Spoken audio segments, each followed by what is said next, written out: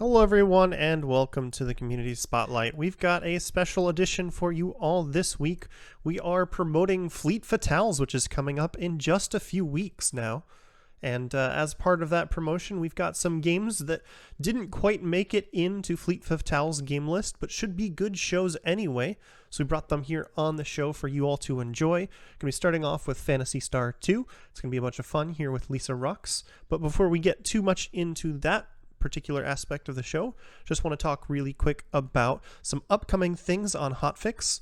The Fleet Fatale schedule is live, and volunteer and prize submissions are open. You can go check them out at gamesdonequick.com/framefatales for more information. Submissions for West Coast Weekend are closed. They closed yesterday, but if you want to keep your eyes on our social media, you'll see more information about that coming up pretty soon. And of course, make sure that you tune in tomorrow for Random Number Generation. It is a show, or Time Capsule, tomorrow. Time Capsule is a show about games that were all released in the same year and just showing a bunch of speedruns from a particular year in the history.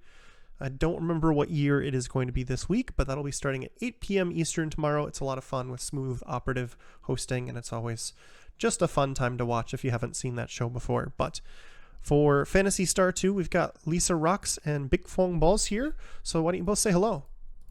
Hello. Hello. That was Lisa, and I'm Bick, if you weren't sure. Thank you for the clarification. So for Phantasy Star 2, if people haven't seen this game before, why don't you give us a quick overview of what the game's like, what we can expect to see in the speedrun? Sure. So this is an RPG that was originally released on the Sega Genesis in 1989. This is the any percent run, so beat the game as fast as possible. And the feature of this game, this run, is basically we're going to glitch an inventory, and then we pull items from this invisible inventory that you normally wouldn't get till later in the game to skip a bunch of parts. And Big Fong Balls will explain that in more detail as we get into the run, but that's pretty much like the simplistic form of it. So we're gonna do very unintended things in the game and go fast. Yes. Sounds good. Is there anything you feel like we should know before we get started? I hope you're a fan of drum machines and synthesizers, because there's a lot of good sweet 80s music in here. Oh boy, looking forward to it. Oh baby. All right, then I'm ready to go when you are. Why don't you give us a countdown? Sure.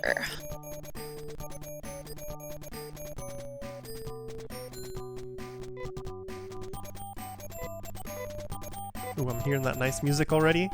Mm-hmm. Oh, I should make it so Okay. Vic can see the screen, huh? That would be helpful. I think that would be helpful for him, yeah. Sorry about that. Just let me know when you're ready to do the countdown. Yeah, I'm ready.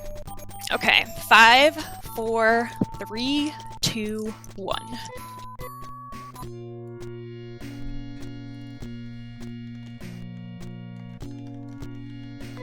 Alright, so there's actually an insane amount of stuff to cover, so you'll probably see some things, and I may not get to it until a little bit later. But this is a very old RPG that was insanely monumental for its time, that didn't age particularly well, but thankfully we get to kind of skip all that that nasty stuff and really just see what the game's all about when you get to do things you're not supposed to do. So there's a brief connection to Phantasy Star 1, and then we meet our first two main characters, ABWX and May. The first thing you're going to see Lisa do right here is start emptying. His English name is supposed to be Rolf. That's what you'll hear me say a lot. You're going to be emptying his inventory completely, and from there you're not supposed to be able to open his inventory when he has nothing there. But if you go into the storage, go into Nay's inventory who does have stuff, you can then back out and go into Rolf's inventory and kind of trick the game into thinking he has an inventory when he doesn't have one. And now you're seeing the fruits of that labor, where you're actually seeing Lisa scroll off the screen into invisible item slots that shouldn't even be there. She shouldn't even be able to do this. And so because you kind of have what I call like a phantom inventory, all of these item slots actually call different portions of the game's RAM. And you can do wild things like use items you don't have, you can duplicate items, and you can give yourself items that you should not have access to. And this is what allows the run to be very, very, very fast, because even with deep knowledge of this game, a glitchless run still takes about 5 to 6 hours, and this is going to be done in less than 1. And so I could probably spend all day on quite literally what she's doing, but I will kind of hold off on that unless you really, really want me to. So there's a number of slots she's counting to that she's doing a lot. One of the major ones she's actually counting to is item slot 56, which is completely off screen, so she has to be able to keep track without seeing what she's doing. And slot 56 on Rolf's inventory actually corresponds to Nay's defense. And so what you're able to do in this game is actually kind of manipulate Nay's defense value to pull different items from the inventory. There's other things that you do. You pull from Nay's agility. We'll later pull from another character's defense and agility. We're later going to pull from people's names. That's why Rolf has a weird name. There's a lot of different things that are going to be happening here, but as kind of Lisa already explained, what we're doing in a nutshell is manipulating values in the game, because all of these values correspond to different items in the game. And so, just to give a very random example, if I can access Nay's defense, which you can, and I make sure Nay's defense is 50, then I can look into, or I can just test it out. Value 50 on her defense might pull a specific item that maybe is, a healing item or something like that. And then knowing that, I can either just read the disassembly or just test every single value and just know what's going to happen. So ultimately what she did a lot of manipulation of Nay's defense and agility to pull items out of the ether, basically, and put them in her inventory. Progress in this game is completely based on inventory. The way the game knows that you beat the first major dungeon is that you found a very, very specific key item. That's how it knows to let you progress through the rest of the game. And so what she's ultimately doing is quote-unquote cheating, if you will, using the inventory glitch to pull key items and put them in the inventory so we don't have to actually do the content itself, which is what makes, or a big part of what makes the speedrun so fast. And so, for anybody who's actually played this game, let me tell you what we did pull out of the inventory glitch. We pulled out a Moondew. It's a safety item that revives. We pulled out a person. Her name is Tame or something like that, and actually duped her, so we have 2 of her. We pulled out a Nay shot, a yellow and a blue card, and a Visiphone, which lets you save anywhere you want. And now, for better or for worse, we do have to actually progress the game a little bit. You can't just beat the game with what she has right now. And so we are going to progress the game a little bit. For those of you who don't really know how this works, there's a decently large cast of characters in this game that you don't really learn anything about outside of their introduction. But the way it works is that every time you visit a new town, like Lisa just did, if you return back to your home, someone new will join you. And so step number 1 of what she just did is to visit that first town. Step number 2, because she pulled one of the first major key character or key items, it's a person, but the person goes in your inventory. I assume it's just kind of a limitation of the game of this age. She actually has 2 key items that will let her progress through this tunnel right here. So you're going to watch the standard cutscene play out, where technically you rescue this dude's daughter, who's kind of robbing people, and then he ends up accidentally killing his own daughter, and then he blows himself up, because one of the major differences of this game is just really how dark it is. The next thing Lisa's doing here is actually entering the tube again, and because the game saw that you had the key item still, because we made 2 of them, it actually tries to play the cutscene again, which sends you over to the left and actually exits the tube and puts you in the world map, which is why she's walking kind of all over the place. It seems really, really unhelpful, but it actually prevents encounters from occurring, this is actually a dangerous part of the game, and you can die and would have to reset, so that's nice. So now she's going to use a telepipe, which sends you to the last place you saved, which is Never, so it sends her back to her home base, and we're going to pick up 2 new party members, Rudo and Amy, and then we're going to give almost a literal repeat of what we just did. So in this case, Rudo is going to empty out his inventory. We are then going to head back to storage again, and trick the game into allowing us to open an inventory that has nothing in it, so that we glitch out his inventory. So right now the key here is that Rolf and Rudo are going to have messed up inventories, and Nay and Amy are going to be fine, but their junk's going to get messed with because of all the glitching we're doing with Rolf and Rudo's inventory. So right now she's pulling out some key items still. There's like the routing in this, which I'll kind of save you from, is actually really, really complex.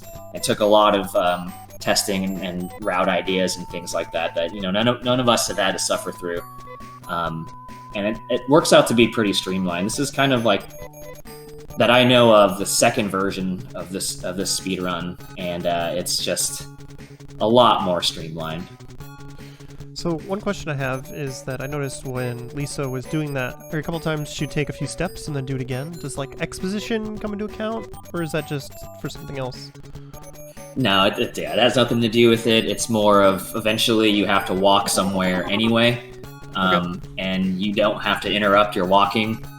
You can step and then buffer the menu to open as soon as the step is up, and it's just a way to kind of be a bit more optimal. Makes sense. Now Lisa's going to buy a little bit of armor and a lot of weaponry. What we'll see is that our ladies, so it totally works with what we're trying to do here. The ladies are going to be the ones doing all the damage and doing all the work, and all the boys here are going to be just doing a bunch of the glitching. So I'll try to keep up real-time-ish with what Lisa's going to be doing to maybe give you a general idea. Remember, the baseline is that we're manipulating values and then accessing those values with the glitched item slots, and to try to pull very, very specific items out. So right now, nothing fancy is going on, or at least I don't know where I am with the stream anyway. So the weapons go on Nay. That's just her stuff. And then right now, we're back to ABWX's inventory. You'll see something very weird happening with ABWX's name. So item slots 21 through 24 actually call the name slots. And so the reason why ABWX is used is because A, B, W, and X refer to very specific items that we need. And so as you see her pull items from and to disappear, you are actually pulling items out of his name and putting them into the inventory. These are, again, more key items that she would normally have to do dungeons and whatnot for, that she no longer has to because she already has them. So that's just kind of a nice example of how this game works. If you put different letters on Rolf's name, you would just get different items because they were just different values. So it's pretty fun. Now he's a Tetris block, basically, and his name is just gone. So for Amy, what we're doing here is we're setting her up to have a very specific defense value. That's why she's equipping very specific things.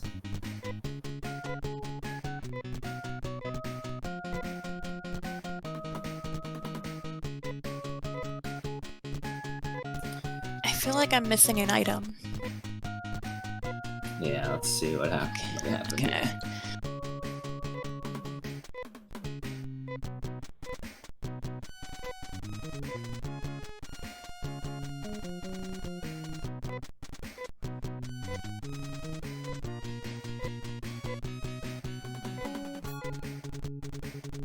This is reminding me of the super glitched Gen 1 Pokemon stuff.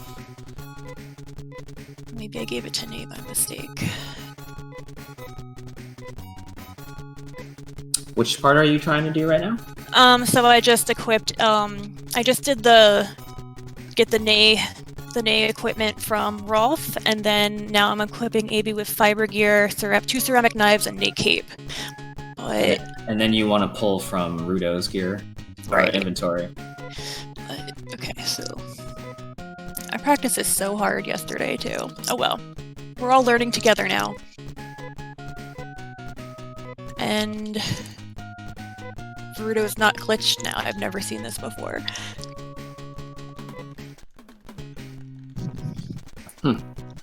Alright. Well, this is interesting. So we could do one of two things. I can restart, or we mercy kill.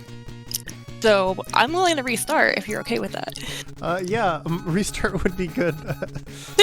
Moving everything up by an hour would be difficult. So Yeah, I would imagine so. Well, I appreciate the patience.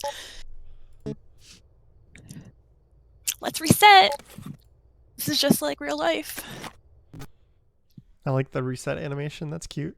I know, it's super cute. So those of you that joined us just now and missed the first part, you didn't miss anything.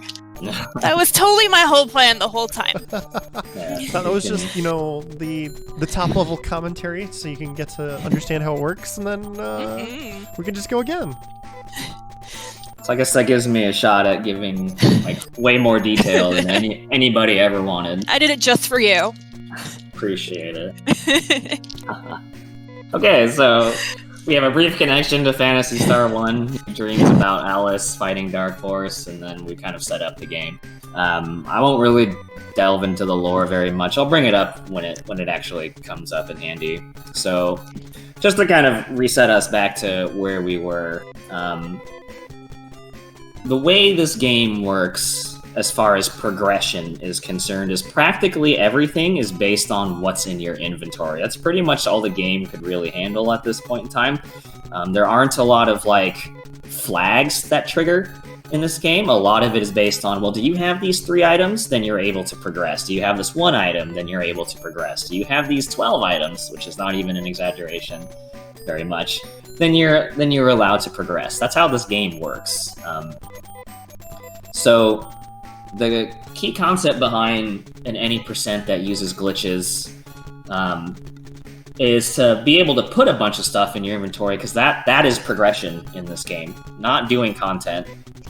Usually you're required to do the content to get the items, but in this case with inventory glitching, you can just put a bunch of stuff in instead, and then you don't have to do it. So, again, what she did was emptied Rolf's inventory. If you try to access an inventory with no items, it just says, I don't have anything, or something along those lines, and it won't actually let you do anything. But if you go into the storage, go to someone who does have items, and back out, you can then go back into someone's inventory, even Rolf's with nothing in it, and you end up really tricking the game into opening the door to the Phantom Realm, basically, where you're seeing there's like a billion different items that are totally off-screen, and they all refer to some sort of other value within the game. So the example that I gave was slot 56 because it's used a lot. It's not the only one that's used, it's just used a lot. And so slot 56 refers to Nay's defense. And now Nay's defense can be any old number because you can put different defensive items on. From there, every single number that the defense value could have, 1 to 256 basically, also calls a different item or a different something. So I'm just going to throw out random stuff here. Item, number 1 could be like the base healing item, and value number 10 could be, the weakest helmet in the game, and value 50 could be the strongest gun in the game, or something like that. And that's all been mapped out and tested and all that. And so the key now is, if we're sticking with this defense example, if I know value 45 is this really key item that I need, then if I put on the correct items to give Nay a defense of 45, I can then go to her defense item slot, which is again 56, pull from that and give it to myself, and it'll be the item that I want. I don't know if that makes any sense whatsoever. Yes. But that's kind of the gist of it. Well, what I'm getting from that is it sounds like since you're using the inventory to interact with the menu, you're just making this interaction where, in these games, usually every number has an ID value associated with it. So you're just using the defense value as the item ID that you want? Yeah, for a lot of the time, yes. And so anytime she's using item 56, it's going to be based on Nay's defense. There's at one point in time she unequips and drops sandals, and so it just happened. That's actually an agility value. So you can pull from that. So there's other things too that happen that we don't really need to get into. But the gist of it is, okay, what do we have, like, complete access to? You know, because there's things we have access to that maybe you have a one-time pull you can do, but there's a lot of items that we need. So what are things we can change multiple times very easily? Well, we can switch around defensive gear very easily. We can switch around agility-based gear very easily. And that gives us more avenues to be able to pull more items from basically the same thing. And that makes this very, very nice and simple. And so once again, a number of key items were pulled, a couple of safety items were pulled. And so maybe what you can try to do this time, if you want, is you can use the Visiphone to save before you do the next round of glitching. Just in case, if you want. And yeah. So right now, again, we're moving to the next town to progress the game and whatnot. You're seeing Lisa run. This is actually the most dangerous portion of the game because they don't have any gear. I mean, you could buy gear if you really wanted to. It's just slower to do so. The chances that you die here are particularly low, but it can happen if you're just disgustingly unlucky, which has happened before. And then you're seeing little points in time where Lisa's walking and opening the menu. So this game is very classic. It works off the kind of standard, I don't know how familiar people are going to be with this, kind of the standard way random encounters are typically built off of, where every step you take kind of increments a value and just makes this number higher, and then when the number gets high enough or over a threshold, you're probably going to get into an encounter. So a lot of RPG speedruns have what they call step routes, where you kind of make use of that information one way or another. So in this case, what you can do is if you step and open the menu just right, you'll actually not increment that value, and you can actually at least prevent an encounter from happening as soon as it would. In certain situations, you might even prevent yourself from getting an encounter at all. It really just depends. But it's a nice way to kind of make sure you get less encounters. It might mean something, it might not, but it's okay. It's one of those things. There's an optimal way to do it, because technically, if you just step menu, you'll just go really, really, really slow. This is still a speedrun after all. But yeah, I mean, it's also tech that wasn't always known. You totally don't even have to do it if you don't want to. That's the beauty of speedrunning. Do the tech that you're comfortable doing. It's not a big deal.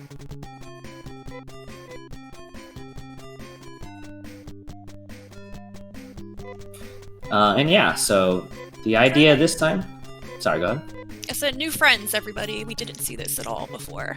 That's right. Brand new. And so now we're going to do a round 2, so we can try to see if you can kind of keep up. So what's going to happen is you're going to go into Rudo's inventory. He's got 4 items, so we're just going to toss all of those, which is this game's like drop or discard or whatever you want to say, in an effort to empty his inventory. And then we're going to step into the storage area and once again trick the game into allowing you to open an empty inventory. And since you have nothing there, what you end up forcing the game to do is enter like a glitched inventory instead.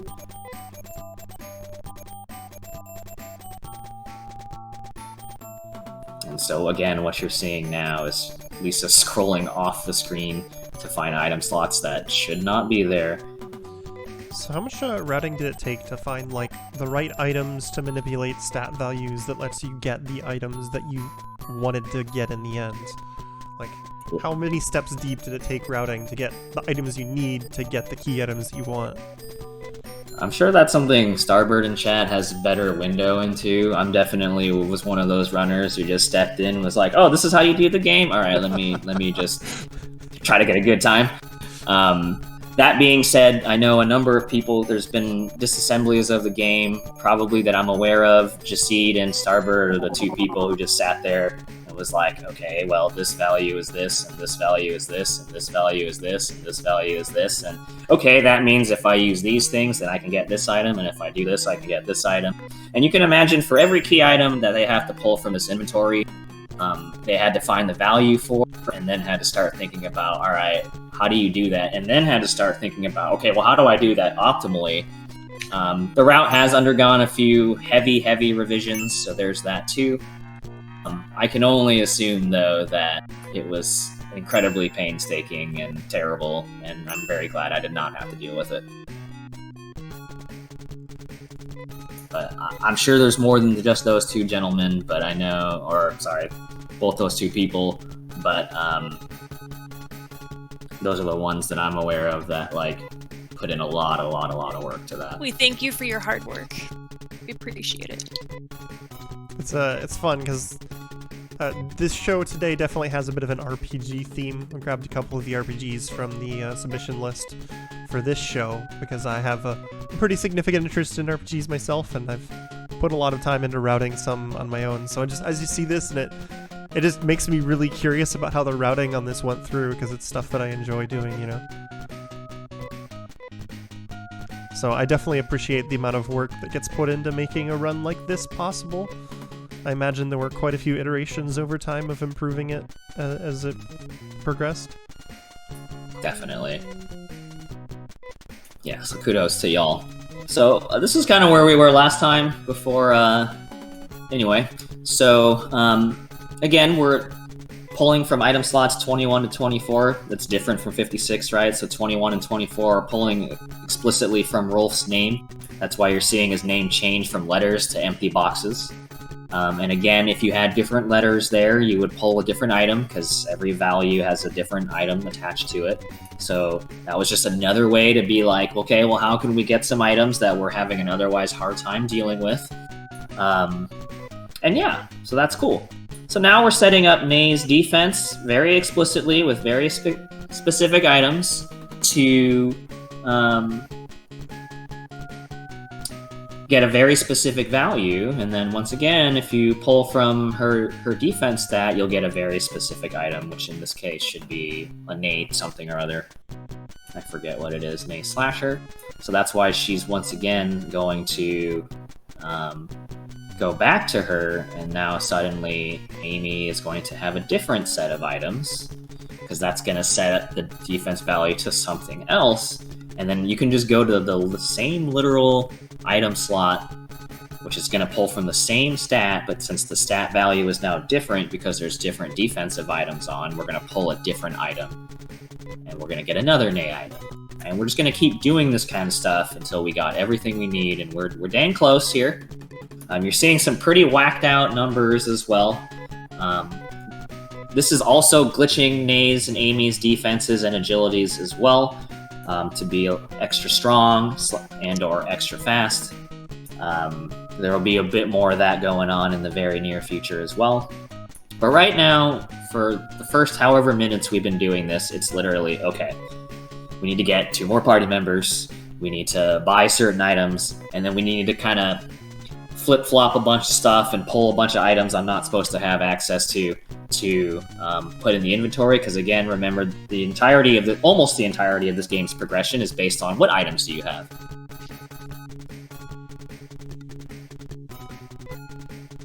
Yeah, the old route was rough. I actually tried it once, and I hated it, and I had some god-awful time, and I was like, I'm never speedrunning this game ever again. And then there was a big route overhaul that made things extremely streamlined, and not only is it way the heck faster, it's just like it was way less of a mental strain, and it was nice. Okay, so we got one last thing going on. What you're gonna see is some weird things happening. You're gonna see Lisa buy a bunch of antidotes for Rolf, and then probably a couple Diamates and Escapipes, and then just a crap ton of antidotes for Rudo. So this is one of the big things that changed.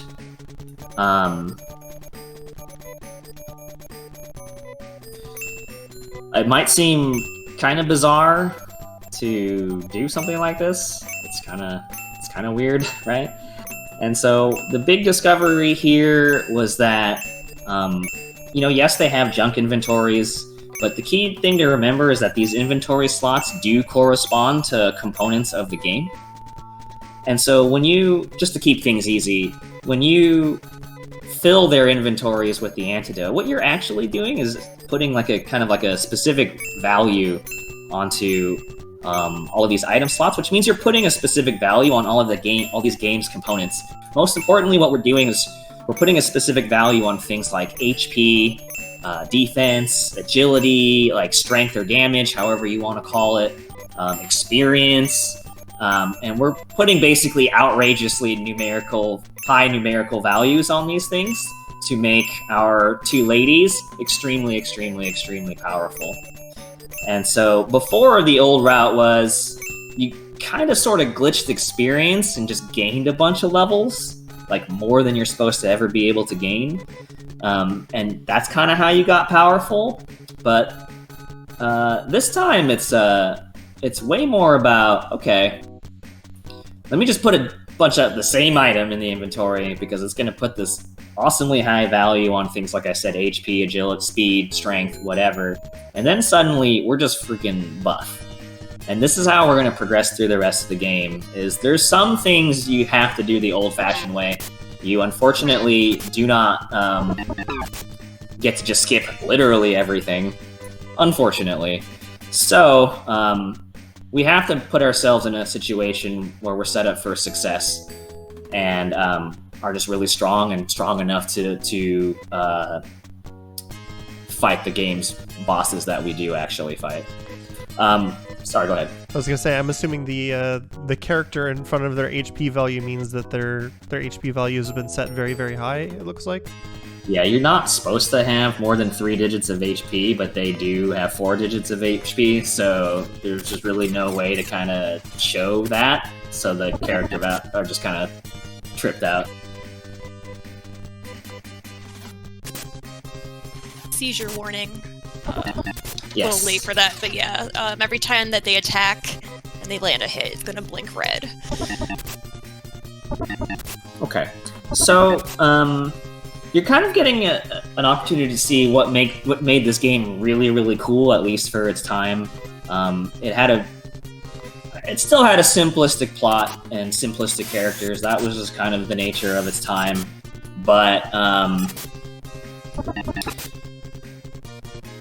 the reality is you still kind of had this very mature story. Very few games, if any, had like a sci-fi sort of backdrop.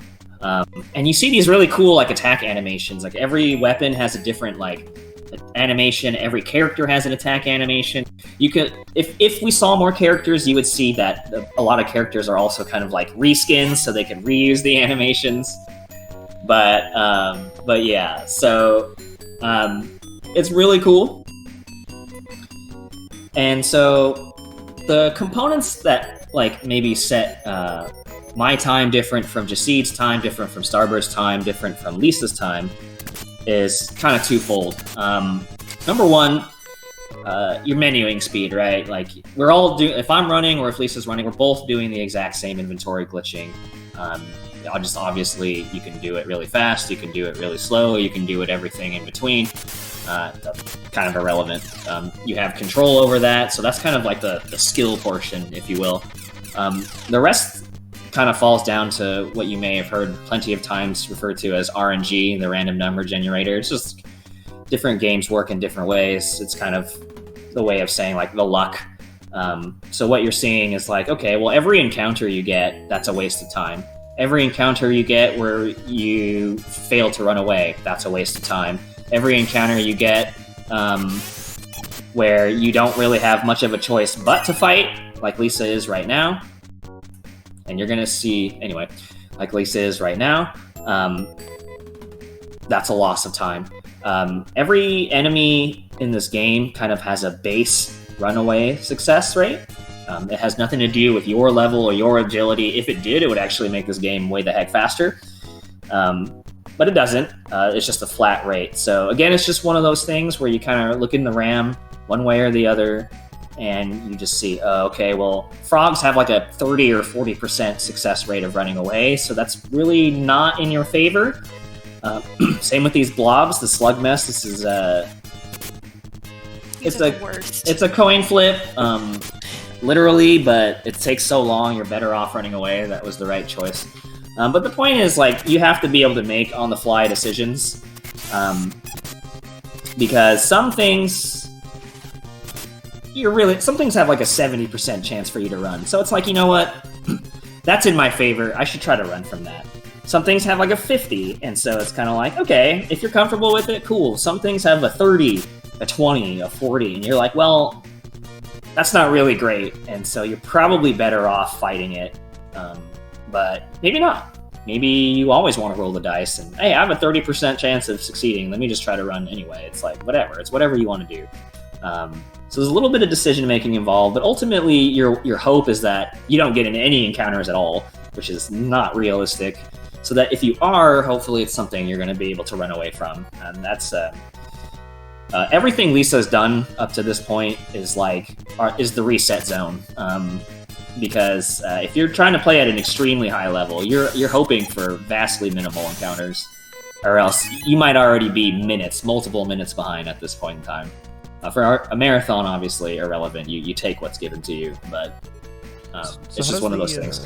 How does the encounter RNG go? Is there like a certain amount of steps where you're almost guaranteed to have an encounter after a while, or can you get really long stretches without an encounter?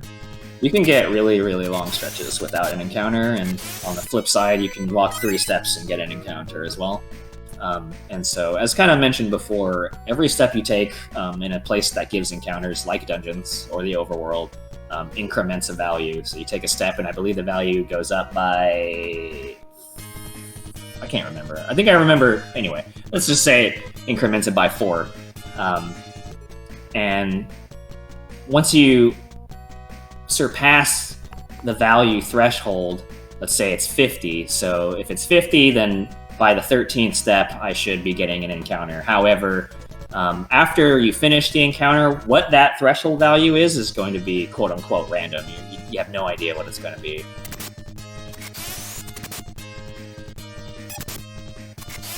That's interesting. So with some of the older RPGs, some of the older Final Fantasies in particular, if you knew, people who knew the game really well could count steps and avoid encounters by going to the menu or using a potion or something like that to advance RNG values. But sounds like if they've got dedicated values for just, step count and threshold, that's not really possible in this one.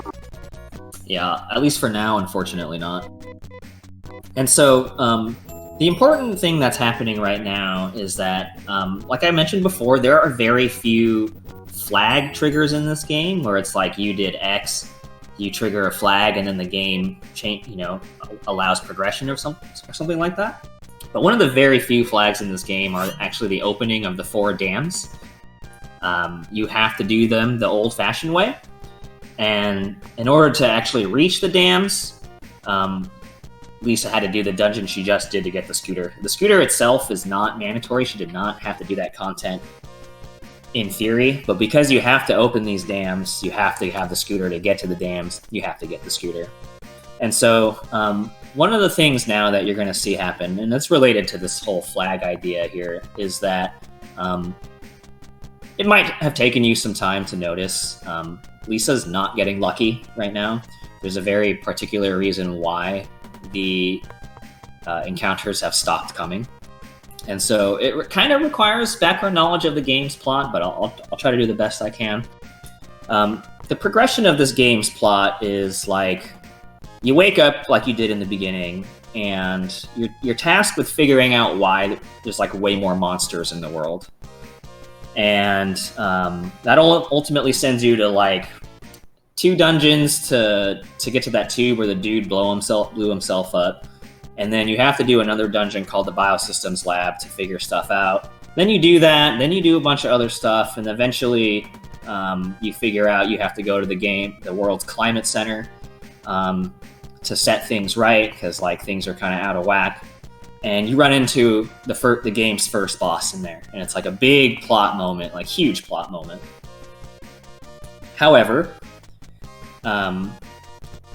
we never did any of that stuff for the most part, because we got all the important items from the glitched inventory. So one of the things that's supposed to happen is that you're supposed to beat that boss, and then the next segment of the plot develops, and at this point in time, the game knows to repopulate or populate for the first time what's supposed to be there. So after you kill all the monsters, the overworld is supposed to be repopulated with robots. These dungeons are supposed to be populated with robots for the first time. And then all of the other parts of the game that we haven't gotten to and will never get to will get populated as well. What's really interesting is that, what was I going to say?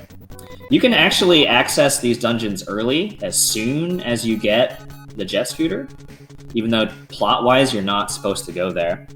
And it's almost as if the developers knew that ahead of time, because they actually do not populate these 4 dungeons with encounters until you're at the plot point to do that.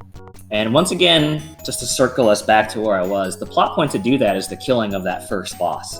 You kill that first boss, the game then knows, okay, you killed this first boss, let's populate these things with the monsters, or technically robots, that they're supposed to have.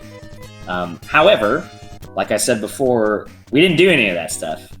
Because we have all these key items, we don't have to do that content, which means we also don't have to kill that boss at all.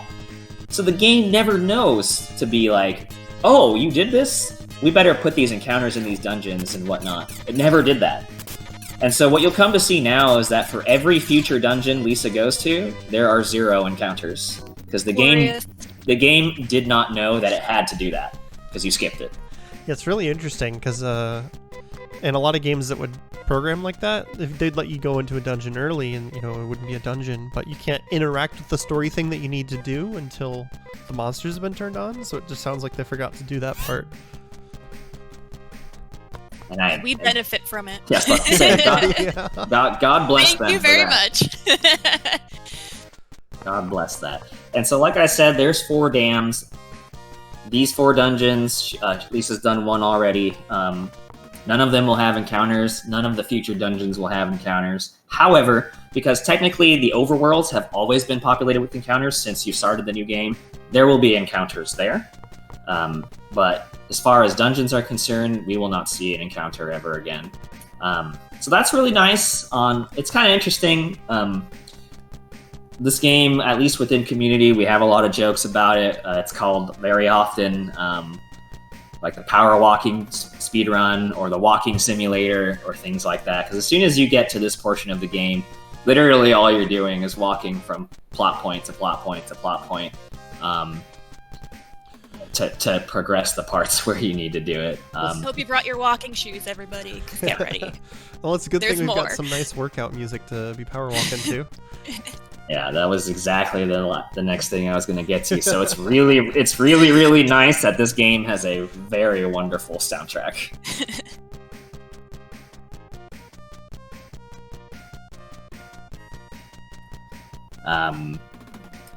The Japanese version and the NA version are particularly different.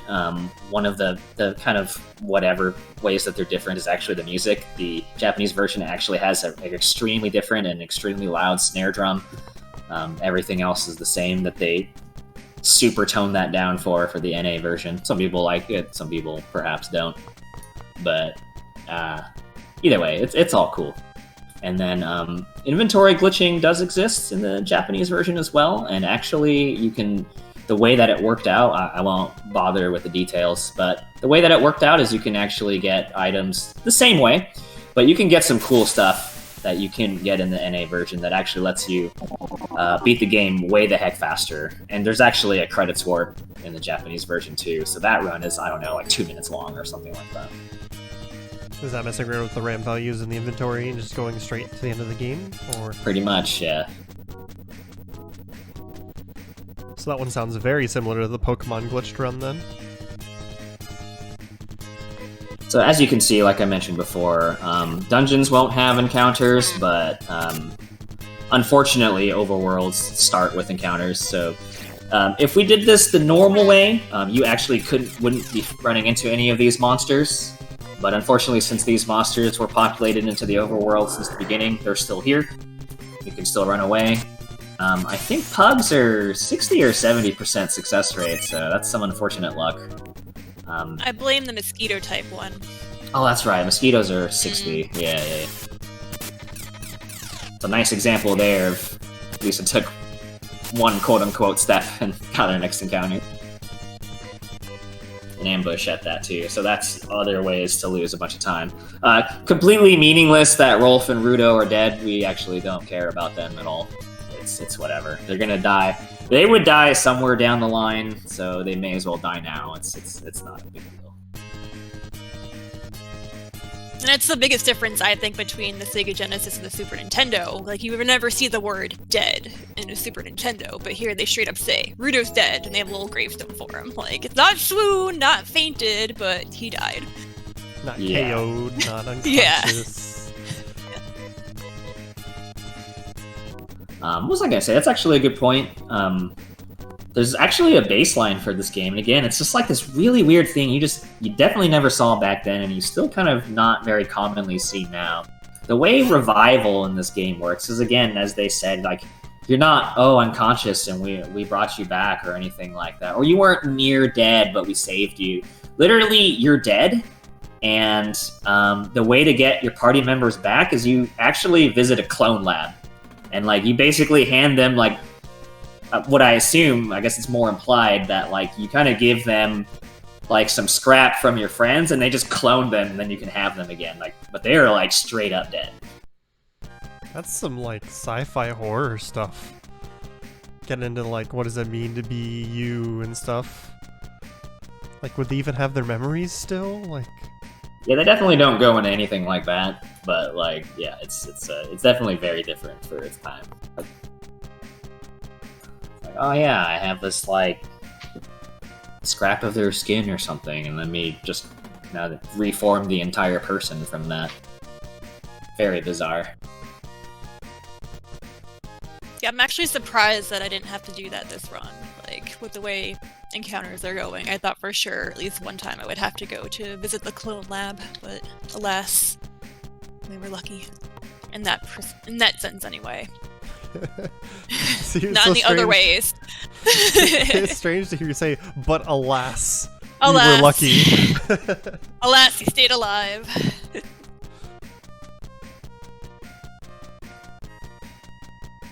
Yeah, so for as far as your question about Nay, the TLDR is glitch the inventory, put key items into your inventory, which means you don't have to do the content, which may or may not have you lose Nay, unless you get to keep her. Yeah, this is the speedrun's really interesting because, at least as far as, like, when it's demanding and how demanding it is, like, when you're trying to do all of that menuing as fast as possible, like, it's one of those times where, at least me personally, and probably dang near everybody else who runs the game, like, you don't even look at chat, you don't even converse with anybody, you're sitting there and, like, your attention is 100% on the game, so that not only do you do it quickly, you don't make any mistakes. And then you're, like, trying to do all this what I call menu stepping. I can revisit that after this. And you're really getting into that. And then you're praying at that point in time. You don't get very many encounters. And then you get to this part, and it's like, you're almost literally doing nothing. You're just walking from plot point to plot point to plot point. Like your reward for being so stressed out for the first half of the run, and then like you can chill out. Yeah, exactly. So it's an interesting balance for sure. Who knew counting could be so stressful, you know? Yeah, I mean, you make one mistake and your run might be over, you know? Yeah. So it's pretty stressful. I mean, I'm pretty sure if somebody said, count to 67 with no mistakes right now, put you on the spot, that would be kind of stressful. Like, what happens if I get it wrong? You don't want to know. It's over. Your life is over.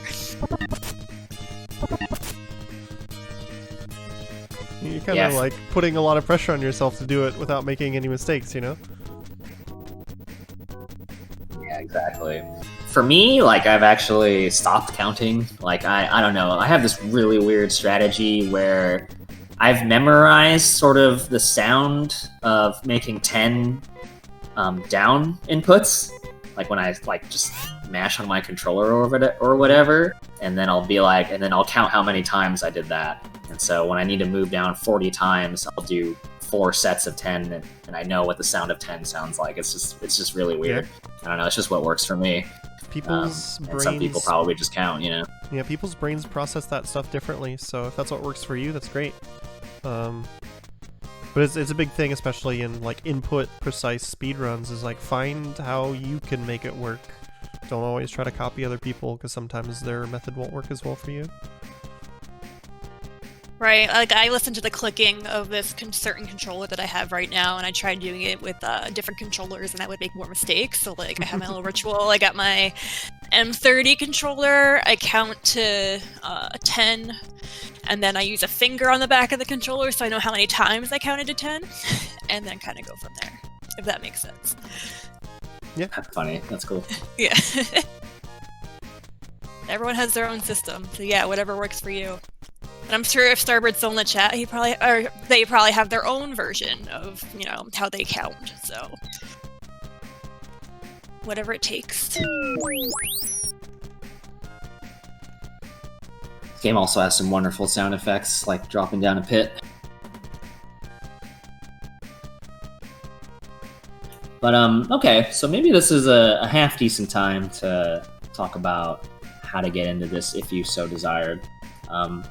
Despite how overwhelmingly complex the science and the routing is or was, the actual execution of the game is quite simple, and the resources are super available, which is definitely has been becoming like the more common outcome for speedruns, where it's like a lot easier to get into the game you want now than it was, 2013 and things like that.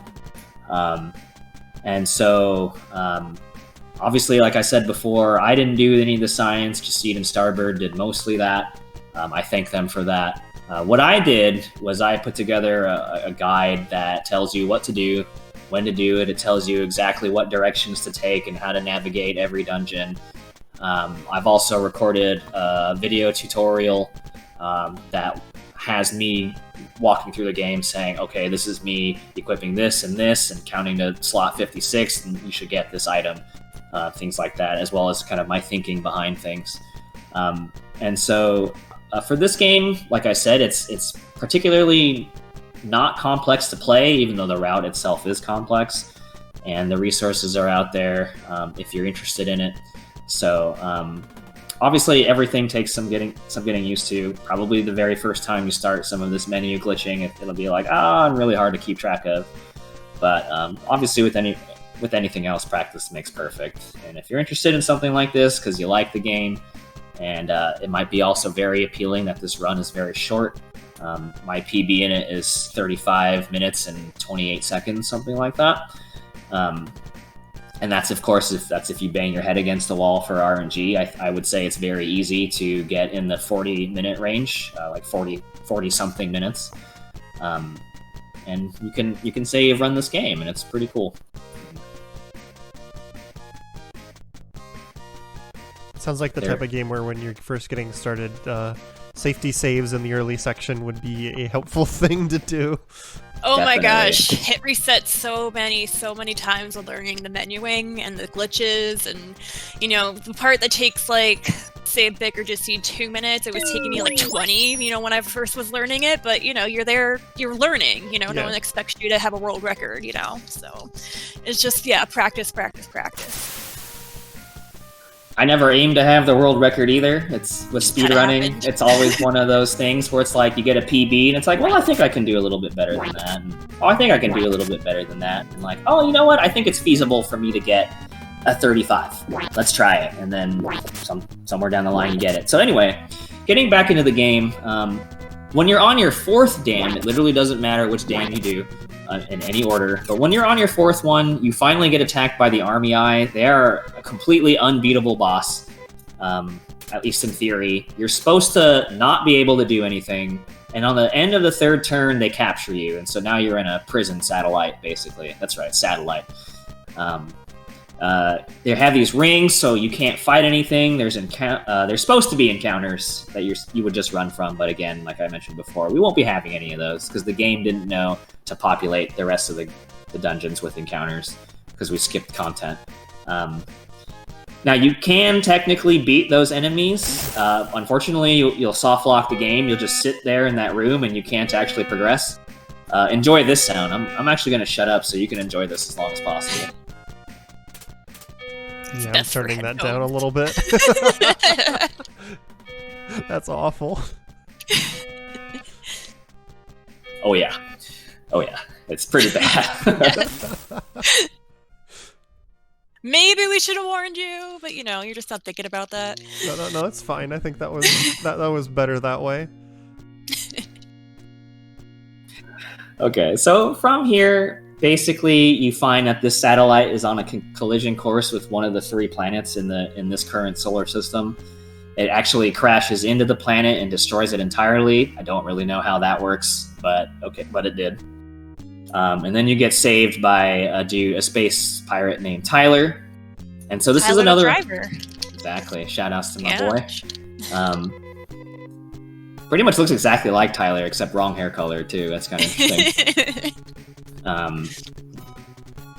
But yeah, and then so here's another funny part.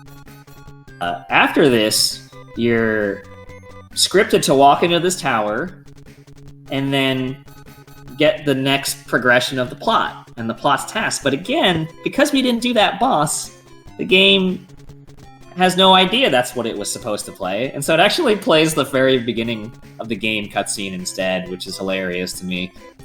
It does unfortunately mean you have to go back to your house and let everybody rejoin, but it's kind of funny.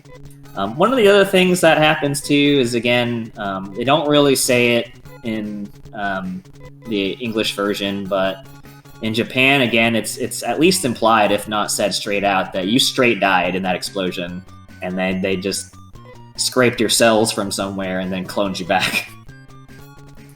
And so now the progression is to actually jump on a spaceship and fly to the other remaining planet, which is Dizo in this game, Dizolus in full. And you would normally have to do this entire dungeon that you're in right now, casually multiple times to get to different parts of the planet. And even in the old version of the speedrun, you would have to do it just to move on. And then it was finally thought of. It was actually insane that no one thought of it earlier. If you use the Visiphone and save your game, it actually sets your save point to the nearest town on this planet. And so you don't even have to do that dungeon anymore. You can just save and then warp straight to this town, and it's way the heck faster to walk from this town to where you want to go than to do that dungeon and then walk to where you have to go. So it was a big time save, like minutes. I mean, maybe like 2 minutes, 1 minute, 2 minutes, somewhere around there. For a game this short, that's pretty meaningful. Oh no. Okay. Sorry. I doubted myself for a second. Yeah, I know. Yeah, I'll fix that. Yeah. So, yeah, so the reason why Lisa kind of freaked out there is you actually have to have Rolf to progress the game. Where she's going, they actually won't let you in without him. But this is exactly why one of the items you pull out of your inventory is called a Moondew. The Moondew is a revival spell or item, and so even though you can't progress with Rolf dead, you can just revive him, and it's not a big deal. Slower, obviously, but I mean, whatever, who cares? So normally you have to take people to the cloning facility, but you've got this, like, item that does the same thing? Yes. That's a little weird. Yeah, I don't know. No, man, it says moon on it, so, like, clearly it's extraterrestrial, different than the cloning. You know, the cloning lab is different, they have a different way. I don't question the power moon. of the stars. Yes. So again, no encounters here, and even for when we first flew here, I used the word dungeon. I probably shouldn't have. The reason you would still get encounters in that dungeon, which is why skipping it was a huge deal, is that technically that quote-unquote dungeon is actually part of the overworld. So that's why there would have been encounters there if Lisa wasn't able to skip it, but thankfully we are. And we're going to start gearing up to the end. So normally you would traverse this path. You're going to meet one of the major characters named Noah in this game, but I think it's supposed to be Lutz. Or no, wait, it's Lutz in this game, but it was Noah in the first game. There you go. I think they're both supposed to be Lutz, but anyway, I digress. He sets you on a path to find a bunch of Nay items, and you would have to do all these terrible dungeons to get them. But again, since we just glitched them into our inventories, we don't have to do any of that stuff. And so when we talk to him, he's just going to let us jump straight to the end of the game. That'll be nice.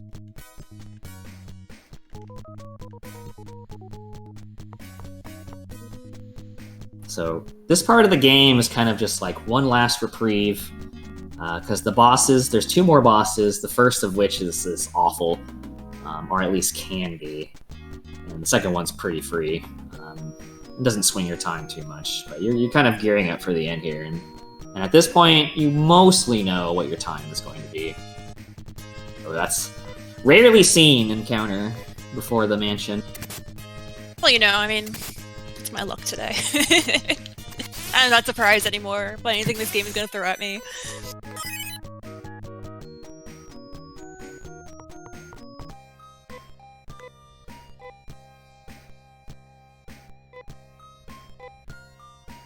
That's Rolf, right? That one? I'm so scared to do the wrong one. It should be, but I don't know how you ordered yours originally. I wasn't really paying. Oh, okay, we're good. Yeah, Rolf should be the one with the extra character above his name, right? Yeah, it should be. Yeah. It should be, but there's so many questions. Yeah, usually I still have Rolf here, but sometimes luck doesn't go your way. And I hate that they both have black boxes, so you can't really tell who's who. This is like a really, really small thing, but it's like, I don't know, super funny to me, where I think the idea is supposed to be you're supposed to talk to each NPC to trigger the appearance of Lutz, but if you just talk to the same NPC twice, it'll trigger the same thing, which I assume is just like a programming thing, which just kind of makes me laugh a little bit. Okay, so this is not on your end. There is a bit of a sound glitch that happens here. You fix it by pausing a few times. And then you're fine. And you pick up the Nay Sword, and with the Nay Sword, you are allowed to traverse the last dungeon, which is the ship Noah. That's probably where I got that name from. And again, there will be no encounters here, so we will stroll one last time to the game's end bosses, and then we'll be done in the next, 5 minutes or so. Less? I'm not even sure. But very, very soon. I think this is my favorite song, or maybe just because I've been practicing it so much, it's just in my head all the time. What's your favorite song from the game? I think probably for traversing, probably the Crevice, I think, is my favorite song, the blue cave you were just in. And then, but I do like the boss theme as well. I mean, I like everything, but yeah, those are probably my favorite ones.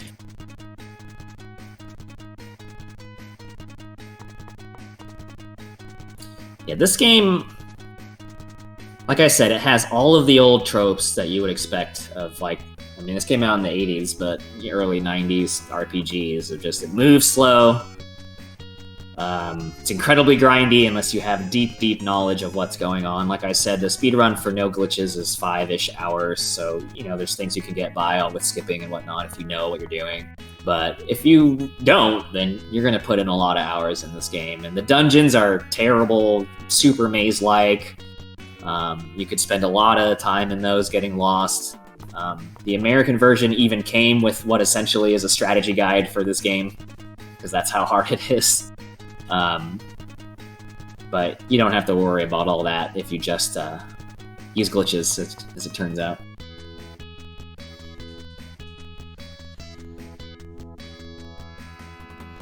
Somebody in chat saying they wound up giving up even with the guidebook. Yeah. Not surprised. Because even then, it doesn't tell you where to go. It just gives you maps, so you still have to map it out yourself, and it's still pretty rough. But okay. You're going to be hitting the first of 2 bosses, which is Dark Force. Dark Force is absolutely the worst of the 2, just because there's way more RNG to it that can waste your time. It can also just go really freaking fast. Ooh, nice ambush. That sucks. So probably this fight's going to be pretty slow unless Lisa's ultra lucky. The 2 bosses are actually so big, you don't actually get to see what damage you do. But rest assured that Nay and Amy are doing a lot of damage because of all the glitching we did. So they're both doing over 200 damage per hit. So as long as you don't miss, you're moving pretty fast. The reason why the ambush sucked is because Dark Forest can alternate between an AoE attack, which is great. That's nice too. Ooh, nice. That's lucky. Yeah. You can alternate between its AoE, which is awesome, or cursing you.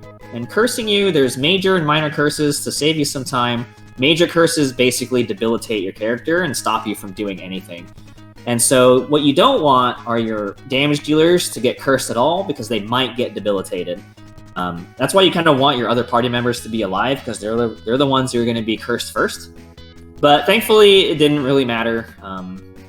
There's a mechanic in this game where the Nay sword can randomly proc and dispel the curses, so that's what happened.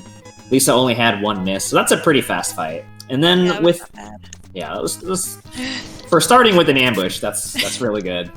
And so for the final boss here, which is Mother Brain, same idea. You can't see how much damage you're doing, but know that she's doing a lot. And she only does attacks. There's no trolling here for the most part. The only troll here is Mother Brain actually has a flat dodge rate, and so it doesn't really matter what our character's agilities or anything like that are. You can just miss.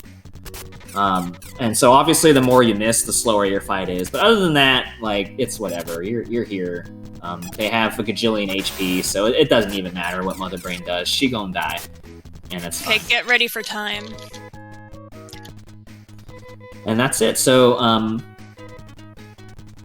I'll let Lisa call it, but basically it's just a bunch of dialogue and then the run's over.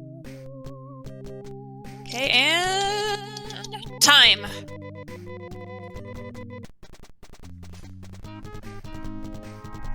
All right, nice run. Thanks. So basically, the end of that story that we missed, those were Earthlings, and they were ruining the planet, and now they're fighting the end.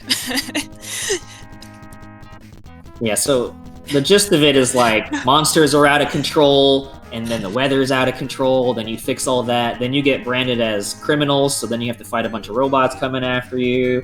Then you go to the snow planet and learn about evil, and then you kill evil, and then you learn that evil is actually Earthlings because humans are terrible. And then you end up fighting them. It's like hundreds of Earthlings versus your party of like 10 or whatever. And the ending is open to interpretation, but I would say most people believe that every single one of your party members die at the end. Not the happiest ending ever. Probably. Well, thanks for showing this off. Even with the oops at the start, you were pretty close to staying under estimate if we put the two times together. It's only a couple minutes over, so... Okay, well, I've never saw that before, so now I need to go back and watch why Rudo's inventory didn't glitch, so, it's a learning experience as you go. Yeah, Yeah, for sure. Well, thank you so much for having me here. I'm glad everyone was nice enough to come out and see my little game, Phantasy Star 2, or as my 4-year-old calls it, Final Phantasy Star 2. So if people were interested in learning either the 80% run or the longer categories for this game, where would they go? Where can they find information? You can go to speedrun.com, and we also have a Discord, so you can find more information there. Yeah, I would probably say speedrun.com is your best start. It's got the guides and tutorial posted in the guides section. It also has a link to our Discord, which is for the entire series. So you may as well start there as kind of your one-stop shop, and then you can find stuff or join stuff from there. Sounds good. Do either of you two have any final shout-outs before we wrap things up? Yeah, I think it's great. Lisa kept her cool and just got the job done. It's unfortunate what happened, but I think you did a good job. And this game's pretty cool, and like I said before, very easy to get into. So if you're interested, come on out and we'll get you hooked up. Oh, thank you very much, and thank you, Big Fong Balls, for your excellent commentary. Not everyone gets to have a household name and world record holder to do their commentary, so I appreciate that. Haha. Well, thanks so much, both Lisa and Big Fong Balls, for showing us and explaining that game for us today. We've got 2 more games coming up after this, so stick around. We're going to take a quick break. play a few ads. If you are subscribed to the channel, you won't see those ads. And of course, if you are not subscribed, we'd appreciate it if you consider subscribing, because Hotfix is supported in part thanks to your subscriptions and bits. But other than that, we'll be back in just a few minutes with Ys 3 by Glitchwitch, so stay tuned.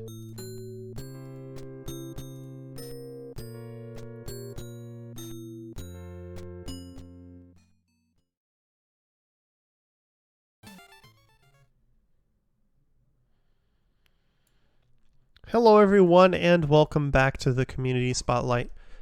We have Glitchwitch here, who's going to be joined by Starbird for commentary, and we've got Ys 3 Wanderers from Ys on the TurboGrafx version, TurboGrafx CD, not 16, which is completely different from the other versions you may have seen of this game, but it's going to be a lot of fun.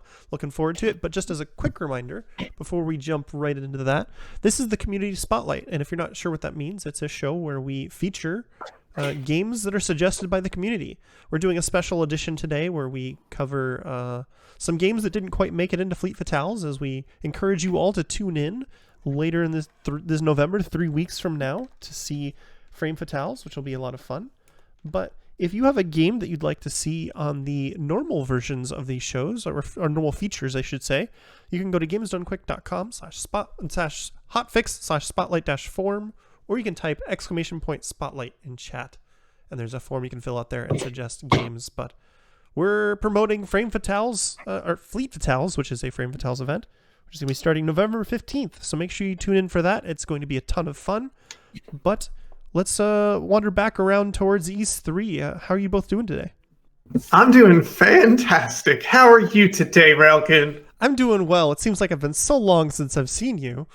I know. Well, seeing you, I think it was maybe March, but talk to you, I feel like that happens every day now. Yeah, so for people not familiar, we did some commentary actually this morning on Speedrun Ragnarok, which is going on at the moment. Fantastic event. Should check it out later after the show. Really was this morning. Oh my gosh, that was this. Wait. Yes, it was this morning. Okay. That's so early.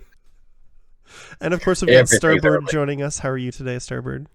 I'm doing well. How are you doing? I'm doing well. Glad to hear that everybody is having a good day.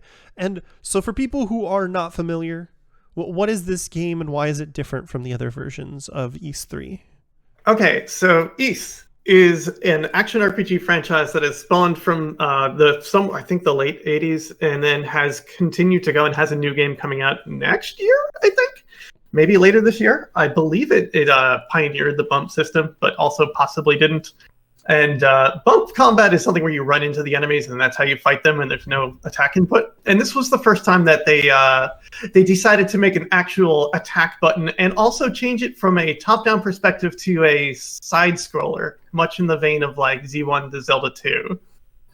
You stole what thunder I was going to do there, Glitchwitch. I was going to say, for SAT questions, this Ys 3 is to Ys 1 and 2, as Zelda 2 is to Zelda 1. Oh. And then, see, even better. That's going to be, we all know, everybody here is at the high school level at this point. At least we know Twitch chat usually acts like they're at the high school level. So I'm giving them a free SAT question. That's guaranteed to be on there. That'll help you get into college. Be nice to our chat. They're doing their best. And as well, I do want to add, this was the first time that they didn't have bump. And then they made two separate Ys 4 games that both had bump combat. So Ys 4 is then like A Link to the Past at that point, just going back to the original. Sure. That sounds rightish. More similes. We're just writing this analogy out until it runs out of rails. All right. How about this? This game has CD voice acting, and it's 1990s quality, early 1990s CD quality voice acting. Oh, I'm going to hit start, and we can look at our intro about Ys 3, and I'm going to be quiet.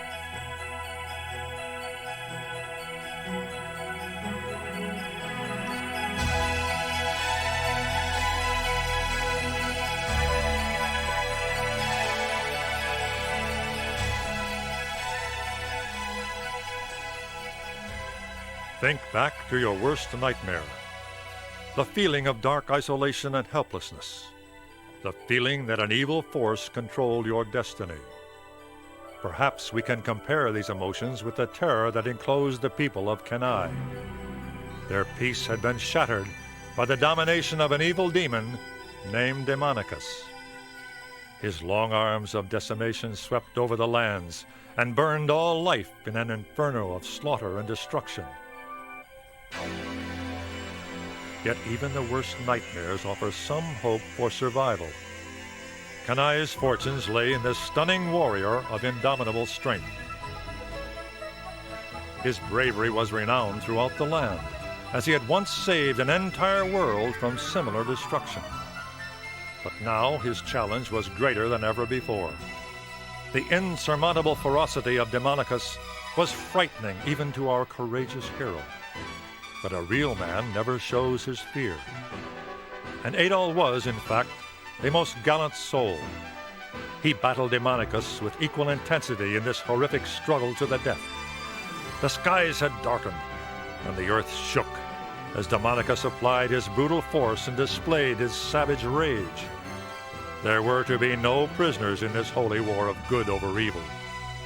Demonicus unleashed his awesome size and strength against our hero, but Adol's cunning wit allowed him to avoid and eclipse all of the alien's fatal blows.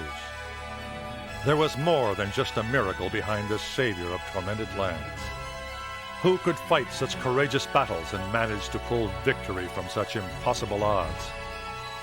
Who was this strange raider of evil foes? His legend and the legend of this land are about to be retold. The adventure is in the spirit of the warrior, and the warrior is you. Go now, Adol, and seek out these dark forces that oppress and terrorize the innocent lives of Kenai. So, as I may have pointed out, that is not Adol. Yeah, I was like, Adol has red hair and usually wears a shirt. and when did he turn into He-Man? Somewhere, I guess, between East 1 and 2 and 3? I guess? That is fantastic. Oh my goodness.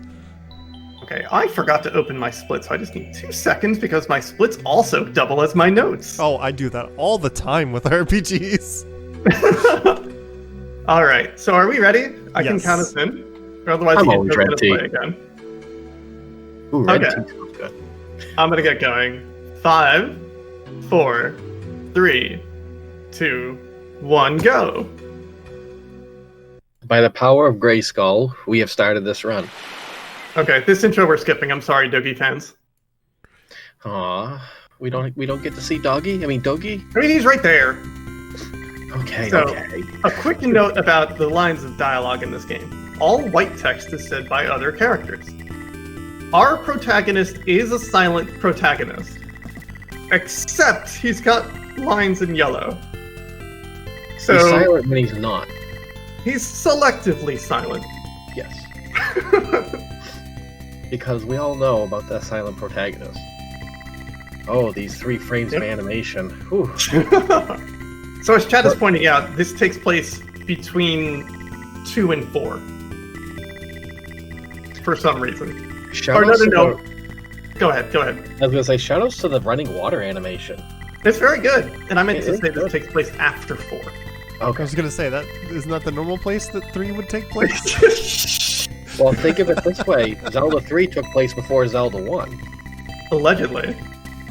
I'm impressed that they put this much effort into the water animation, and then that walk cycle is Yeah. the walk cycle. The game's more or less on autopilot for a few moments here. So it's gonna, a little bit of introduction. Basically, Dogi is this adventurer we met in East 1, and we've just kind of hung out with him for a while. And we are going back to Dogi's hometown. Well, what do you think? When I first saw the name, I still called it Doggy, and it's mostly because he did hang around you like a dog. Why don't you look where you're going? So it makes sense. Surprise Dogi. voice acting. Dogi? Elena? I barely recognized you. Dogi, you haven't changed a This is bit. fantastic. Very funny. I promised. Tell me, how's your brother, Chester? I haven't seen him in the last few months. I'm sorry, but I'm in a hurry. After so many years, we finally meet again, and now you've got to run? Adol, I'm going ahead to the inn. See So you later. Dogi's met up with his old childhood friend, and she has run off. So first thing we're going to do is change our message speed to not slow, fast. We don't have a weapon, so we just need to buy a weapon, and we're going to go straight into the mine. Well, there'll be a reason we go there, but... Wait, you mean this run you buy a weapon at the beginning? You do. You can go into the mine without a weapon, but you can't attack. Also, yeah, as Karaki points out, the door noises in this game are fantastic. I have to point out that jumping animation makes it look like Adol is doing the falcon knee constantly. Oh, you'll get used to it. Every time I'm in this town, this is the only town in the game, you'll see me jumping in tune with the music usually. It's the best thing to do. Oh, it's not a complaint at all. Oh, he's not doing it now he needs a weapon. Yeah. I think every East 3 player jumps to the music of this town. I've done it to a point I've bonked my head on the ceiling, and it's like, oh, I forgot that ceiling was actually solid. Yeah. Who are you? So, okay, they're talking. Really? A miner called Harvey already went to look for Grady, but we haven't heard from him since he entered the mine. So someone's stuck in the mine, and there's monsters in the mine, so we need to go save everything. It does not have the same glitch. Anyway, so we're at the mine now. Now in the Genesis version, can you explain briefly what you do in the Genesis version? Break the game. Is that brief enough? I guess that is the briefest. No, in the Genesis version, the game's so broken, you don't even get a sword until you exit the mines, and you basically just punch things, and you don't even get to basically. You just basically punch things. You go to the second screen and you buy the amulet, and you break the game at that point. And when I say break, you get max level within the first 5 minutes of the game. This is some rockin' music. Oh yeah, if you've never played an East game, I have to introduce you to this lovely, lovely music. And I'm gonna try to not die right there, that's why I saved. Also, if you've played this East game, you will know that you die within seconds. If you accidentally brush up to an enemy and it's the beginning of the game, you're dead. Yeah, that's a common mainstay. I think even in modern East games is that you have like 0 invincibility frames. Yeah, and this sort of gives you some, but that's about it. It's like, you get a half an invincibility frame here. They're being generous to you. Because the game's animation looks like it goes at like 15 frames a second anyway, so you get it adds up to at least 2 frames of invincibility maybe. But this game does give you a very good down stab, which you're going to see me using a lot. And Yes. mostly we are we don't really need to sit and grind on anything here, but we do want about I think 300 experience before we get to that first boss. But we are going to kill things if they just happen to walk into the sword like that.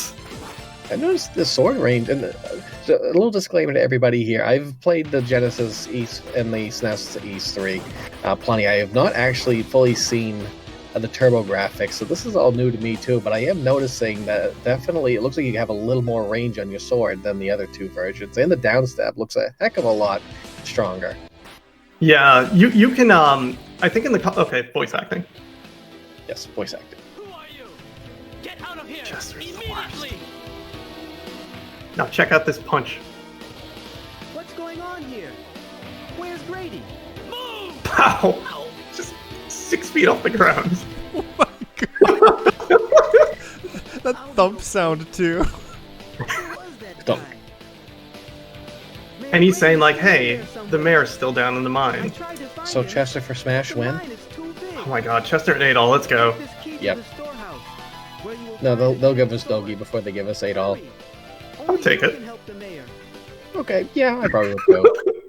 So he gives us a storehouse key, and there's a wizard in the storehouse for some reason. I forget their name. They have a name in Felghana, and they're like a main character, or main villain in Felghana, but... Oh, right, there was a remake of this game that came out in the East 6 engine called Oath in Felghana, which is basically like a complete redesign of this video game, and that's kind of the canon 3. But it is this game. I think It's a the very wizard good game. I've actually got it and I never played it, probably because I can't get over the mouse controls. It's like, I'm so bad with the mice controls. You could play it with not a mouse. Wait, that's a thing? Yeah.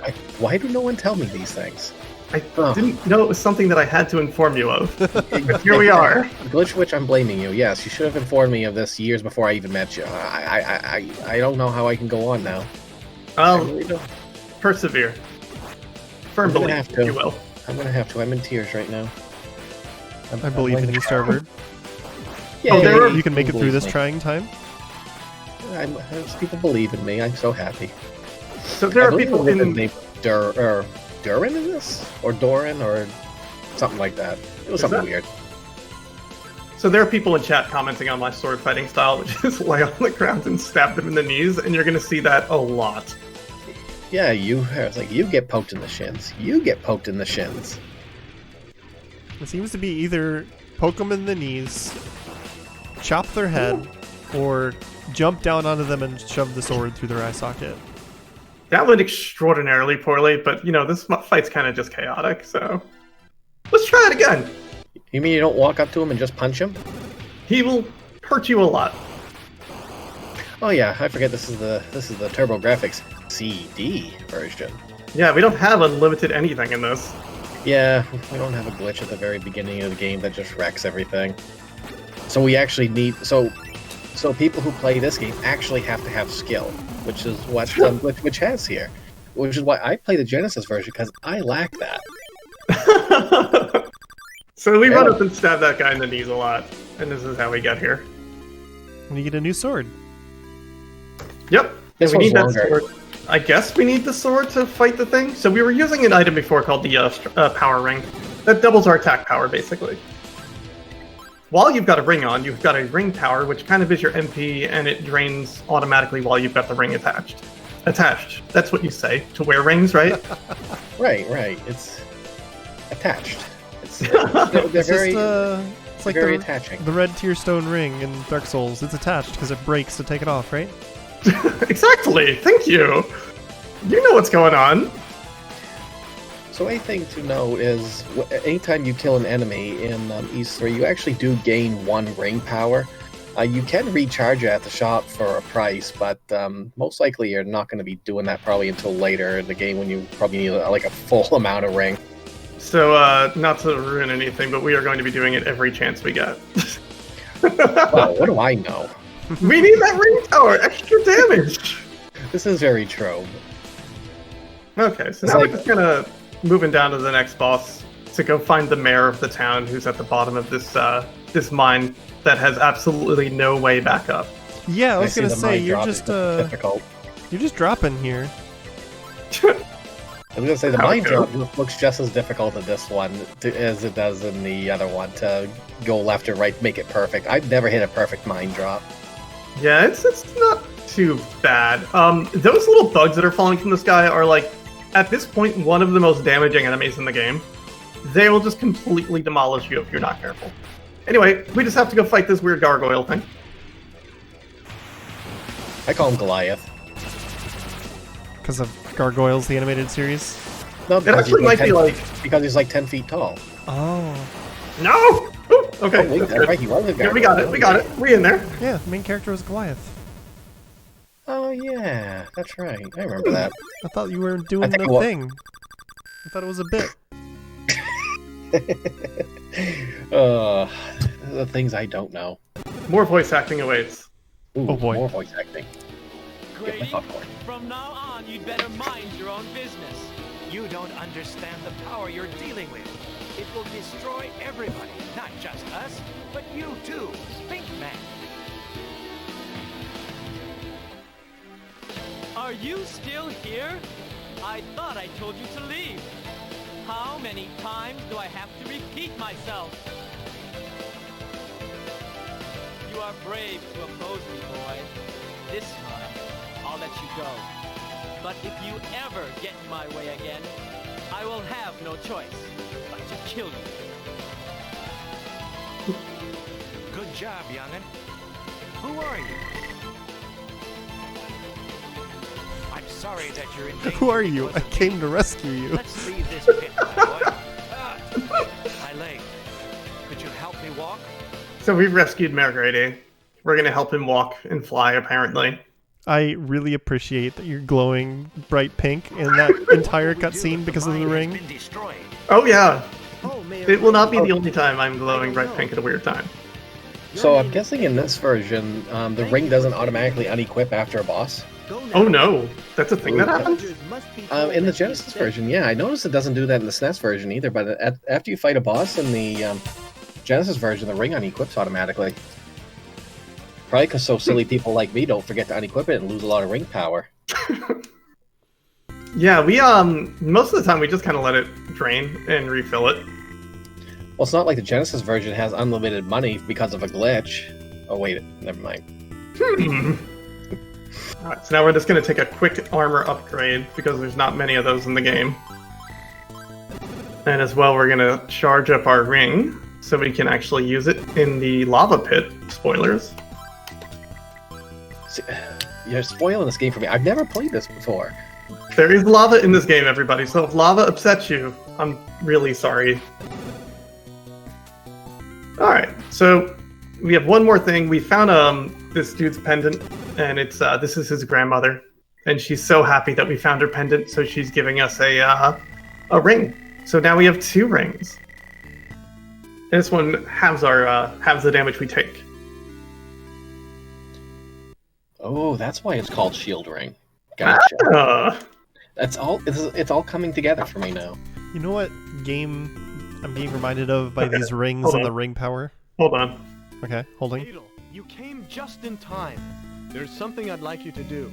But first, Elena, could you tell us your story again? I'm afraid to tell this to someone I've just met. But if you trust him... This is about my brother, Chester. It has been half a year since he left Serena.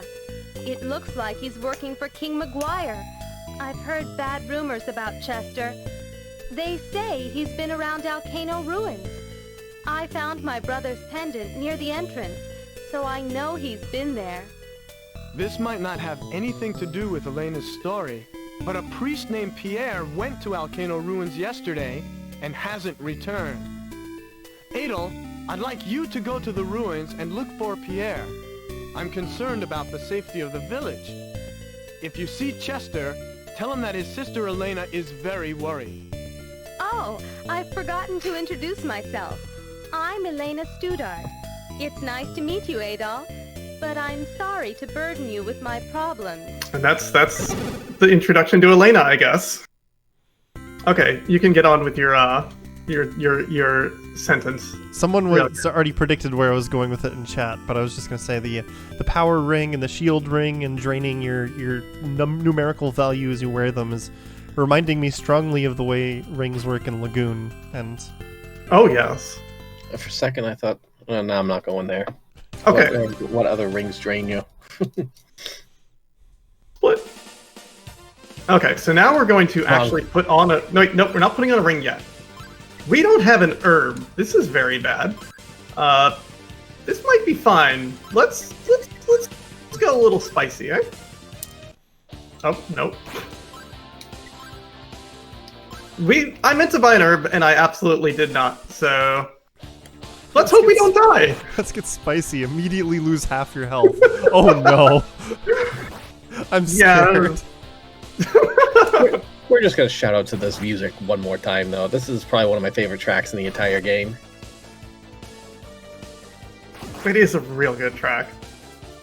They certainly made use of the CD here to have some rockin' music.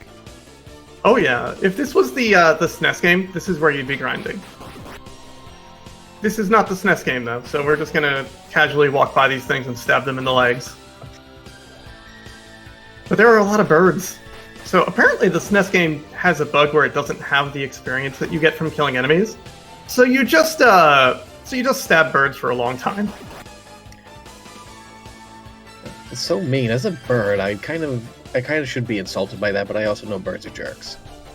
Well, I don't think these are celestial birds, so I don't think it's I don't think we're going after any starbirds here.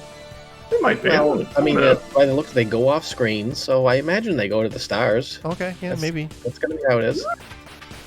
You know, that's how my logic works. Or doesn't. These things are mean because you can't downstab them. Okay, so now we're at the very angry and mean room. So we're just gonna save in the second slot in case we need to replay this. This room, if you jump, you're gonna die. So don't jump. Take the hits to the face. That animation of you crawling forward while stabbing was fantastic. Thank you. Whew. Oh, you scared me there. I never put the armor on. Hold on, we can get through that with a lot more help. I was about ready to say, it's like, that armor doesn't look like it's equipped, but I don't trust my eyes anymore these days, so I figured Glitchwitch, you knew what you were doing. It would not be the first time that I've made this mistake. Today. Look how much damage we're taking now! Almost nothing. Oh, it's as if armor actually reduces the damage you take. How helpful. Okay, so we're pretty home free as I die in the next room, but here's some voice acting for you. More voice acting. Brother Pierre, you must tell me what you want here. I seem to have lost my way. No need to lie, good brother. You're looking for the statue, aren't you? What the? I think I heard someone up there. You! You were the swordsman I saw in the Tigray mine. Didn't I warn you not to show your face around here? You! Come with us! So now we're gonna go with them. Bad move. And now there's voice acting. Molten lava is flowing down there. No man has ever returned alive. That delivery on Chester. How do you know my name? I was gonna say, So you had talked with Elena. Actually, what was I saying? Well, yeah, I think I was. it's Oh, my wait. life. What I do has nothing to do with you or Elena. Now, goodbye forever. The famous Chester kick. It's finally happened to us. Yep. Did he say the words, "That's boiling lava down there, no one has ever survived"? There's molten lava down there.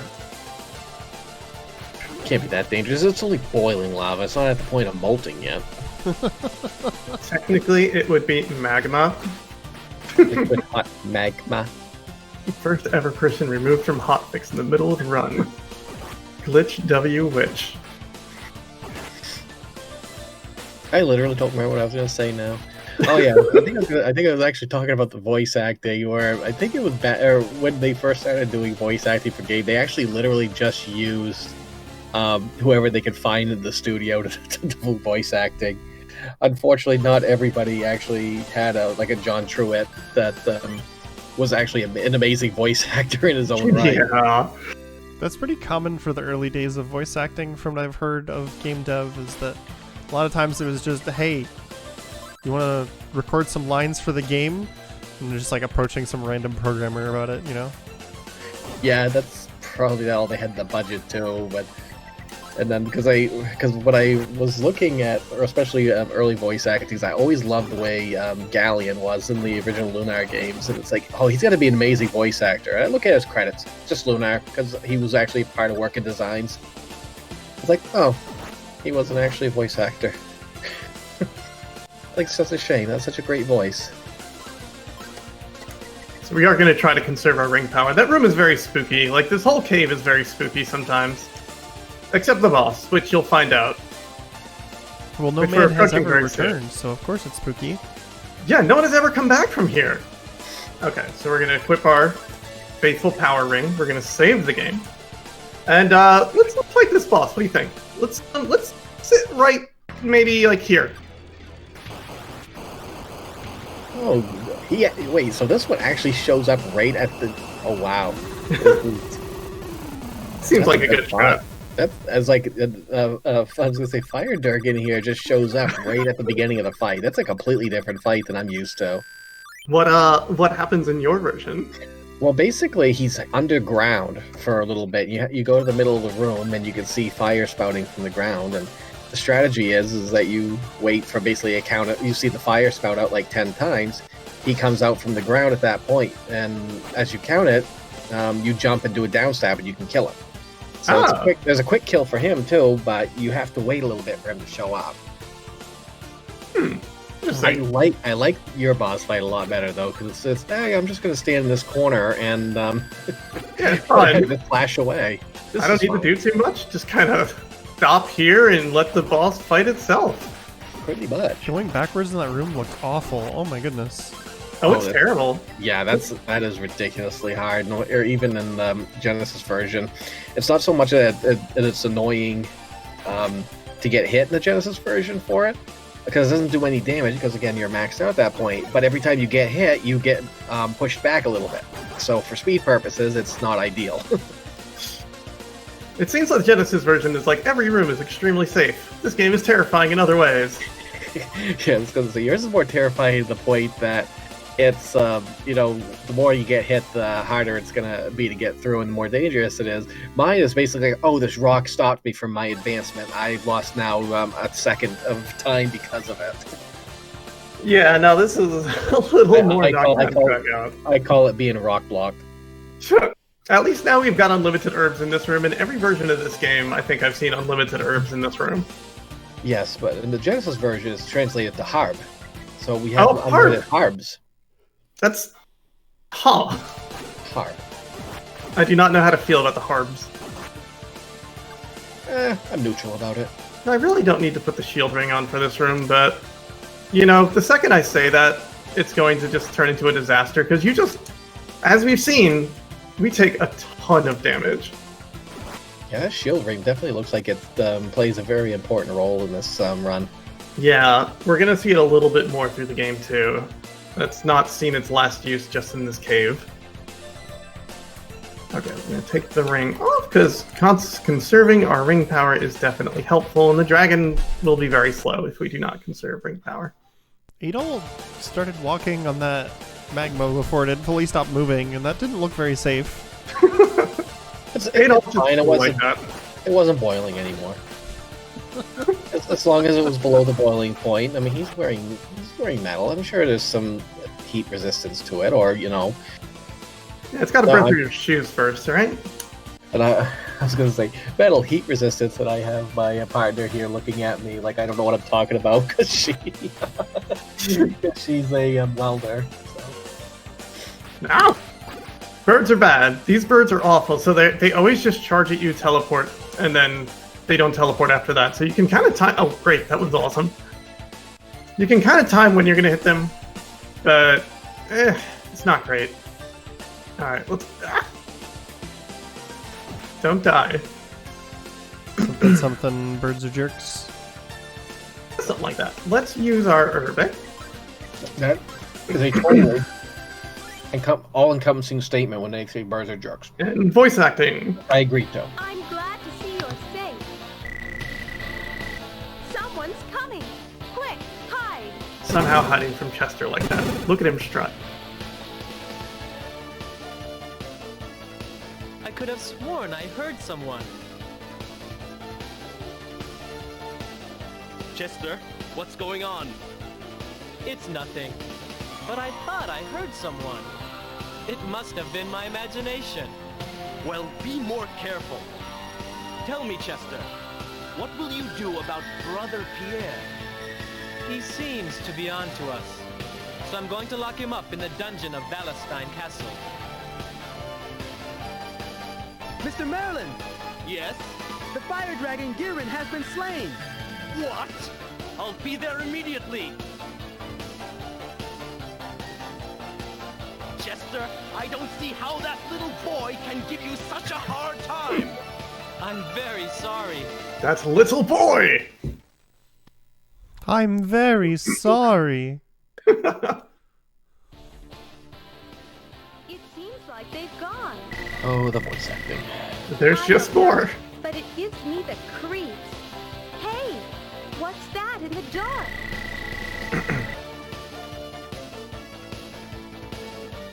It's a strange scope, sure. It could be some kind of mechanism.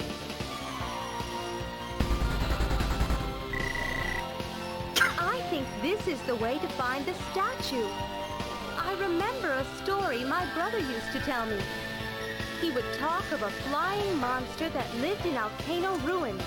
A monster that guarded a magical statue. Why?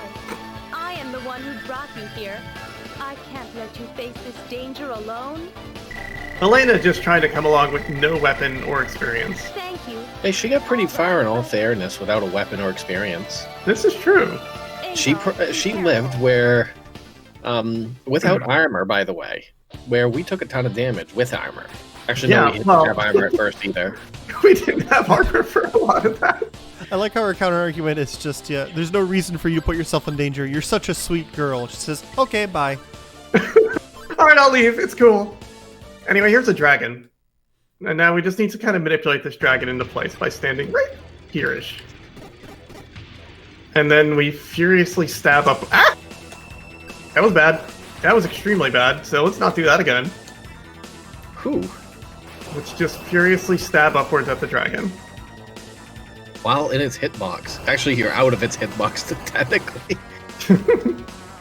You would think it would be in its hitbox. It's an extremely safe strat, but you can definitely move a little bit too far to the left and die very quickly. That's one thing I've loved about these three is the upstab animation. It's so good. It is. Is it an animation when it's just one frame of moving the sword upwards? Then it's definitely animation. I've played Alpha enough to know that 2 frames of animation are all you need. Just ask Mr. Grabby Hands in that game. 2 frames are all you need. And now we're just going to walk back to town. Not the whole way. We don't need to do that. That was a boss, yes. So the strategy on that Okay, one... hold on. I guess I underestimated you. It looks like I'll have to deal with you personally.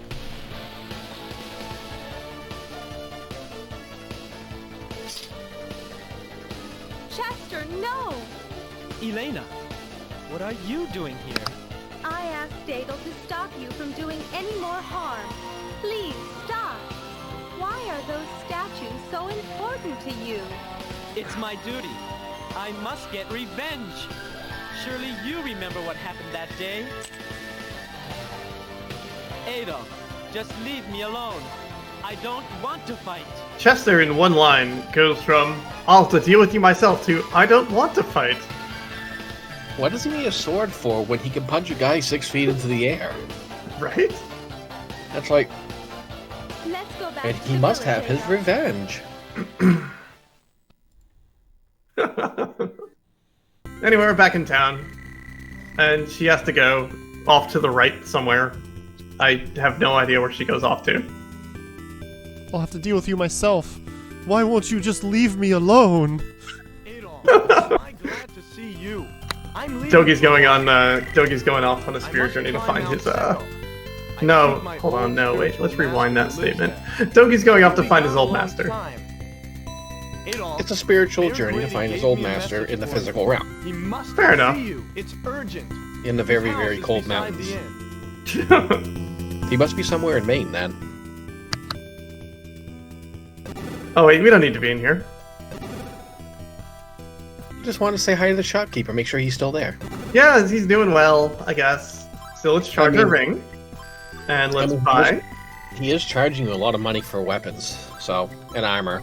So I'm sure he's doing well. You're like his only customer. Yeah, you're right. No one else is really doing much about these things.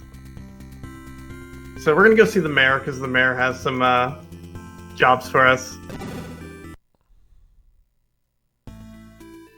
Adol, my boy, I'm glad you have I don't know what it is about my ears. Every time I hear the word mayor, I think they're saying mayor. Sure made a mess of my home. And I'm like, Nothing is missing. horses. Okay. I think they were thugs from Valestein Castle. They are after the statue you found in Tigre Mine, my boy.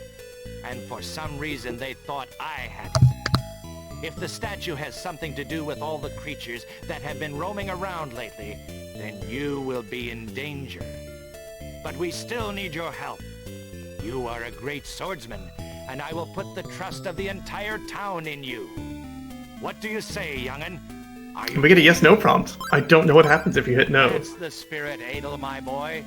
Here's I the think it first loops thing it. I would That like you just to like, do. but thou must type of thing. You remember the locked door you found in the mine?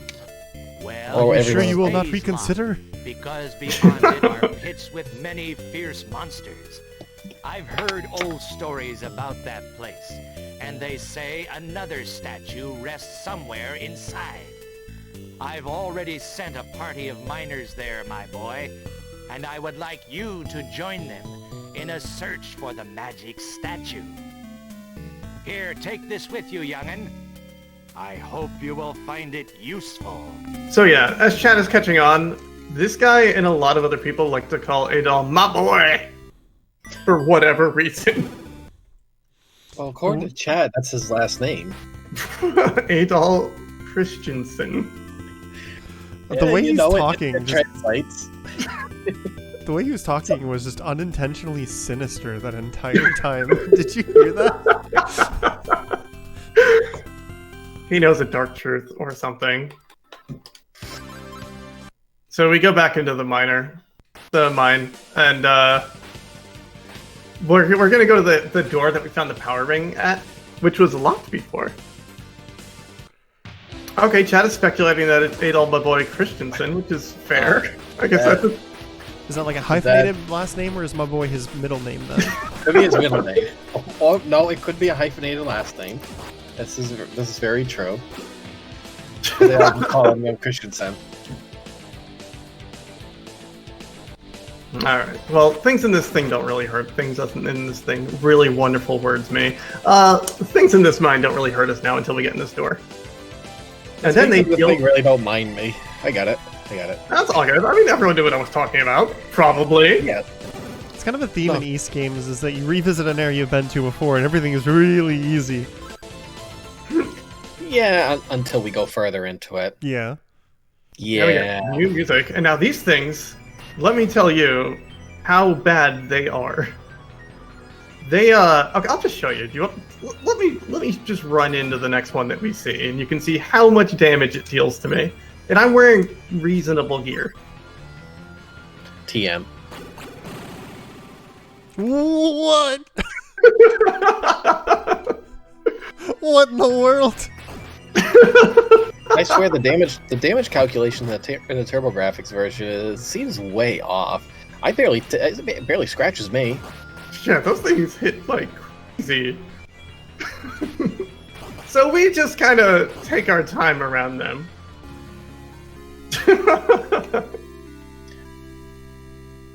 So absolutely getting the crystal here so we can get the serum. Yeah, we use the thing later, like in a castle, but you know. Yeah, we hear that's something that is, I'm pretty sure universal in all of the runs is that you kind of want that. The Genesis version, in theory, you can do without it, I think, but you better have some really good ring management. Yeah. I'm trying to be cheeky and like load the game and use the loading iframes to kill the plant before they really hit you. It doesn't work that way.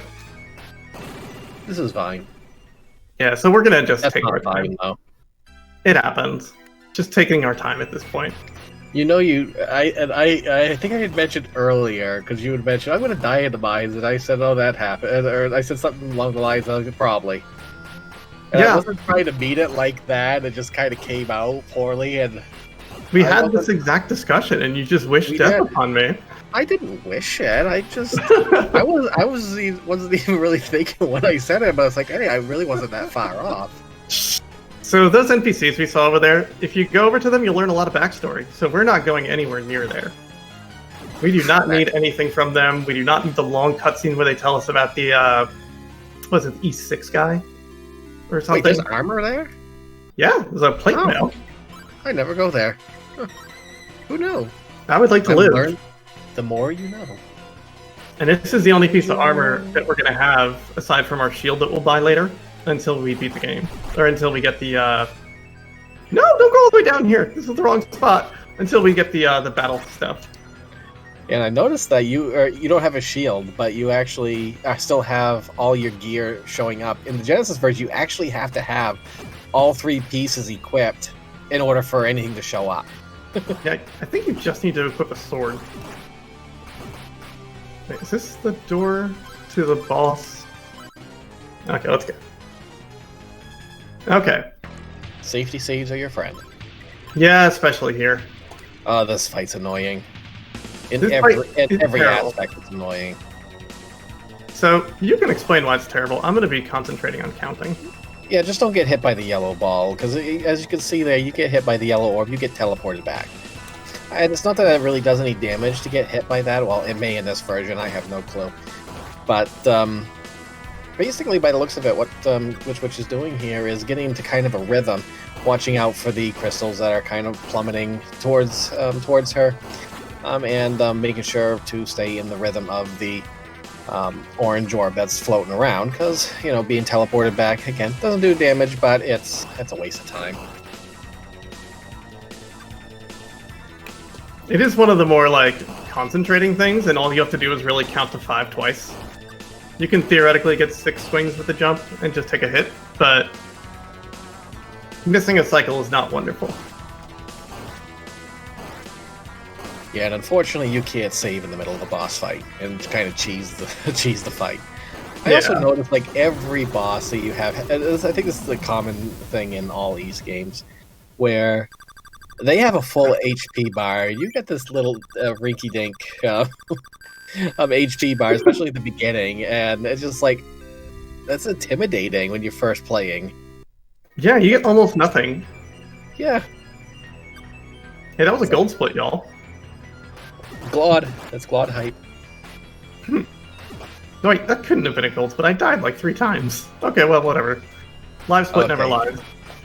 Oh wow, that's a different layout than the Genesis version. There's actually a longer ledge on the left side, and you can actually jump off the ledge onto the upper ledge. Wow.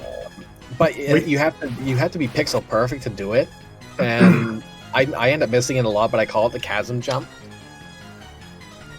But yeah, we just have the worst jump there in the world. Yeah, you actually literally have to go down to the bottom because you have no ledge there to reach out.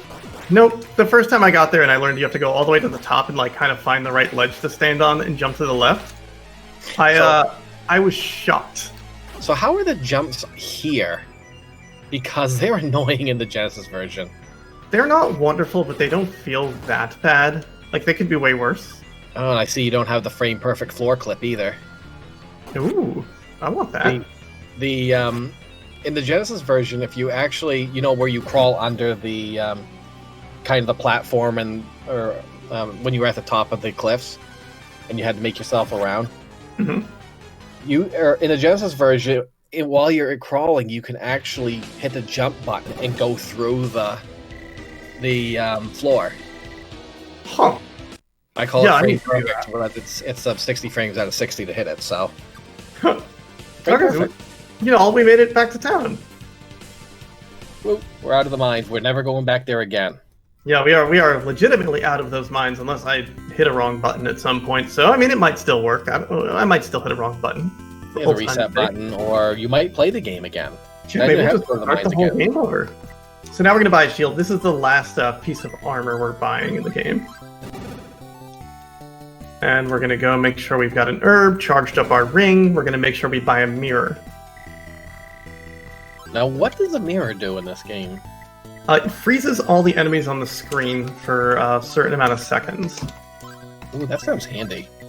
That's probably why I never get it. What did I herb? And I've got 1,000 already, so I'll buy the Brosier Serum while I'm here. Might as well. The Brosier Serum is a 3-use item that restores ring power. Oh, that'll come in handy. Yeah, we're going to use that in the last 2 dungeons in the game. Yeah, because the last 2 dungeons are brutal. Now we have more voice acting for you. Because I am a kind man, I will include you. I promise you that if you give us the statue, half of the world will be your kingdom. Doesn't that tempt you? You must be kidding. Listen to yourself, man. And you call yourself a king? Too bad, Grady. I was sure you could be a powerful leader. But now you dare to oppose me. We will have the statue. If you refuse to cooperate, your villagers will be held responsible. Clear out of my way! Everyone just punches people so far. Oh my god. Well now, that was King Maguire of Valestein Castle, my boy. The king himself has finally come to threaten me. Shit. I'd better tell you everything, Adel. This is becoming very serious. Listen carefully. An evil being called Demanicus once dominated this land. He was locked away by a brave warrior. Now, King Maguire is trying to unleash Demanicus and use his evil power to conquer neighboring lands. You possess 3 of the 4 statues once used to put Demanicus away. King Maguire worried that you will find the 4th statue and banish Demanicus once again. To the north on Mount Seco lives an old hermit. He knows many legends and maybe more about the statues. I'm sorry to get you involved in this, my boy, but with this injured leg, well, you see how it is. Take this letter to the hermit. He may help you. Good luck, young Adel. Hey, I want to help you save the world, but you know my leg hurts. You know how it is. I want to help you, my boy. It seems a little interesting that we're this far in the game. You already have 3 of the 4 plot items. Oh yeah. So what I do really like about Ys as a franchise, and they kind of get away from this a little bit later on, is that it's very straightforward. It is a short game usually.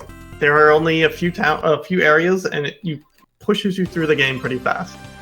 Later titles they get a little bit longer, but Ys 1, 2, 3, it's nice and quick. They clearly spent a majority of their budget on the soundtrack. Oh yeah, I'm fine with that.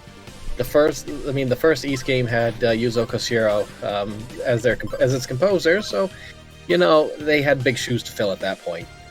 Well, although he wasn't a well-known name at the time, but we all know he's a legend. And if we don't, we should know it. So this music absolutely slaps. Like, this is some of the best in the game. I think is this Mount Seco theme.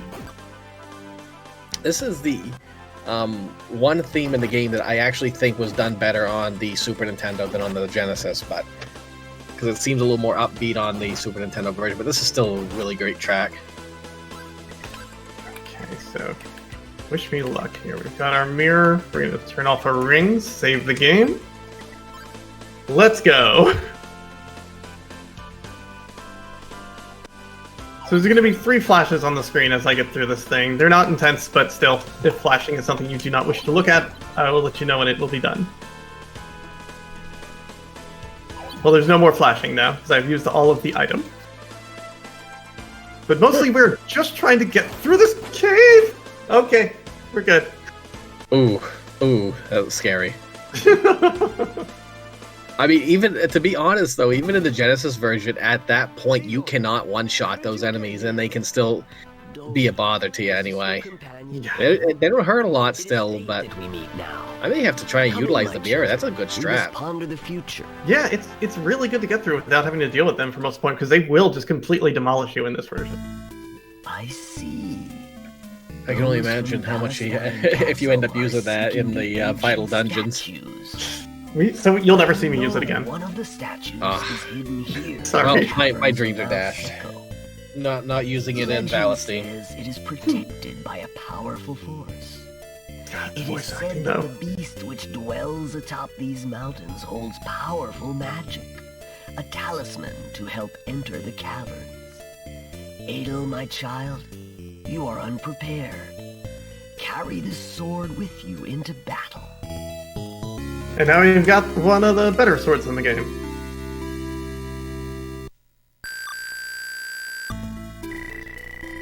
Walk easy, Dogi. I can do it. Yes, pet the Dogi.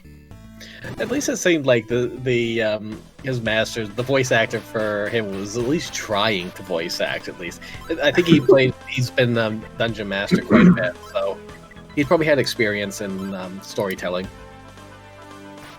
do like how the first 3 statues you just sort of stumble upon. It's like, hey, here's one on accident. Oh, look, there's a room. Why is there a statue here? The mayor's like, oh yeah, go back down the mine. There's another statue. And we're going to the 4th statue. And I was like, oh, but you need this sword, so you can get a spiritual medallion, so you can enter the caves in the mountains, and get this item, so you can get the last statue. And it's like, heroes gotta prove themselves. Show of hands here. Who likes pushing left and right on controllers? I've been known to do it. We're talking. I can't raise my hand. I'm playing the video game. We're talking at the same time, like doing the left-right input, or just doing both? No, just left and right.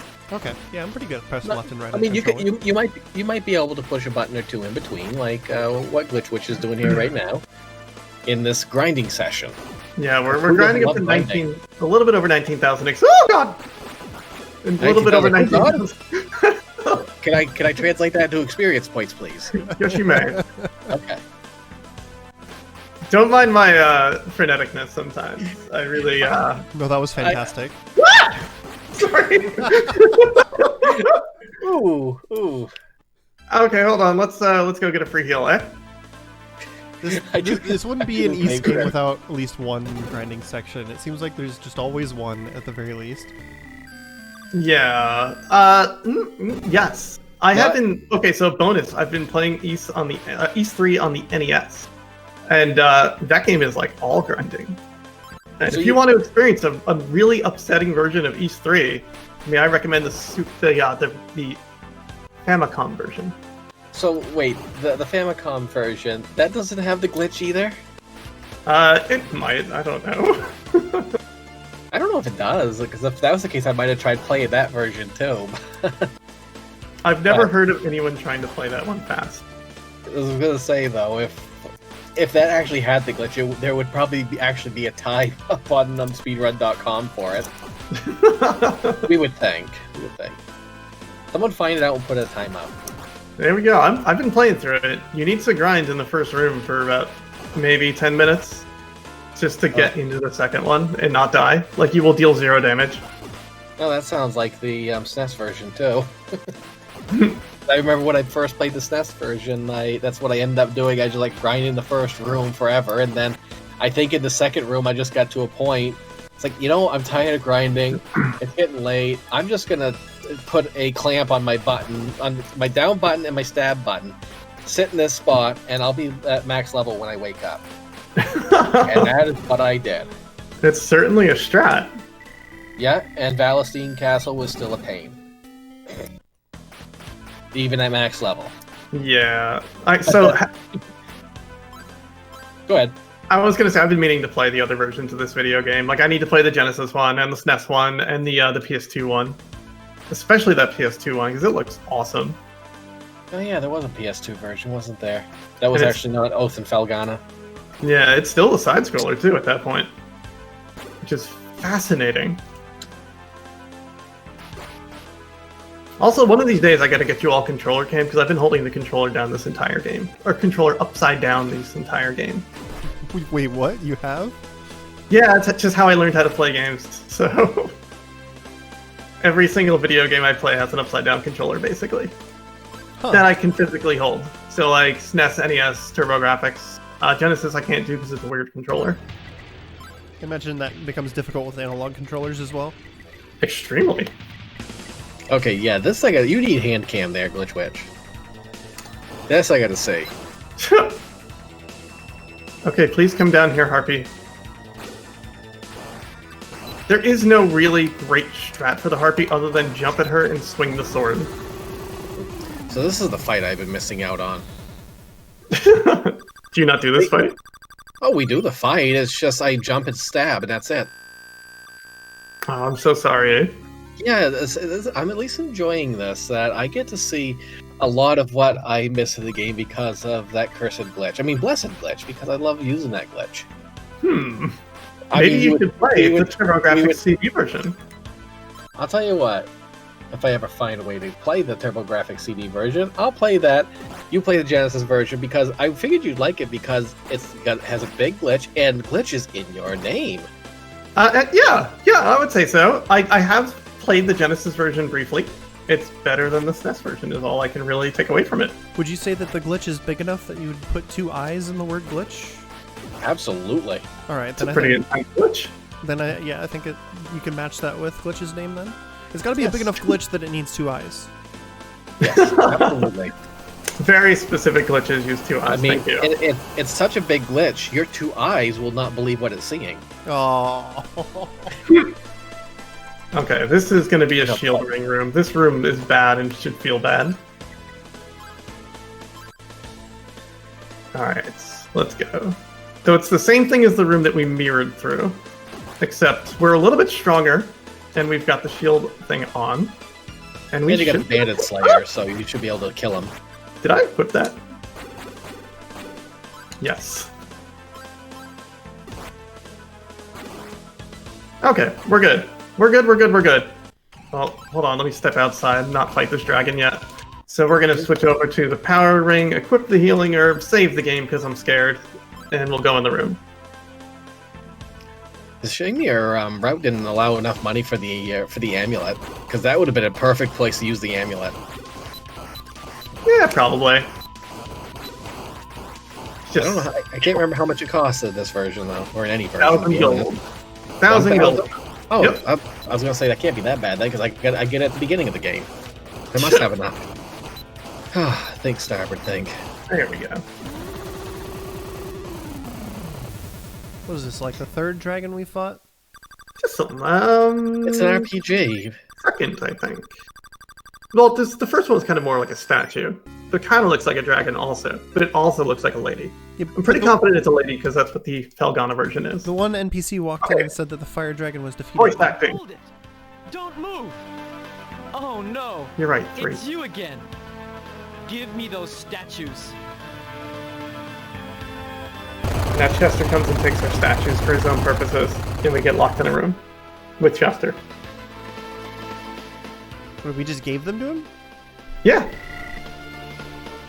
Yeah, we don't need him We anymore. are victims of the curse of Demonicus. Now we are trapped down here together. Well, now that we're trapped here, let me just talk to you a lot. All right, I'll tell you. They might be able to find enough rocks there to play a game of everyone checkers. in my village died, murdered by that king. Right before my eyes, my friends, neighbors, and parents were butchered, one after another. My sister Elena and I were the only survivors. I started working at Palestine Castle. I was planning to avenge my people when I discovered the plans to re-invoke the curse of Demonicus. King McGuire underestimates the power of the curse. It can destroy Palestine Castle itself. And when it does, I will have my revenge. They will be destroyed by their own ambitions.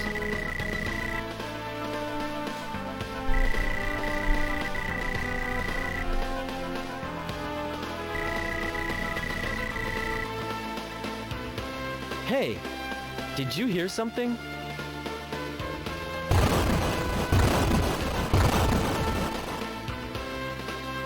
Adel, I've come to rescue you. Chester, Did he just punch is that through really the wall? you? It's me, Mhm. Doogie.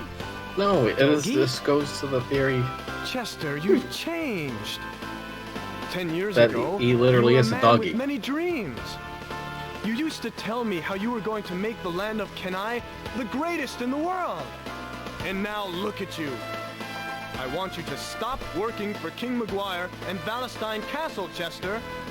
Then maybe things will be like they used to be between us.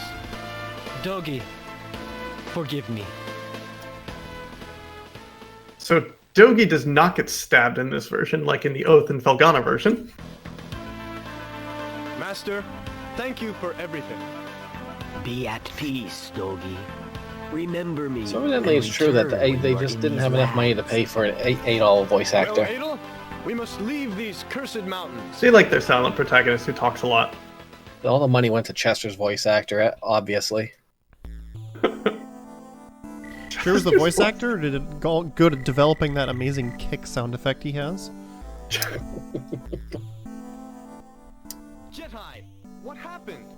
The town was attacked. All the villagers have been taken hostage. They're being held in Valestein Castle. What? Adel, only you can help them. Go, rescue the villagers. But take this ring with you. It is a parting gift from our master. We will not. Well, we might be using the heal ring a little bit in this game. Okay, now that a plot event has occurred, we hear the ring that says a plot event has occurred. And let's go just refresh our equipment. So we'll get some ring power. I think we buy an herb. We didn't use our Broja. We'll buy an amulet. And that's it. I do appreciate that people just give you rings constantly in this plot. Yeah, I mean, rings are a recurring thing in Ys. Also, so I know you don't know much about Ys, I assume, Railkin, but Dogi punching through walls, very common trope in Ys. It happens constantly. Yeah, I've played some of the newer ones, not so much the classic ones, so... Okay. I was not prepared for the Dogi punching through a wall. We're about ready to have probably the best track in the game, in my opinion. Nice. So we are headed into Wallenstein Castle. This place is not wonderful. Let's save the game. And let me make sure I've got my stuff equipped, because this place is not great. Well, let's not lose all our health on the first screen, eh? Good luck. This even in the Genesis speedrun, this place is a nightmare, and the damage is real even at max level. This is where any speedrun, no matter what game you're playing, is going to get real. Yeah, it's real mean. Thankfully, the bosses are pretty easy. Not all the enemies are easy. We're going to save room to room. And I promise, you don't want me to not save room to room. No, I can see why. Yeah. So the darker armored knights are much easier to kill. The ones wearing white armor, they just don't go down. They can block your attacks. And if they block at least 2 of your swings, you're not killing them, and they're going to hit you like 3 times. Are those spear traps instant kill in this version too? No, but they might as well be. Really? Oh, they're 100% instant kill in the Genesis version. I have lost runs to them. Oh That's yeah, why. our gold knight friend. Oh, the gold ones are in the clock tower. No, get out of my hitbox! I'm used to seeing them in gold. Oh, he was literally he spawned right in your hitbox. I did not like that. This is why they give you those 2 iframes. And like things are fine. Like we're gonna be fine as long as we just hit all the guards that we can, and then just kind of work our way through the castle. Wait! You could jump off of stairs in this version? Yes. I think that's pretty unique to this version too. That definitely sounds unique to it. And I like how those knights in the background are actually they're actually constantly stabbing down, where in the Genesis version you actually have to wait for them. That sounds terrible. It's basically, if you just show up to it, you don't know where in the cycle it is, so you have to wait. Because if you're not at the right time, you go underneath them, you're going to get stabbed. But here it's like, oh, it's constantly just going up and down. I know where in the cycle I am. Yeah, it's pretty consistent in this one. Alright, let's just save here. We're doing fine so far. Like, this is a pretty good Wallenstein Castle so far.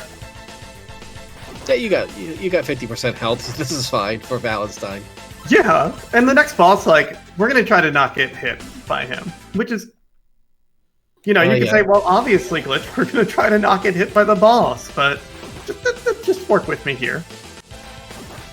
I mean, sometimes you decide that getting hit by the boss is the faster way to do it, so... Just get right in his hitbox and call it good. That was a gold switch by a lot. Okay, so we're gonna save. We've now got the best shield in the game. Did your HP go down when you equipped that? No, I leveled up, I guess. Yeah, you did level up somewhere. Yes. Oh, those spear traps are on a shorter cycle too, though. Okay, so we're gonna equip Power Ring again, healing herb just in case. We're gonna do our best not to use it. Save the game. And let's go. Guess what this tall knight's weakness is? His ankles. I call this guy Simon Belmont. I don't know if he fights anything like this in the Genesis version. Oh yeah, this is the same boss. His mace movement's a little bit different, but it's basically the same strategy. Get low and stab at him. Yeah, you wait for 2 swings of the mace, and then move forward like 3 crawls, and then he doesn't hit you. Yeah, and he can still kill you, and even in a Genesis speed run of this. Basically, you try and get in his hitbox and just tank some of the damage, but in this, tanking damage is obviously not a thing in this run. No, do not tank damage in this one. Ow! At least the best thing is if I decide to learn this version of the game, I've already learned half the route, so or the entire route. It's just a matter of what to do. Holy, you look like you got pixeled there. I think you literally had like 1 pixel of that spear in your hitbox and took a hit. Yeah, that sounds about right. I can't tell you how jealous I am of just being able to jump down those stairs. It's so much easier than trying to time like when you're gonna land around these nights. Although, watch, I go back and play the Genesis version. It was been there the whole time. I'm like, gosh darn it. I'm scared. Let's run. So we fought that guy to get the red armband, and the red armband says we're cool enough to go through the next room. So we just need to go find the red armband checkpoint thing, which is just a little gargoyle statue over here. Let's not suddenly take a bunch of hits on the way here. Hits are bad. And there it is. Feeling them out. The light from the stone statue disappears, and also the stone statue.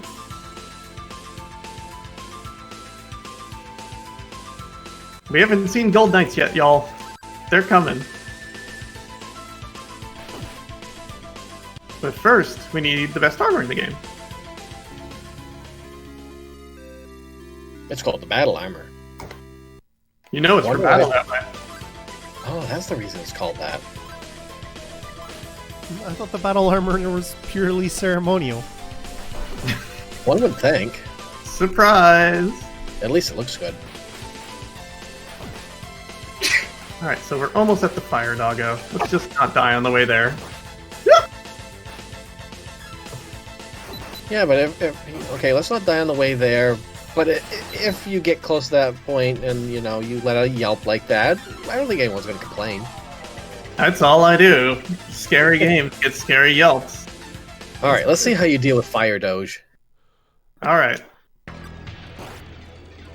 By failing to dodge. Oh, this fight looks like a nightmare. I'm curious what you do. The fight's he does a lot more running than jumping, but this fight looks a heck of a lot harder. You should not be kidding me. Oh, this fight alone might scare me from ever playing this version. I mean, I think out of every time I've run the game, I've lost more runs to Fire Doge than anything. Oh no.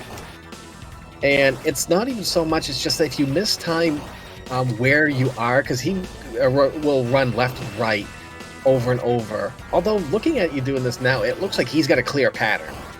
Yeah, sometimes he jumps a little late, and he nails you in the shoulder like that. Like that. Yeah, that's where it looks like the nightmare. Yeah, if I didn't just take all those hits up front.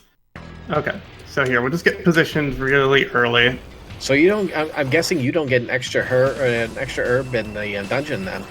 Oh no, that doesn't exist. We get 1 herb for the rest of this castle. So Pierre doesn't give you one? Nope. Wow, he gives, if you don't have an herb in your inventory, he gives you one in the Genesis version. Yeah. Can't say he's a cheapskate in this game. Pierre, which one's Pierre? He's when you after you defeat the next boss, when you get the dungeon key, you go in. He's one of the prisoners in there. Oh, we get the blue armband in there. I don't think we get anything else. Yeah, maybe? I think he's the one. He's the one on the left. Oh well. Guess we But yeah, don't. this fight looks a lot more predictable. Yeah, it's not so bad. It's a little weird, and I don't know why sometimes he'll jump. Like, if you're too close, he'll jump really close. But if you stay the same distance away, you'll always get him to clear you. Yeah, the Genesis version, he is kind of unpredictable, and he moves left and right a lot, and you basically have to kind of jump behind him and downstab his tail. Oof. Alright, we got him. Everything's fine. This is fine. Second tries a charm. Exactly. Ooh, nice level up. Thank you. Nope, don't change the message speed. Oh yeah, we're getting the good music next. I think. We're getting there. We're about to be in a cutscene, I think. There might be voice acting. I feel like a large section of the commentary has been, this song is fantastic. And this doesn't happen in my version.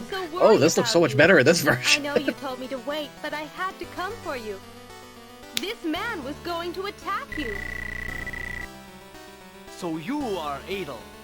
I have heard of the troubles you gave Chester. I see. But who needs King Maguire?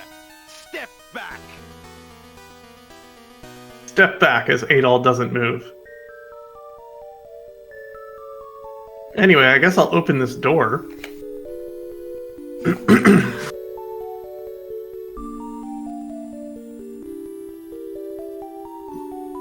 really curious about the actual crucifix in the background there. I don't think that was censored in the SNES version. I just mean in a lot of games they're like, go for generic holy symbols, not an actual crucifix, you know? Yeah, and I... Well, we I'll all say know this the, game happened on Earth. Sort of. Maybe you're right. It's too easy. It has to. Either that or... either that or Jesus went to other planets. Oh my goodness. I'm into that lore. I will say, like... What was I going to say? I had a statement that I completely do not remember. You're welcome. Yeah, thanks. You're welcome. Anytime. It's like you know where I live. It's all good. I mean, I know, like, a state. I don't know where you are. I mean, it's Maine. I don't have too many hiding places. Okay, let's Actually, fight I statue. do. We're like 50% woods. I probably do. How about we just fight a statue, eh? Oh, That yes. sounds fun. Guess what strat we use? Damage tank. Oh, hit him in the arm. Hit him in the knee. Oh, I can't see. Okay.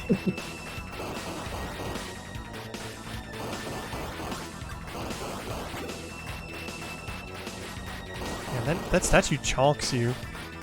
It really does. He moves a lot slower than I'm used to. His swings are really fast, and he also has an axe in the Genesis version, and he swings downward. So there's a guitar solo somewhere in this music that doesn't happen because we finish boss fights too fast.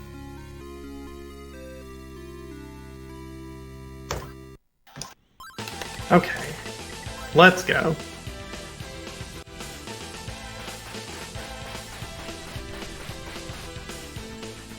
always the legs. Alright, so we talked to this guy.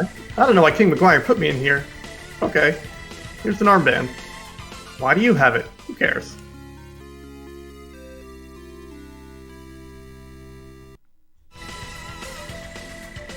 No, I don't want to talk to you again. Stop it. Anyway, the other people in there, we have Pierre, and then we have the grandson of the old lady in the mine, who is surprisingly alive. Because the whole game, it's just stated, oh yeah, he's dead. Surprise! Anyway, welcome to the clock tower. Oh, That was clock sudden. tower. Oh my goodness. The clock tower. Oh, the clock tower. This level's infamous in Sega for eating your jumps. I think that happens here too. And I thought it was something that was exclusive with the Genesis version. I think it's more or less, at least with that version anyway, where if you try and jump off of a slope, as at the same time you're moving, the game tries to move you down the slope, and does not register your jump at all. So it's very tricky. Oh no! What does the Protect Ring do? It makes you completely invincible while you've got it on. It drains your ring power really fast, though. Yeah, we're not going to be seeing it much. We'll see it very briefly. But now we've got the best sword in the game, and it's on fire. Whew, that's hot stuff. Well, anyway, that'll be East 3. Pack it up, y'all. Starbird's been punning this entire run, and that's the one that gets you?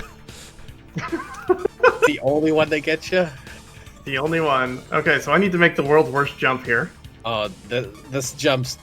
Hey! Second try. First try, because you didn't see the first one, because it ate my jump input. Ah, so... Good to know you know the pain of the clock tower jump, too. Now we can theoretically fight these Gold Knights, but that's still a bad plan. Yeah, that lift moves a lot slower. That's good. We're just gonna save right here. It gives you a lot more time to react, but it's just like, oh, it's moving up 16 pixels for this second. Oh, it's moving up another 16. Okay.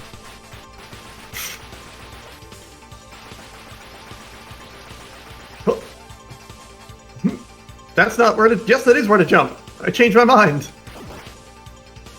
I always have that brief moment of hesitation where I start to move left again, like, oh no, this is the wrong way, when it, in fact, is indeed the very correct way to jump. That's the self-doubt at the last second. No, go faster. You can make that cycle if you just run. And don't forget to go. Oh yeah, this is quite a bit different too. The lifts actually, you actually have a Gold Knight fight in this room in the Genesis version, and the lift won't activate until you kill it. That sounds terrible. It's actually really easy. That's what I equip the flame sword at that. It's at that moment I do. I just down stab him and he's dead. Okay, so we are going to equip the ring. We're going to equip the healing herb just in case everything goes bad. Save the video game. We're going to go fight a boss.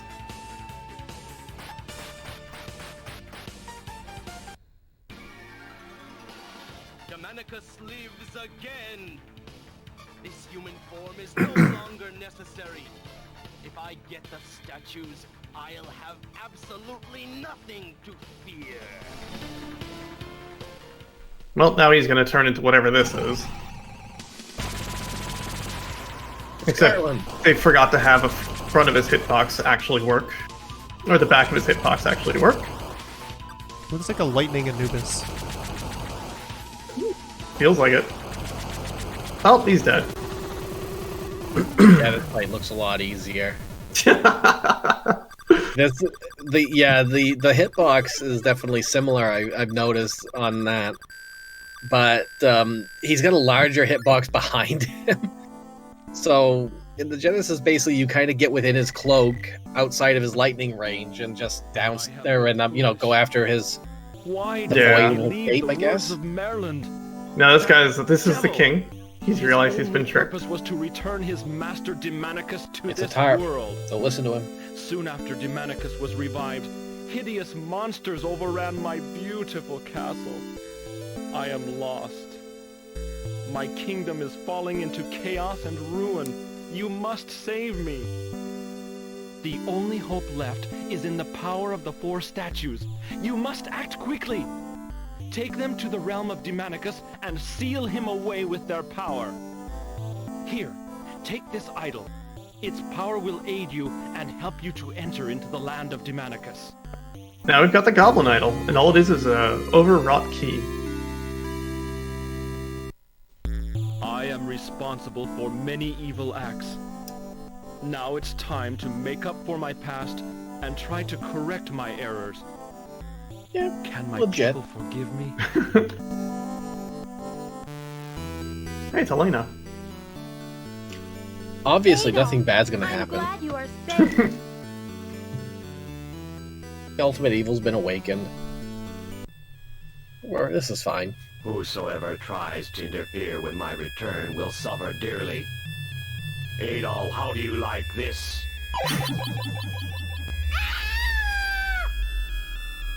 Well, Don't worry. Press She F is in not chat dead to pay respects to Elena. If you want her to live, bring the 4 statues to my domain. No, I have a feeling she's gonna be fine. probably.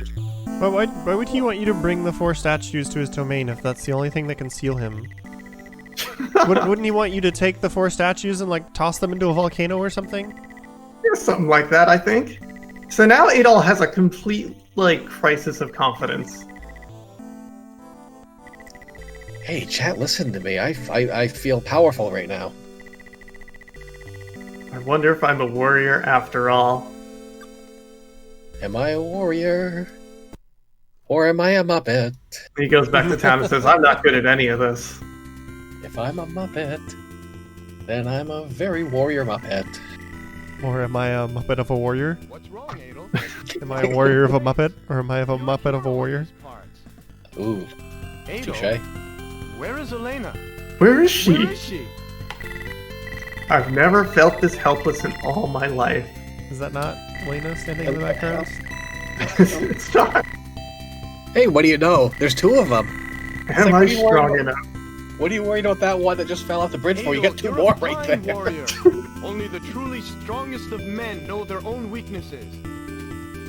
Adel, Mayor Grady may be able to help you save Elena. Yeah, the mayor's gonna help me save the world. Yes, because that's what horses do. I mean, oh, mayor. No, okay. no. Every Oh my time. God, Alright, we didn't use anything. We just made it through that pretty nicely and, like, cleanly. You still have your harm. That's all. That's all that matters. I'm gonna unequip the Arb until I accidentally don't have it anymore. Because you can use it when you've got full health. You just called it a harb on purpose, didn't you? Yep. That's what it's actually called in the Genesis version. Is the And harm. now the mayor's gonna offer to take over and finish the rest of the game for us. How can I thank you for all you've done? I don't trust him. You had better give me those statues now. The chat Your singing, part am is I finished. a man or a Muppet? What? Surely someone must go. But whoever goes may not return alive. You are still young. There are many things you haven't learned, my boy.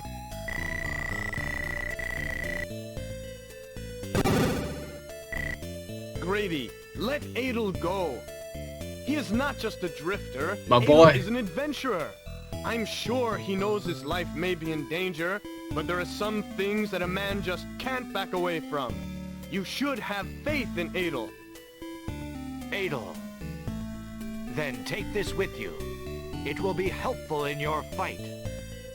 Fire Jewel is something I'm going to use. I refuse to navigate the dungeon without it. Aw, they spelled it right in this version.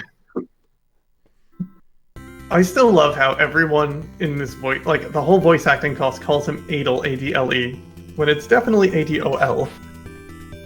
The fire jewel is spelled correctly in this version. I'm sad. I'm sorry. It's spelled Jewal in the Genesis version. Oh my god, really? Yeah, fire Jewal. Now we're just gonna ride a boat to some kickin' tunes and go to Demonicus's house. Hope he charges iPod for that ride. Probably not. We're not going to hear the entire track.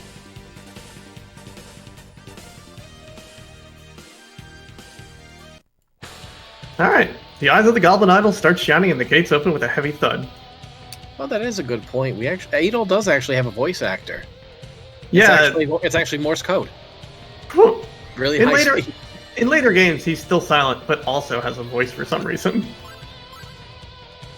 Is it like grunting, like when Link gets Link gets hit in Ocarina of Time? Now he just voice straight actors? up has voice lines, and like when you switch to him in Memories of Celceta, he just says things out loud. So we're gonna just walk through here and hopefully not get killed by skeletons. Kind of just like a life goal. Sounds like a good life goal. This is Demonicus's maze. It is not much of a maze. I'm amazed. To not get killed by skeletons, just stop moving and let them walk at you.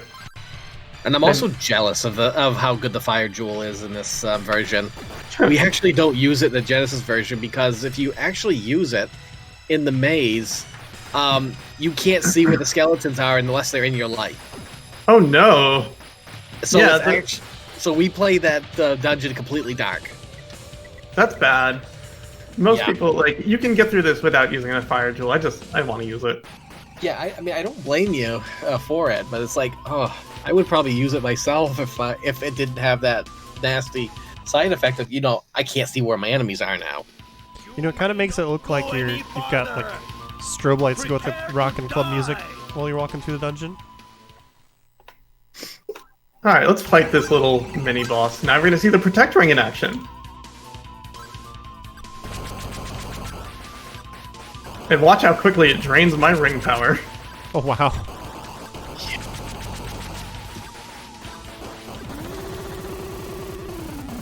And you're already, below 100.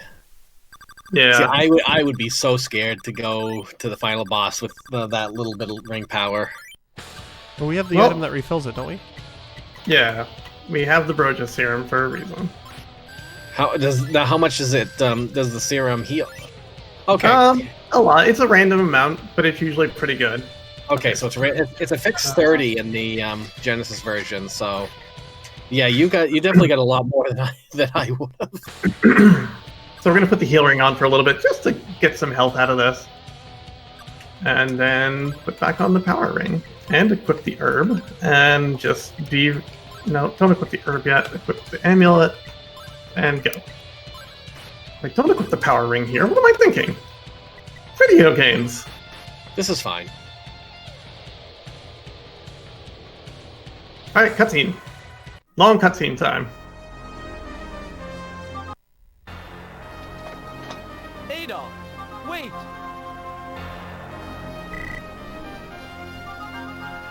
I'm the one who caused this. You shouldn't die because of my foolishness.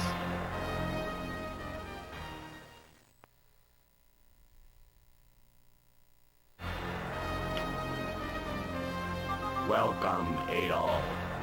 I admire your courage. Demonicus, where is Elena? Take a look right here. We installed this ledge just for her. Please, stay away! Elena! Let Elena go! She has nothing to do with this! Take me instead!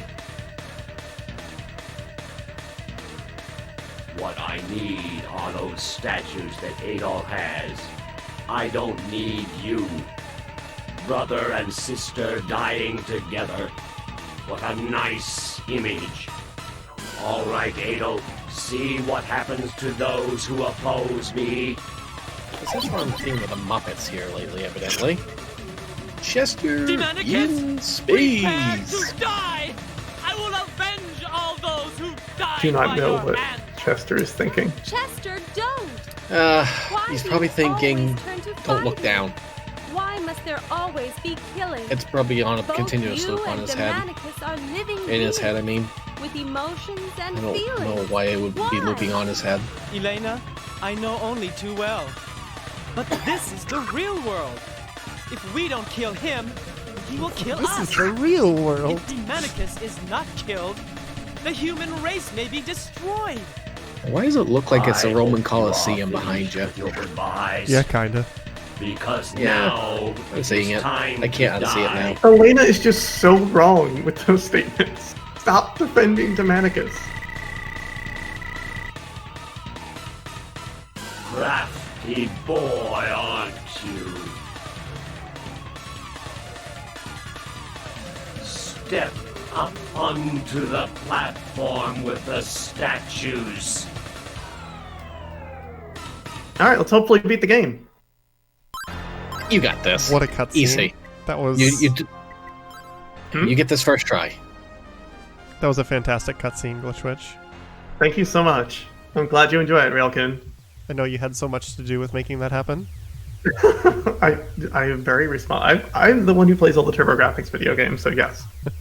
Anyway, check out this hot jam. Now begins my reign over the world. As my first act, I will give you a taste of my true power.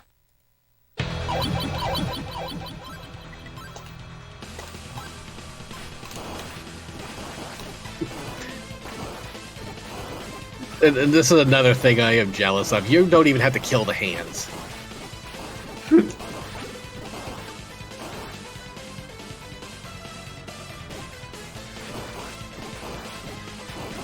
It looks like there's a lot more to this fight, though. That's not so bad. Jump. Don't get hit by the lasers. I mean, there's a lot more going on at the same time. Alright. Turbo... That's not time, but... CD. That is a dead Demonicus. He dead. And for some reason, they still restore your HP. Yeah. Now there's some plot. And I'm gonna be quiet. Yeah, this is by far the easiest Demonicus fight I've seen. Because in the Genesis version, you actually have to destroy the hands before you can even damage the center. No, Adol, don't go! My brother says it's his fault, so he should be the one to deal with Demonicus. The SNES version is annoying, Adol, I will please. say. Of course I care. We lived together for more than 17 years. I believe in my brother. I have faith. He will return. There is one thing I have to tell you. There is a legend in these parts that a long time ago, a brave young man locked Demonicus away. The village that my brother and I were born in was founded by the descendants of this brave man. King McGuire feared that his plans to bring back Demonicus would be in danger as long as these descendants lived. That is why he destroyed our village. My brother is the only one left who knows the secret that will crush the world of Demonicus. If Demonicus is to be put away for good, my brother must go. It's all right, Adol, as long as you understand. Wow. Okay.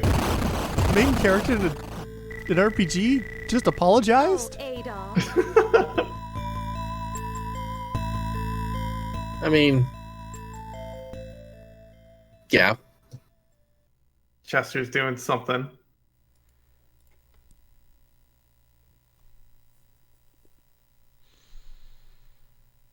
You know, I would have thought Chester would have just been able to punch Demonicus and call it good. You know, really? But might have worked. It might have. And Dogi, where was he this whole time? If he could punch through walls, he could punch through Demonicus. He seems a Jedi, probably. Jedi. And I will let you know when time is coming. I still have to leave the city. Yeah, I wish time was called in the final hit, but there's more stuff you can control, so... Yeah.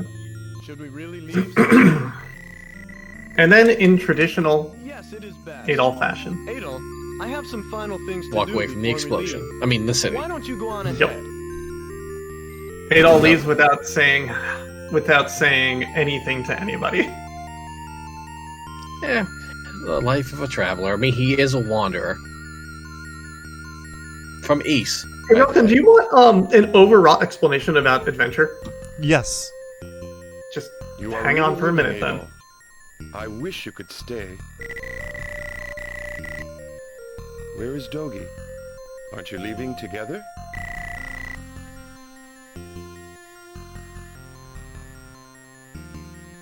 Elena, are you sure? You'll never meet another fellow like Adol. Are you just going to let him go? If I don't leave now, I won't be able to catch up with Adol. Well, Elena, this is goodbye.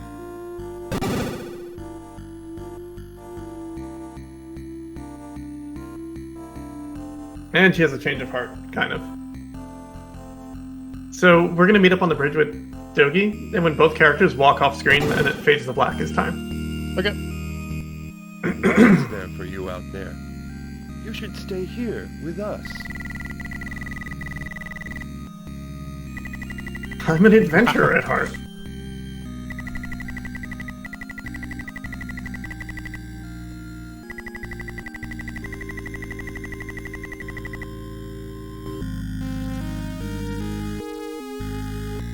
Adol, wait for me! Haven't you forgotten something? Adel, are you sure you shouldn't say goodbye to Elena? Dogi trying real hard to play matchmaker. Alright, time is now. That was good, 132, Jesus. GG.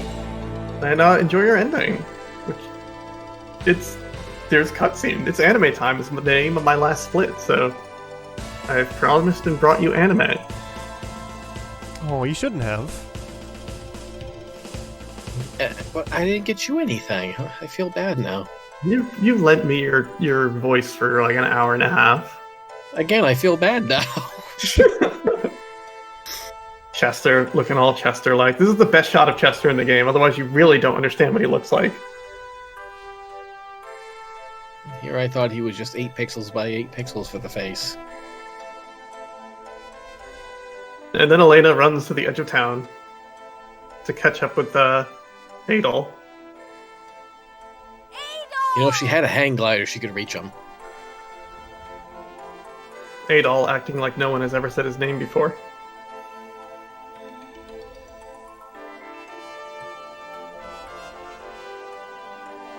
She's calling you. What are you going to do? Stare blankly. Anyways. I was gonna say, in that last scene, they made Adel look really cute, though, I will say. Yeah. I'll never forget what you've done. Your bravery, your kindness, your inspiration. Someday, Adel. Someday, I know that I'll be able to see you again. Farewell, Adel. Railkin, will you narrate the words that are going to be on screen in a moment? Okay, sure. Thank you. How dramatic of narration do you need here? As dramatic as you feel like it. It's an explanation of adventure and the how no one's at rest unless they're adventuring. Okay.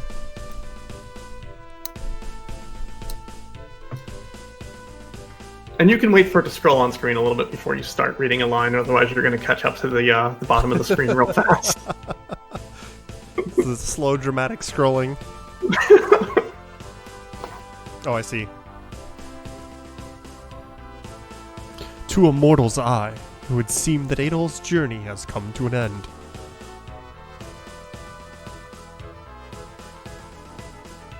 But to the eye of an adventurer, one can see that Adel's travels have just begun.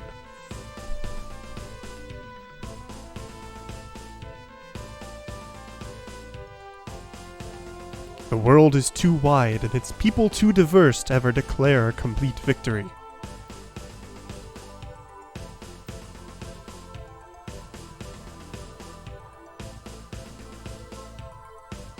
In fact, it is the precise desire to seek out new adventure and triumph which keeps our hearts young and our spirits alive.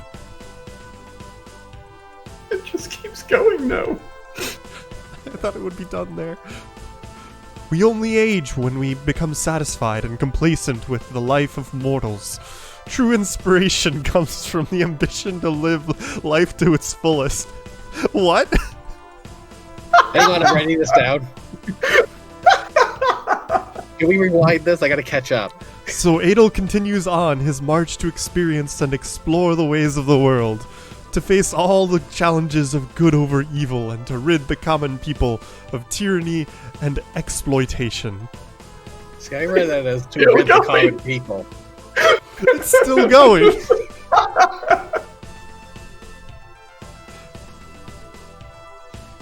As we learn each of life's lessons, we are more prepared for the next. That felt like a non sequitur right on the end there.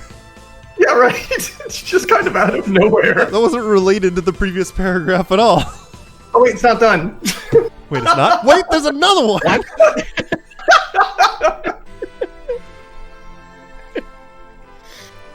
Go now, Adel. Find your life's destiny in the spirit and freedom of a true adventurer. And the heart of the cards. Thank you very much for doing that. That is actually it at that point. That's fantastic. It's just so much about adventure. That is a lot. I really did expect a line about the heart of the cards after that, though. And maybe about how winners don't do drugs and, typical 80s and Stay in 90s school. stuff. Stay in school. Don't be a fool. Gosh. Thank you, Railkin, for letting me play this video game on the internet and for people to watch it. That was fantastic. It was fantastic. Thanks for playing it for us, and Starbird for, coming along and having a good time. Absolutely, and thank you both for having me. Okay. Yeah, thank you for lending your knowledge of the other video games. I just got the knowledge from the back of a fortune cookie. That's not fair. not even inside the fortune cookie. This was printed on the back of it. So since this is the community spotlight, if people are interested in playing this particular version of the game, are there resources, places they can go? Okay, so this specific version of the game is probably a little bit more difficult to get a hold of. It is on the TurboGrafx CD. It is a much more difficult system to get a hold of. I don't know what the actual console or the game itself runs, but the console typically pops up for somewhere around like $400 or $500, give or take. I honestly don't know the actual price of the game. It did get a digital release on Japanese stores only for the Vita. And that's not exactly the most accessible way to get a copy of this video game. Although to be fair, once the pandemic's over, and people in this country can fly to Japan again, it would probably be cheaper to actually get to fly to Japan and download it to the Vita than to actually buy a TurboGrafx 16. Very well. Let's say TurboGrafx 16 is only like $60 or something. The TurboGrafx especially CD. with the new TurboGrafx thing coming out. Yeah, there's the oh gosh, I don't know much about it, but Analog does have a Turbo Duo kind of thingy coming out, which will be actually a pretty cheap way to get one of those consoles. Yep. I don't know much about Analog though. I don't know about how it'll be high quality if it's going to be made by Analog. Yeah, it's probably going to be the cheapest way to get your hands on a console that can play CD games off CDs. Do you have any shout-outs you'd like to give before we wrap things up? I mean, I like to shout out myself, but I do want to shout out the East community. I have very recently started interacting with them. They're absolutely wonderful people. I do want to shout out the original person who seems to have routed this game, who routed it on that downloadable PSP version. Let me just pull up their name. This person's username is loading very slowly. It looks like Mobile Chicane 00. I don't know anything about them. They don't have this run up on anywhere. They don't want to do it until they had actual hardware. So they have a run from 2016 off that Vita version where they have an absolutely stellar time of 119. And I don't know what the difference is there. And a lot of my strats I kind of adopted from there. I thought this person's name for a moment was loading very slowly. Oh, I'm sorry. That would be a good call. I want to shout out Starbird for joining me on this wonderful journey, and Railkin for inviting me onto this lovely show and having me. I do want to, can I plug myself? Is that cool? Yeah, go for it. If you don't know who I am, and it's been a while if you've been watching this whole time, I'm Glitchwitch. I play a lot of TurboGrafx video games. I've been working on playing the whole library. If that might be your jam, maybe hit that follow button on my channel. That'd be super rad. As well, streaming has become my full-time gig, and I enjoy playing video games. I end up doing more variety than speedrunning, but I end up dabbling in speedrunning a little bit. Alf speedruns when? What? Alf speedruns when? I have promised you an Alf run, and I will absolutely follow up with that one. Just check in on me sometime after 2021. After 2021, all right. I've got it on my calendar. I'm marking it right now. All right, December 30th, December 31st, 2021. I will check. This was a treat. So thank you for joining us. Just as a quick reminder to everybody, we're doing a promo show for Fleet Fatales, which will be this November, starting November 15th. It's an all-women speedrunning event that'll be on this channel benefiting the Malala Fund. So if you've been enjoying what we've got on the show here today so far, make sure you tune in for that. We're going to have a whole lot more fun come later in November. But we're going to take a break here, play a few ads. If you have a subscription to the channel, you won't see the ads. And of course, if you do not have a subscription, we'd appreciate if you'd consider subscribing, as Hotfix is funded in part thanks to your subscriptions and bits. And if If you have Amazon Prime, you have that Prime Gaming. You can get one free sub a month. Consider throwing that in our direction. But we're going to be right back in just a few minutes with our final run of the night. We're going to have Leggy Starscream doing an interesting category of Octopath Traveler for you all today. So we'll be right back.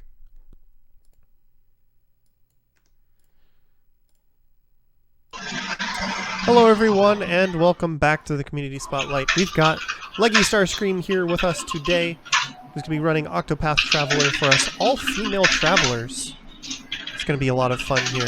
And how'd you get started on this category, Leggy? So it was a couple of things.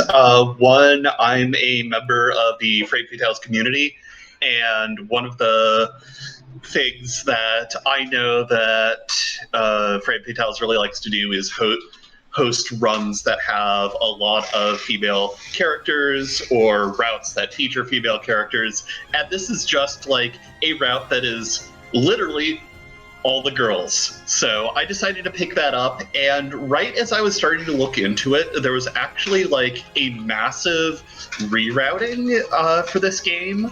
I'll point out some of the notable differences as we get to them. And so it was this beautiful confluence of the run undergoing a huge transformation and also an event that I wanted to submit this to. Yeah. And I had another question I was going to ask, and it just flew out of my brain. So if somebody hasn't seen this run before, what is this run going to be like? What can they expect to see? So Octopath runs in general are really interesting because, for the most part, we skip all of the actual dialogue and plot. Full confession time, I never actually sat down and played this game casually. I picked it up purely as a speed game after watching some of the runs of it in previous Frame Fatales marathons. And so I literally know none of the plot that's happening. So if you're worried about spoilers or anything, you really won't understand what's going on from context. At least I don't. Yeah, it really skips over most of it if you're watching the speedrun, because it lets you skip pretty much everything. Yeah, but for the most part, this run's kind of divided into two phases. In the first phase, we'll be doing a lot of running around, going to various towns, jumping into dungeons that we have no business being in to gather all the resources we need for phase 2, which is defeat all the bosses we need to defeat as quickly as we can using the tools that the game provides. And I'll go into the various tools that we'll be using as we go. But it's a lot of menuing. It's a lot of very tight scripted boss fights, where if I give a character the wrong command, I have to redo the fight. And it's just a lot of really, really beautiful game because Octopath Traveler is gorgeous, both visually and audibly. All right.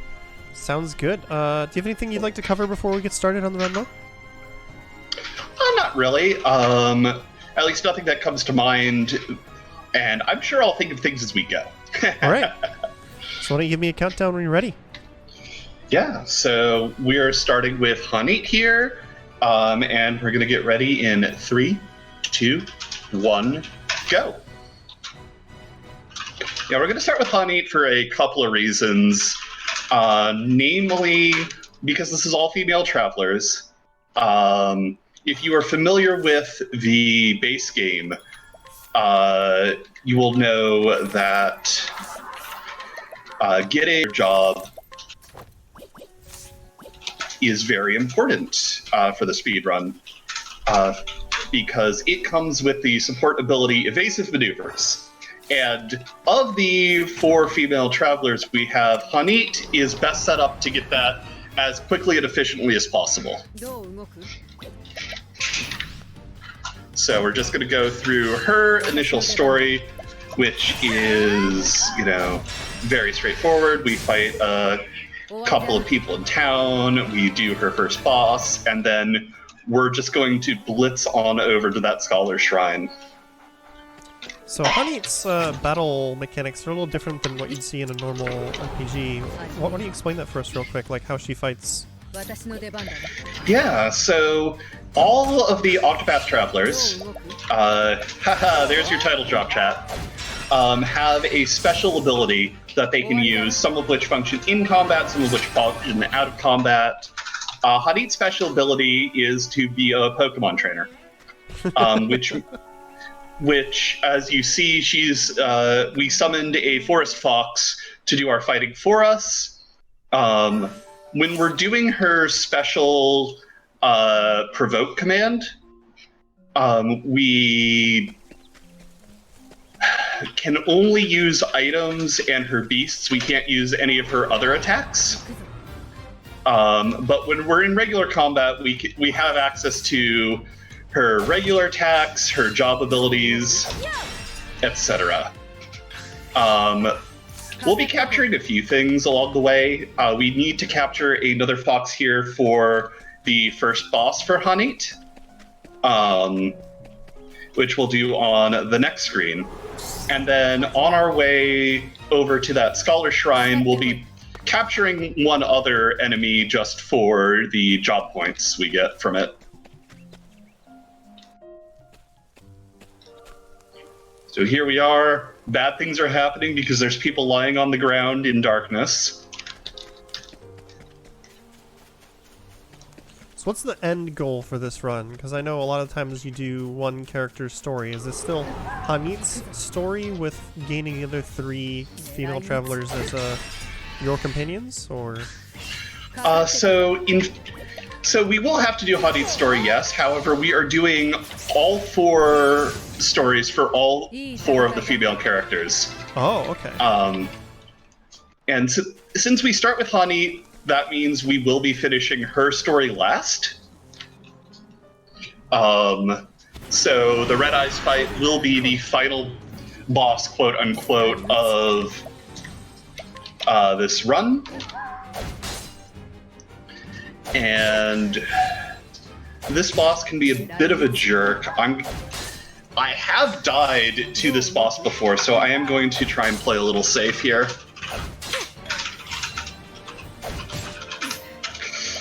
Yep. As you can see, 6 HP.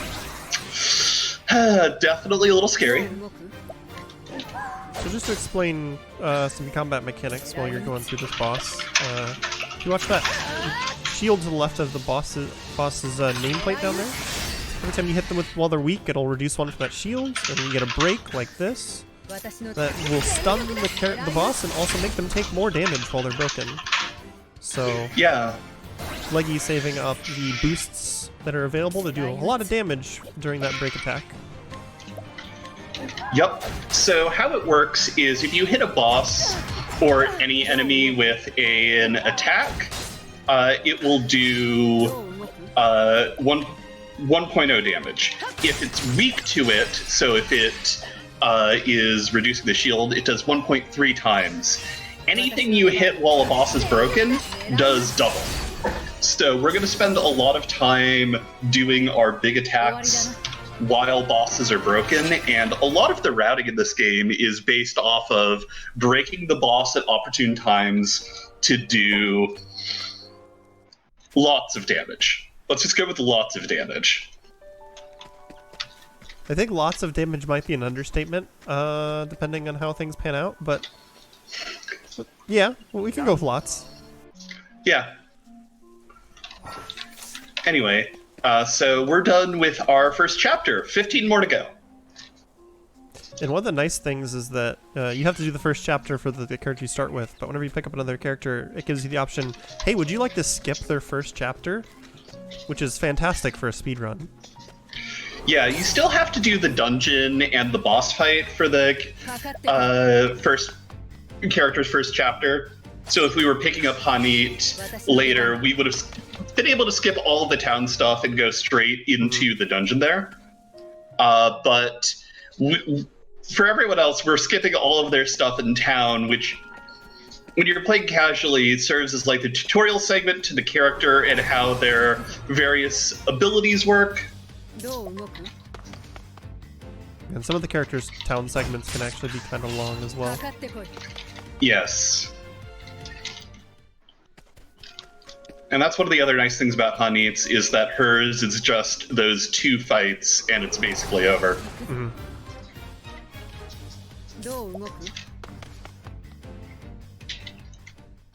Yeah, so for now, we're just going to sprint our way through the Snowlands. We are going to tag Ophelia's hometown. One of the features this game offers is a fast travel system, where at any point you can teleport back to a town you visited before. And all you have to do is step foot inside the town walls once. So this early phase is a lot of both that running around for various pieces of gear and a lot of money. A lot of... Oh, hello. We're gonna try and get lucky. Yo! Okay. That's nice. You want to explain what that very nice RNG was? Yeah, so anyone here familiar with Dragon Warrior or Dragon Quest knows what a metal slime is. That was this game's version of a metal slime. It's a rare encounter that is very evasive, will run away if given half a chance, but worth an incredible amount of experience and gold and job points. And by getting that, I get to skip an entire mini grind segment. The only real grind segment in the run. Yeah, getting that early and landing enough hits to kill it was very, very nice. And just to emphasize, it's a very rare spawn to see. Indeed, and Rain of Arrows is guaranteed to hit 3 times. It will do 1 damage to that Kate, and the Kate will have 4 HP. I cannot tell you the number of times I've only landed those 3 hits before it runs away. Or you could always get the situation where, you 3 hit and the 4th one misses, and then it's like, oh. Right.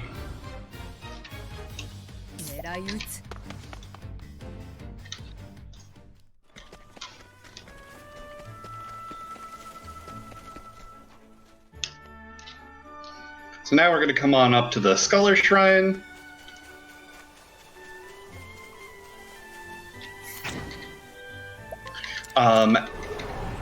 We're provoking this kid because of how the game's in random encounter threat works.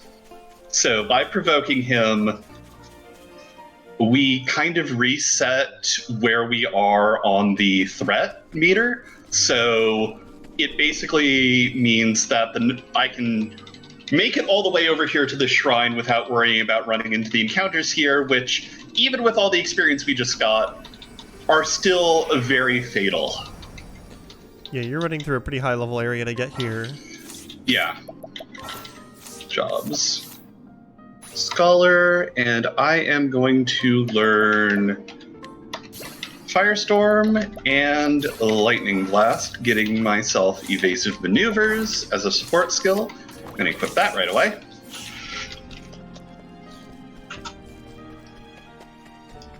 And what exactly does evasive maneuvers do again? Basically means you get half as many encounters. In practice, what it means is I can clear most screens without seeing an encounter.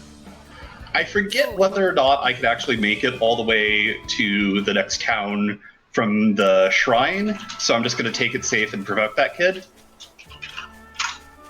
But really what this is going to let us do is get through so much of this game without ever having to worry about random encounters and only needing to worry about the boss fights. So I assume a lot of these, like just walking into a town and then coming back, are just so you can fast travel later on for character quests? Yep, and if I hadn't gotten the Kate, I would actually be using the fast travel right there, because there is a medium soul stone at the top of that screen that I have just enough steps to go and pick up, and then I can run it back down to the Whistlewood, which is an area adjacent to the screen I just left. So you can use that to kill something really powerful and just get you a bunch of experience? Yeah, that it would basically, there are a couple encounters in there that I can use that soul stone on to get the experience that effectively the Kate gave me.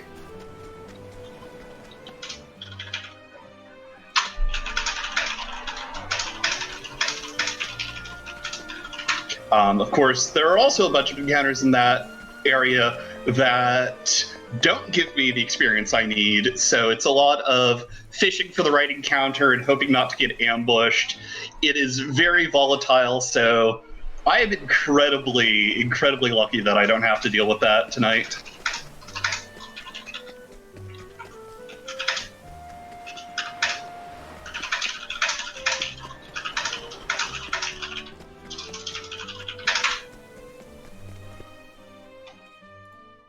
Yeah, we're actually going to go all the way down to Grandport, which is the town where Tressa's final chapter happens, before we even worry about picking up any other characters. Tressa is great. Indeed. Tressa is definitely my favorite. Both as a character, I think she's just wonderful, but also she is by far the single most terrifying character in my party. In literally any speedrun category. Obviously excluding things like all-male travelers because, you know, reasons. Yes. But Tressa is used in basically any category that can pick her up, because she's a merchant. And in this game, merchants are a little OP. We'll be getting into why that is in a little bit. Yeah, we can save that for when we pick her up, but she is extremely useful. Yeah. But merchants are so broken that the next thing I'm going to be doing is hitting up the merchant shrine to make sure I can have 2 merchants.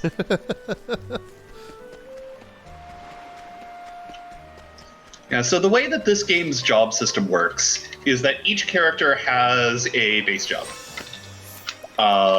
You know, Hanit is a hunter, Tressa is a merchant, Primrose is a dancer, Ophelia is a cleric. And these all come with their own class-specific abilities that are basically the sorts of things you'd expect from that particular job.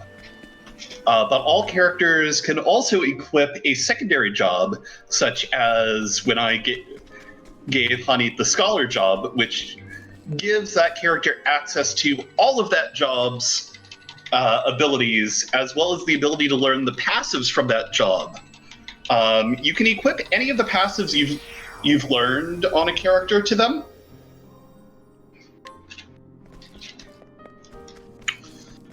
Oh. What's up? I'm like, huh. I saved a lot of time there. I was so excited about merchants that I forgot to go tag a town. Oh, okay. Whoops. So I'm gonna go back and do that real fast. Actually, nah. We're just gonna run forward and I'll figure out what to do. I think this should be faster. Which town are you missing? I will try to help you remember. Stoneguard, Hanit's second town. Okay.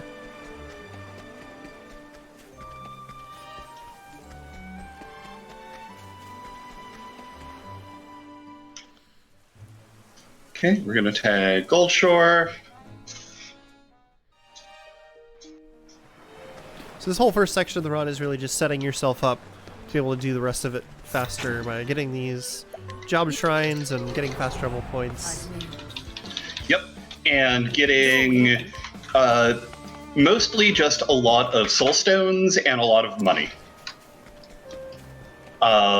Soul stones, for people who aren't familiar with the game, are consumable items that you could break for varying amounts of fixed elemental damage in a AoE. So they come in 3 sizes, small, medium, and large, doing increasing amounts of damage. And a large soul stone is usually good enough to invalidate a lot of Chapter 1 bosses. And anything that can't be just invalidated by a large soul stone, a large and a medium will clean the rest of them up. Mm-hmm. So is the Japanese voice acting just a preference, or is it actually faster? I'm not sure. I know that a lot of runners have the Japanese voice acting on their PB VODs, but I have not gone deep enough to see whether or not it actually affects things. I think it does, but I'm not 100% sure. I'm just, just doing the copycat approach here. That's fair.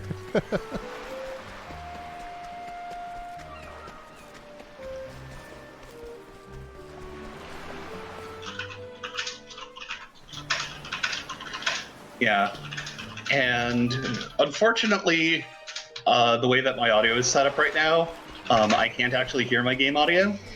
So these are the sacrifices I'm making to bring this to you, chat. I hope you're grateful. The sound is so good in this game. It is so good. Honestly, listening to the soundtrack is just something I do when I'm just, working on various things. People are saying in chat that specifically with Hanet, her English voice acting line for starting the battle is extremely long, so it does actually save time to switch her to Japanese. Yep.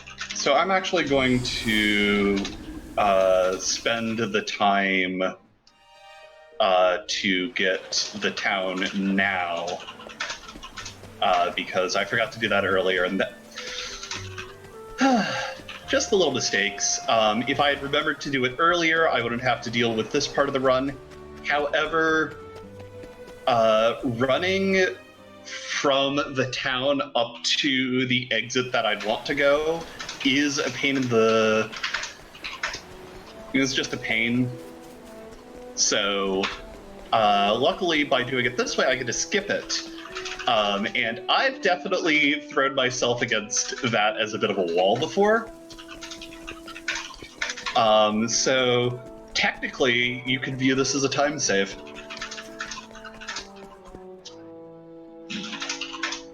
So it was planned all along, huh?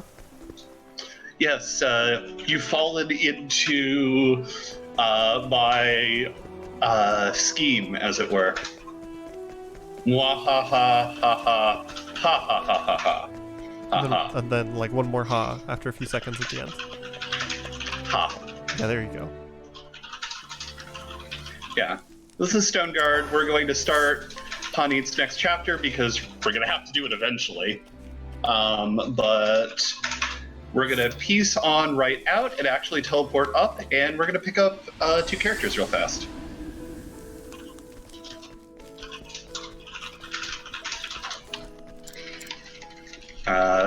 Here's Ophelia, and she is a cleric. We're going to take her along. We're not going to hear the beginning of the tale, because that would be terrifying if we did that by accident. I've never actually done it, thank goodness. Yeah. Hers is pretty long, even if you're skipping all the cutscenes. Yeah.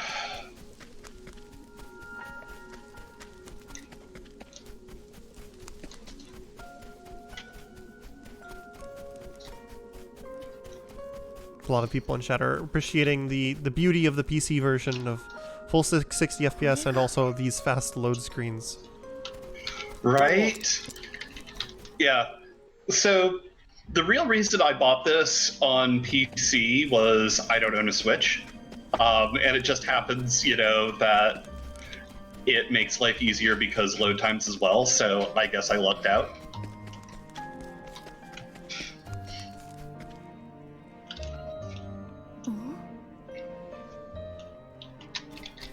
Anyway, we're coming up to Ophelia's Chapter 1 boss, and we're just going to throw a large wind and a medium thunder soulstone in its face, and the fight will be over. So, large wind.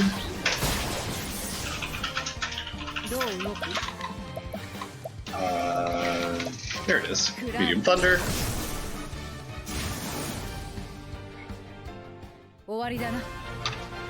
And the fight is over. Yeah, one of the things worth noting is that the soulstones are extremely useful in the speedrun, but they're kind of limited quantity. It's hard to get a lot of them in your playthrough of the game. So if you're playing casually, might want to be a little more careful with using them, as you can run out of them pretty fast if you're just using them willy-nilly. And especially in these, smaller portions of the run where you're not going to do all 8 stories and then the final section afterwards.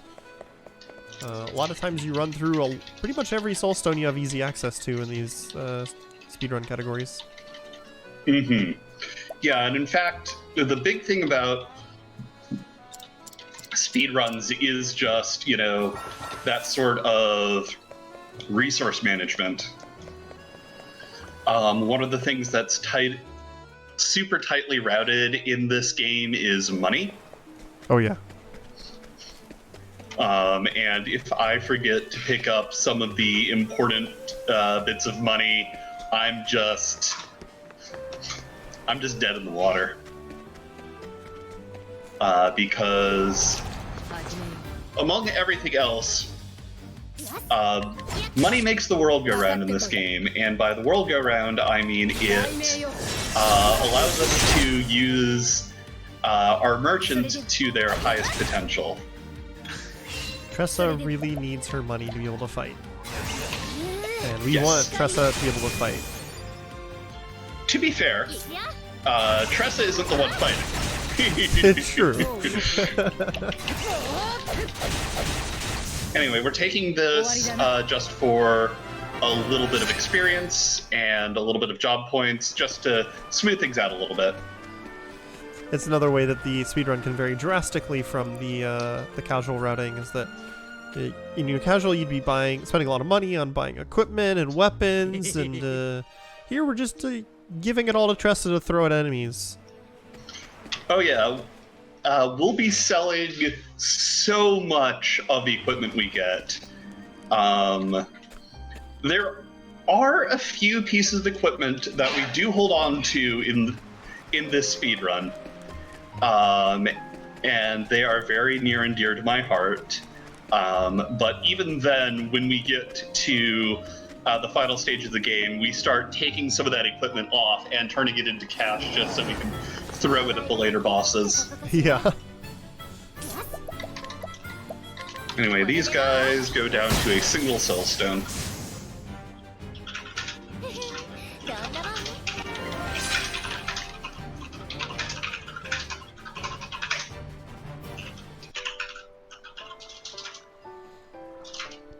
Yeah, somebody is pointing out in chat, one of the unfortunate things about the speedrun is that you don't get to hear much of the fantastic music tracks. They tend to end very quickly.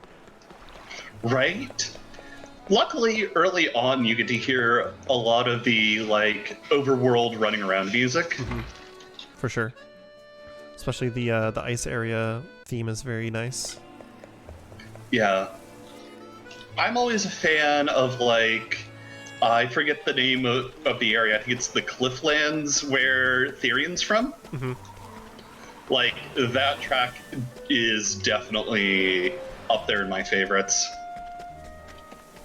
Yeah, it's interesting for this category because Therion is also a common party member for most of the routes because of his armor corrosive. Yeah.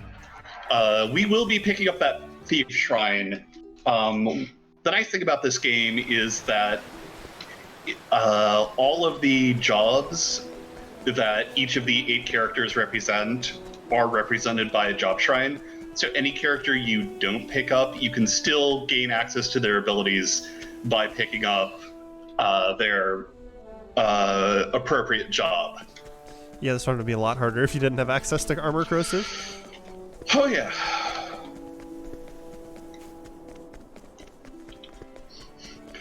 Or heck, even a double dose of hired help. Oh yeah. Yeah. Hired help being that low-key broken merchant ability we were talking about. Yeah, when Tressa uses it, you will understand why we are hyping it up. Yeah, you will also understand why you didn't use it casually. Oh yeah. It has a severe cost associated. Yes.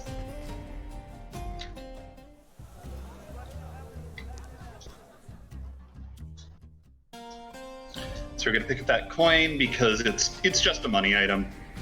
And keep on running. We're actually headed up to Quarry Crest, which is Tressa's Chapter 2 town. And we're gonna go ahead and, when we get there, start it off. We're actually going to do most of it up until the actual dungeon part, because we'll be able to pick up a few soul stones from the various townsfolk.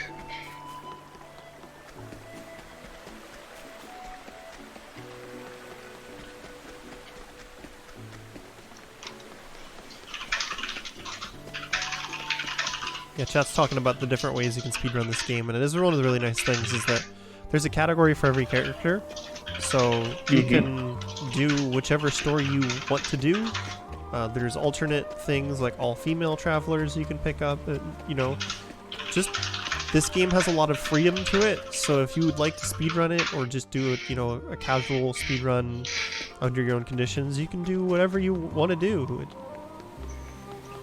Even if it hasn't been routed yet, there's a lot of good starting points. But you can look for all the other routes to kind of use as a jumping point. Yeah, definitely. And then there's also, you know, the full game routes, you know, where you do all 8 character stories, and then the version where you do all of those plus Galdera, the hidden super boss.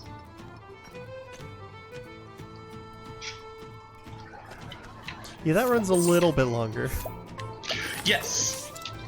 But, you know, if you like, you know, your very long classic JRPG speedrun, it is on the table. That's actually one of the things I love about this game, is just how much diversity there are in terms of various routes.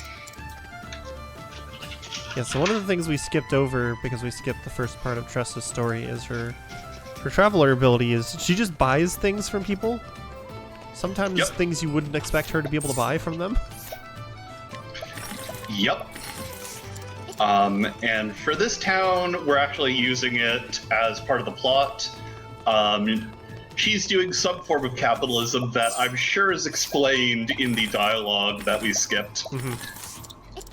One of the nice things about the speedrun is it doesn't do too many spoilers, so I'm not going to explain it too much, but what's important is that her purchase ability is actually how you can pick up a lot of the soul stones in the speedrun. She's the other reason why she's really important for a lot of the speedrun categories. Yeah, running down the list of traveler abilities, Tressa has the ability to buy stuff from people, which is the counterpoint of Therion's ability, which is to steal that same pool of items instead. And actually, in Therion's single story, you will buy some items and steal others depending on what's easier and cheaper. Yeah, in a recent GDQ, we had a Therion route where they were going after a 3% steal. So, I was just taking part in another marathon, the RPG Valkyries Speedrun Ragnarok, yesterday where I was racing Theory and Single Story, and oh, that 3% is fun. I remember it was funny during the GDQ because they were memeing it up about the 3% steal. And he went for an optional, like, 3% steal and got it first try, and everybody's like, what? Yeah. It's... RPG speedruns having RNG, I don't understand. I've never heard of that before. No, RPG speedruns don't have any RNG. Especially not RNG that goes in your favor. Oh yeah, definitely not in your favor. Anyway, here we're going to be going up. We're tagging Primrose's Chapter 4 town.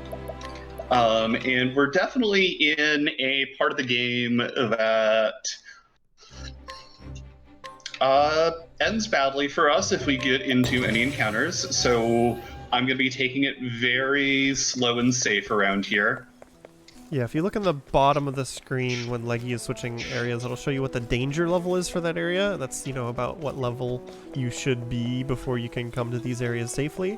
If you're using soul stones, you can come in way earlier than that, but when you're in the Chapter 4 areas and you've only done a single Chapter 2, it's generally going to be a bad time if you run into any random encounters. Yeah, so I think Hot Eat is in double-digit levels right now, maybe? And this is danger area level 45.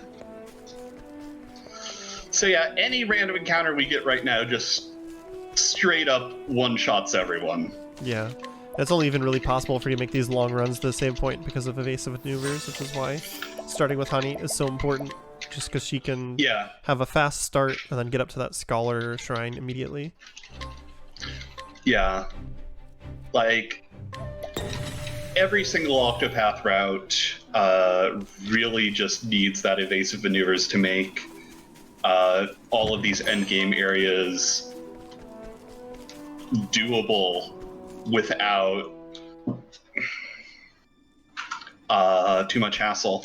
So here, I'm trying to make it to a step reset at a boss point deep in. I'm gonna go for it because I just saved, so I'll be able to reset back from that book if I get an encounter. Plus, you know, because the enemies are so powerful right now, if I do get attacked, I'll die quickly. But yeah, running into that dialogue box where there's an optional boss up there does in fact reset our threat, which lets us get that 35k chest. And then can we do it again? Oh yeah. Every time that pops up, you get to reset your threat. And that is actually used in a couple of places and a couple of routes. Yeah, that's interesting. That wasn't used the last time I saw this run a while back, so... Yeah. That's a neat trick. I like it. And there's the Death Cleaver, which is a fun axe. I really like it. It's nice. I think I might actually hold on to it for a bit.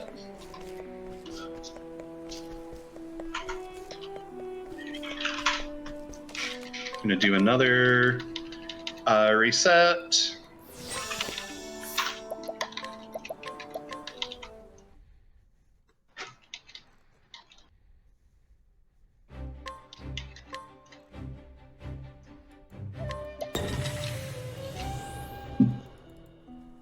And I've got one more box I want to open back this way.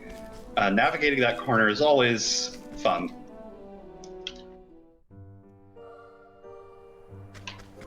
Anyway, here's the Shrine of the Rune Blade. We are just going to ignore everything and make a beeline for the 50,000 back here. And teleport on back up to Nobleport.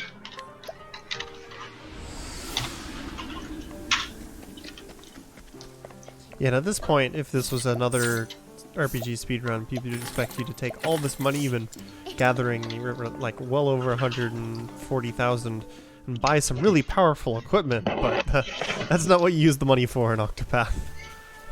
Yeah, I have really powerful equipment for the low cost of 30 job points.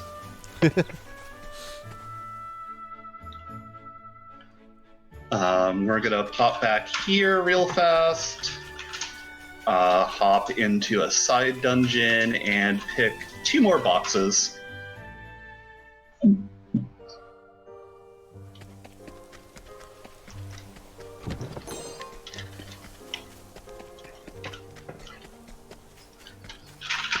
I'm not going to open up the purple chest because I don't have Therian.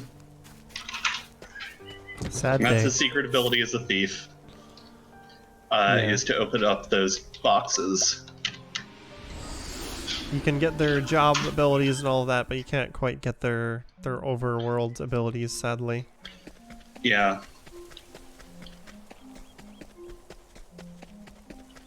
I guess that changes the route a bit if you have to remove all the purple chests from this route, since you can't pick up Therian. Mm-hmm. Yeah, luckily there are enough chests that you can just not have to worry about it. Because there are routes of this game that don't use Therian, they just use the Thief Shrine for any armor corrosive needs.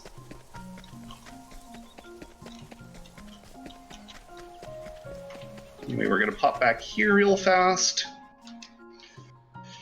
So the other main way that threat is reset on a screen is if you change to a new screen and both the name of the area or the danger level is different, it will reset your threat.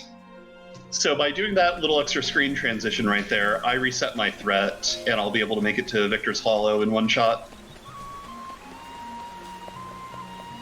So it's interesting. It only actually resets it if it's a different area.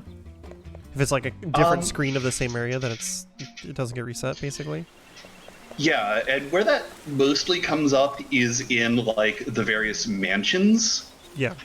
We'll have multiple screens that have the same area, same name and danger level, and those are where you have to do I did a screen transition, I'm going to save and quit to reset my threat instead. Yep. Because the screen transition itself didn't do it for you.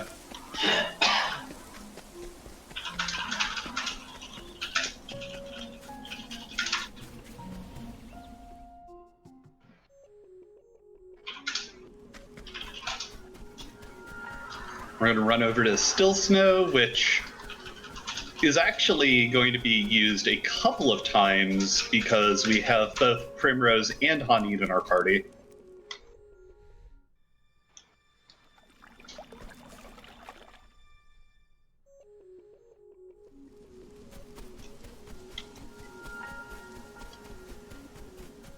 It's really interesting just seeing all the different things that can be done in this game to skip out on random encounters. Right? We go back to Horycrest, and we're going to run on down, pick up that Thief Shrine, and then we're going to get back to some boss hunting.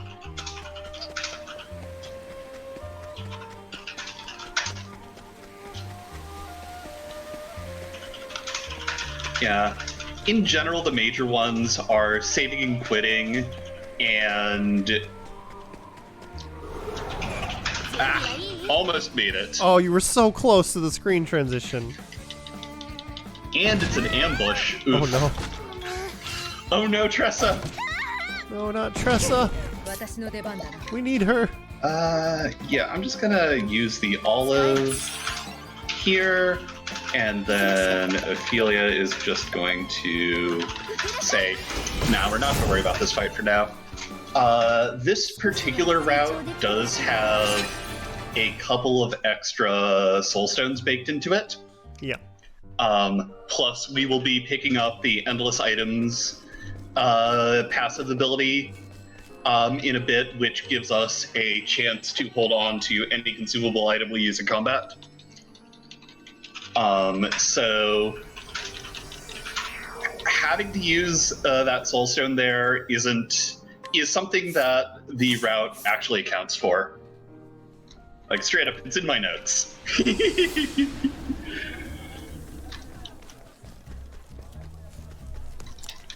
Yeah, so someone in chat's asking, since you mentioned earlier that this route was rerouted recently. Do you have an overview of the big changes? Yeah, so that Death Cleaver we picked up, we're going to be putting it to good use.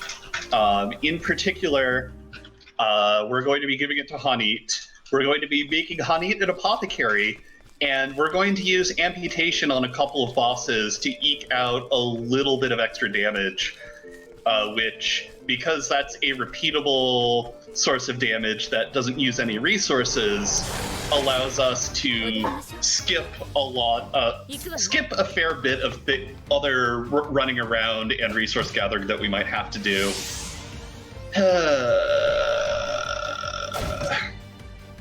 And not being able to run away from encounters is always the worst. Yeah. Second turn's okay. Yeah, so the big one was people going, hey, if you give Hanit an axe, she can make good use of it. And the route was redesigned around doing just that. Yeah, which actually saved, like, way more time than you'd expect. Like, I had started learning this run on the old route, and when I picked up the new one, I got like 20 minutes shaved off even before I was like really comfortable with where I was going and what I was doing. Yeah. Makes sense, because it sounds like it lets you skip some soulstone usages by doing that. Yeah, some soulstone usages, it allows you to tighten up a lot of the running around. I think it even saves a hired help or two. Yeah. And we've been talking up hired help and we haven't seen it yet, and that's just because a lot of these early bosses you can clear with just soulstones. Yeah. We're coming up on Ophelia's Chapter 2, and I'm going to be taking a few more fights on my way to that boss to just get a little extra experience, and also because you'd have to do save and quits to get past them anyway, so it works out conveniently. But once we get to the next boss, you will see what we mean by the power of hired help.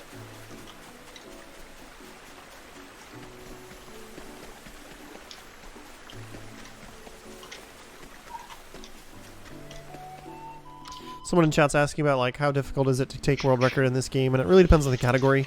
If you're looking at any of the single character categories, those are all pretty optimized and kind of competitive at this point. Some of the side categories have a little bit less competition.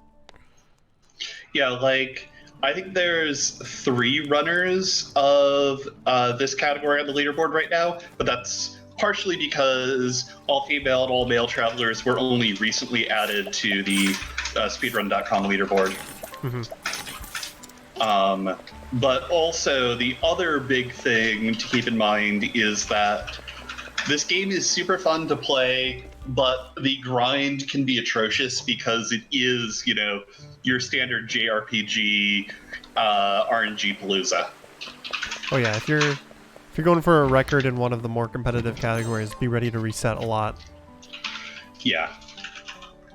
Most of the single story runs are only about an hour, which is very short by RPG standards, but, you know, it's still fairly long as far as a lot of speed games that a lot of people consider.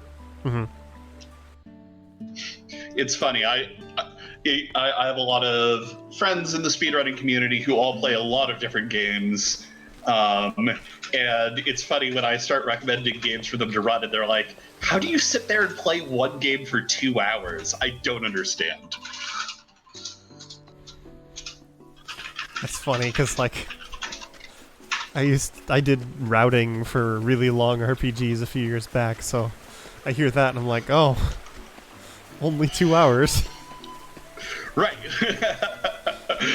Because I routed Chrono Cross, which was when I finished Oh, the preliminary route, was like a 7-hour run. Yeah, so speaking of RNG...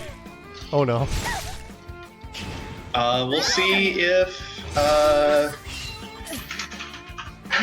no, I kind of need everyone to get the experience here, so we're gonna take that ambush as unfortunate time loss.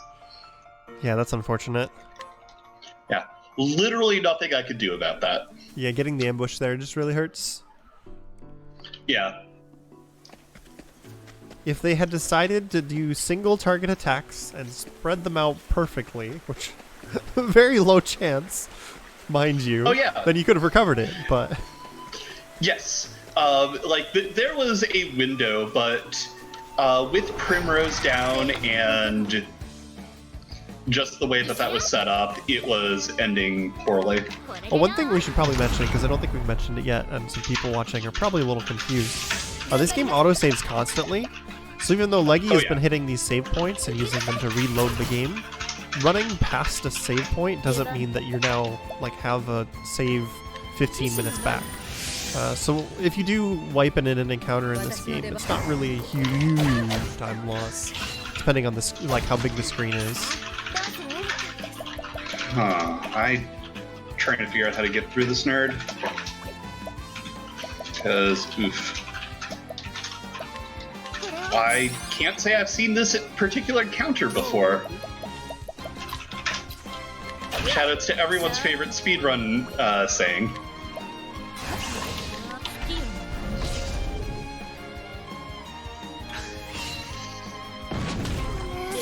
Actually, I might just take the wipe here.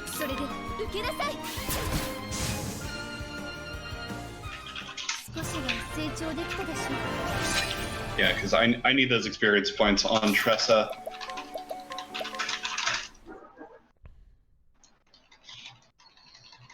And that was way more Soulstone investment than I had budgeted. Yeah. Getting the double miss there in Honey was not great. Yeah. So in the lower right-hand corner, you will notice every time it autosaves. And this game does autosave constantly when you, the player, transition between screens. Oh yeah. It does not autosave when a cutscene transitions you to a new screen. Yeah, which is really unfortunate. And has bit me in the behind multiple times. That's a much more friendly encounter to see. Yeah. Yeah, so that bit of time loss is unfortunate. I've definitely had troubles with this particular section before, but got through it just fine in the end. Yeah, we got there in the end. That's one of the things that actually makes this game pretty friendly if you've never picked it up before and you're interested in the speedrun. Is that, you know, the amount of time you lose if something goes bad generally isn't as high as a lot of RPGs. If you wipe, you just get set back a little bit and you can just try again. Some of the categories, the single stories, can have pretty extreme RNG requirements for the final fight, which can be a little bit less fun, but if you're not a fan of that, you can just pick a different category. Yeah. And, yeah, no, I'm just getting all of the bad luck here, which, unfortunate, really. But, you know... But it's like if you're learning this game and you're doing your first couple runs and this happens, you just, you know, you continue from last checkpoint and you go again. It's really easy to pick the game up and do your first couple runs with it, you know? Yeah. And, you know, it is very easy to get through this if you take your time and you're willing to invest the patience for the RNG walls. Mm-hmm. Doing it like super optimally and getting like, you know, a really fast time is a bit rougher. But if you want to like really go for a really solid run, it's going to be a much bigger time investment. But if you just want to do some casual speedrunning, it's very accessible. Yeah. It's also a super fun game to race because of that particular property. And one moment, I have to do some menuing.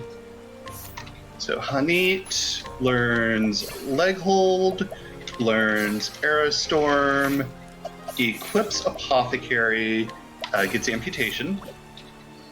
Ophelia becomes a Warrior, gets 1,000 Spears plus any other skill we want.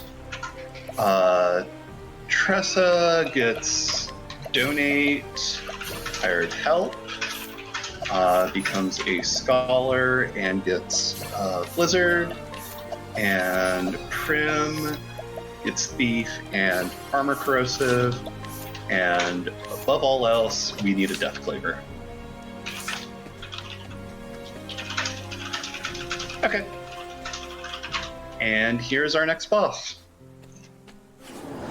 So now this is going to really show off like what these boss fights start looking like. A lot of these bosses, you know, take the first turn off, which allows us for some really nice windows to set up. Scholar skills Blizzard. And since we know what the boss is weak to because, you know, speedrunner, we can set up to get our breaks as neatly as possible. So 1,000 Spears is guaranteed to hit 3 times, which is how I knew that was going to happen. We're going to Lion Dance. And here's the Hired Help. So hired help functions on how much money you spend, and you spend enough, you get those veterans who do tons of damage and hit multiple times, and especially when you've got corrosive armor corrosive on to make them take more damage, and they're broken. That is why we've been talking up hired help so much, but it is expensive every time you want to use it. Yeah, and the help you hired. I've been looking into the game's algorithms just for funsies. They have stats that are independent of your characters, so that hired help will do the same amount of damage at level 1 as it does at level 100. Mm-hmm. Which makes it super convenient for the speedrun where we don't want to sit down and grind. Oh yeah, for sure. And one thing that's probably worth mentioning as well, because we haven't talked much about the boost system, but we'll be seeing more of it as we get into the later chapters, especially with now that we have Donate BP. So every turn, everybody gains 1 boost point. And on the main combat menu, if you hit right, you can have them consume up to, I think it's 3 BP per turn. Yep. And it will make their normal attacks hit extra times, and it'll make their special attacks just hit harder in general. So yeah, a lot of the routing will come around, you know, giving BP items or abilities to your hard-hitting characters right as a boss is broken. Yeah. Hired Help is one of the weird abilities where it actually does additional hits rather than just making one big hit stronger, which is nice because it lets us get through the 999 damage cap. Yeah, especially as you get further into the game, the HP values get really high, so it's not just about doing one big hit, but trying to do multi-hitting moves and make those do a lot of damage per hit. Yeah.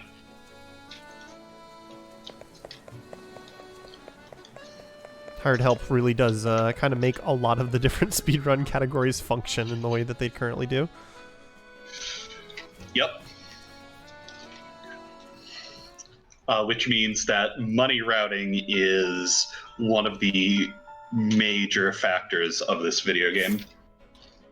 Anyway, we'd have to run back to the front side of town, so we're actually just going to peace out and come back here, ignoring Hanit's Chapter 2 yet again. We'll get around to Hanit's story eventually. Yeah, that's actually one of the things I love about Octopath speedruns is just like starting one of the next chapters and being like, we'll just come back. Yeah, if you have to travel from like the backside of the town to the front, it's often faster just to travel to a different town and do something else. Just because fast travel, you can leave from pretty much anywhere. Yeah. And so now we're actually going to run down and pick up Hanit's Chapter 4 town, Marsalam, which is, as one might expect from an endgame town, full of really, really nice things for us to get. Mm-hmm. This is another one of my the themes that I really like is the desert theme. That's an encounter. Oh boy. We're gonna try and run.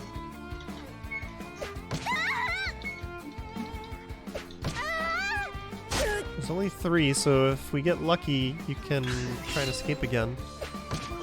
Yeah. Hey! Very nice. Yeah, some of these screens have a bit of RNG with how many steps you have before you get that encounter.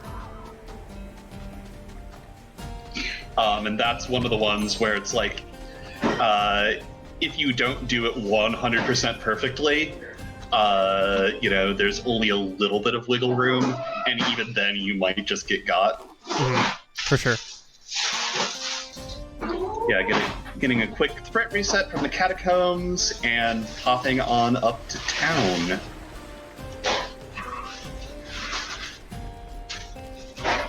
Yeah, there's an older version of the route that actually picks up a soul stone on that screen that I just got on. And that just made it terrifying every single time. Yeah, that sounds really scary. Taking extra steps on a screen like that. Yeah. Anyway, we're going to be picking up some armor back here that we're going to put on to Hanit to allow her to do some of the duels she has to do as part of her plot. Just allows us to tank the hits from the various enemies. I'm going to buy these soul stones.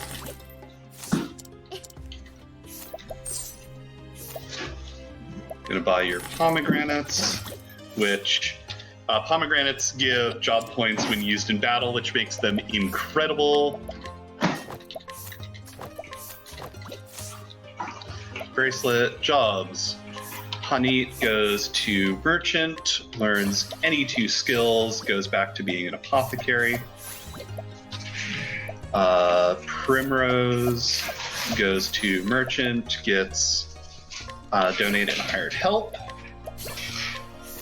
because she'll be our merchant for the actual end game. Tressa gets Firestorm. Philia becomes a merchant, gets donate BP and hired help. And then support skills. Basically, everyone just gets everything.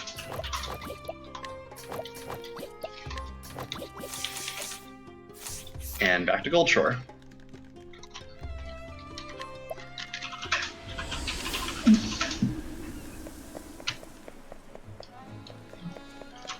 Yeah, we're starting to get to the point where our party is coming together with their various roles, which is super nice.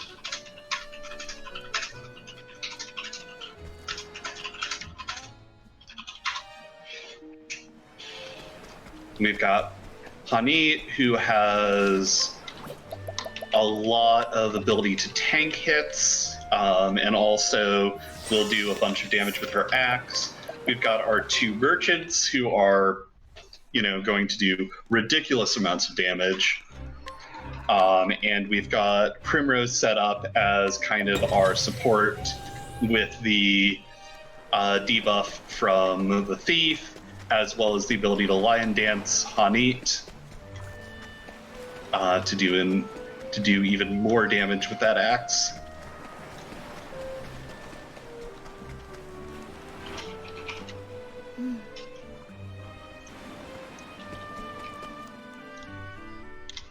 Yeah, as we get later on, stuff like Lion Dance becomes really important because you just want to be stacking damage multipliers. Yeah. And honestly, after a certain point, we aren't even really going to be focusing on Amputate that much, because, yeah, it's going to do a lot of damage, but it's a lot better just to...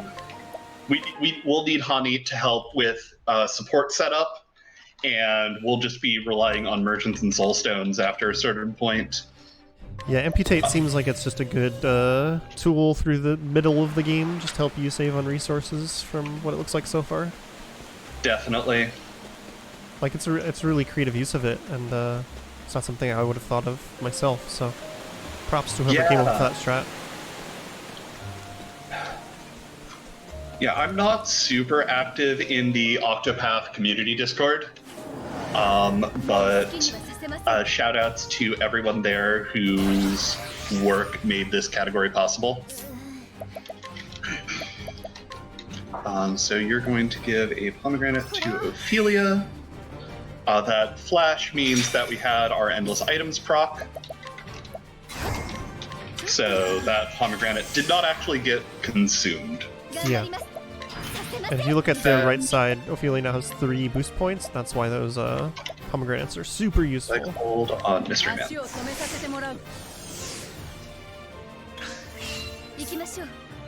So Ophelia is going to Merchant Skills, Hired Help, Mercenaries, which is going to break the Shady Figure.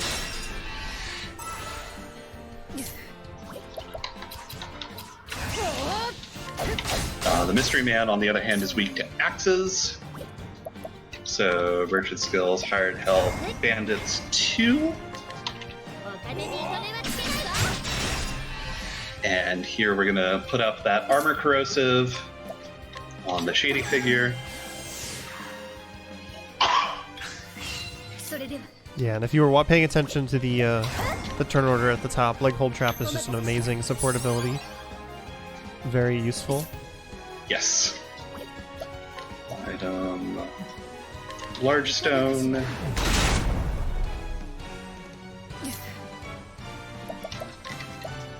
Feels like amputation on the Shady Figure. And Veteran Soldiers.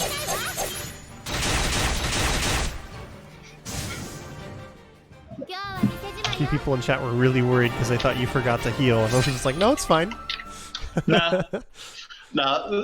One of the nice things about the routing is there are a lot of places where, you know, as mentioned before, enemies will take their first turn to set up, taunt us, maybe put up their defenses so that only some of the things they're weak to will actually break them. Yeah. And we as speedrunners exploit the heck out of this. Yeah, for a lot of the fights, if you be going in low health is going to be a problem, that means that you're probably restarting the fight anyway because something bad happened. So no real reason to heal beforehand, you know? And the other reason we don't heal there is because we don't actually get a lot of healing grapes or other healing items as we go. But leveling up does provide a full heal. So we want to use the level ups to heal us as much as we can in order to save on resources for places where that's going to be more of an issue. Yeah, so while we're skipping some story here, just a reminder to everybody, this is a Fleet Fatales promo show in the Community Spotlight. Fleet Fatales is our all-women's speedrunning event and an extension of Frame Fatales. It'll be starting November 15th. If you've enjoyed the runs we've had tonight, make sure you tune in for that. It's going to be a full week of speedruns run by a lot of amazing women, and it'll be a lot of fun. So it'll also be a charity event benefiting the Malala Fund, which is a really good organization. So we took some games that didn't quite make it into the schedule for Fleet Fatales, and we're showing them off today. Just to encourage you all to tune in, starting in about 3 weeks now. Yeah. Yeah, as it turns out, fitting a 2.5-hour run into a marathon schedule is hard no matter what. So yeah. Especially since some limitations meant that we couldn't do the 24/7 marathon this time around, so longer runs were particularly hard this time, and we wanted to show this one off because it's a fun run, and it fits within the Frame Fatale ethos pretty well of showing off female characters as well as women in speedrunning. Yeah, so one of the abilities that this run gives us the ability to do is both guided allure, which fundamentally do the same thing of get someone nearby to follow us, which allows us to complete that side quest there, which gives us the royal badge or I forget the exact name of it, but it's another equipable item that just gives extra hit points. And it's nice and convenient because it's right there, so no real reason not to.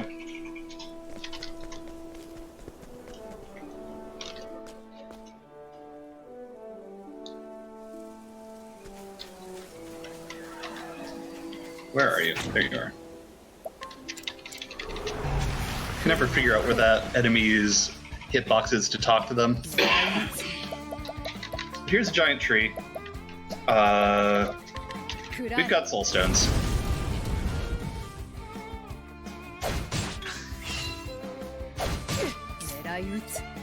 Since I had to burn some extra ones on the other provoke fight I had to do, I'm going to take this one for the slightly slower version where I throw medium stones rather than just the large ones. But there it goes.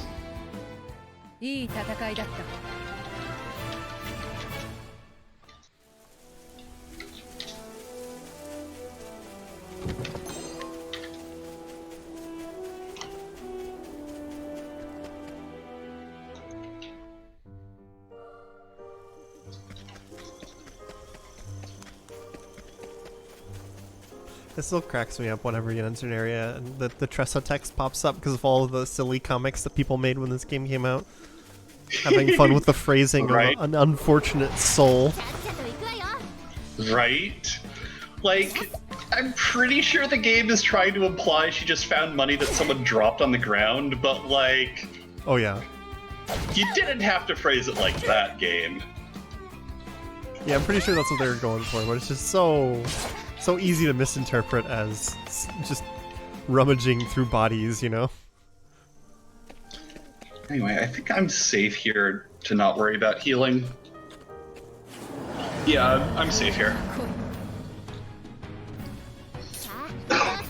Alright, so Tressa, Scholar Skills, Firestorm. Primrose is going to Sword. Ophelia defends. And we're going to give Ophelia a large pomegranate. Because you are going to Merchant Skills, Hired Help, BP3 Bandits. Is going to get the break. Tressa is going to throw a medium-sized Soul Stone. And we're even going to get to keep it. Nice. Throw another medium-sized Soul Stone. These skills, Armor Corrode, Water the Forest.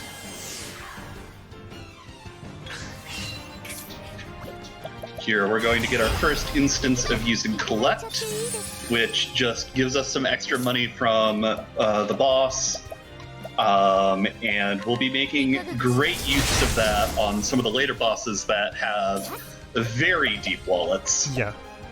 Especially since we're going to be needing that money to hire more help later on once you start using hired help with more than one character in a battle.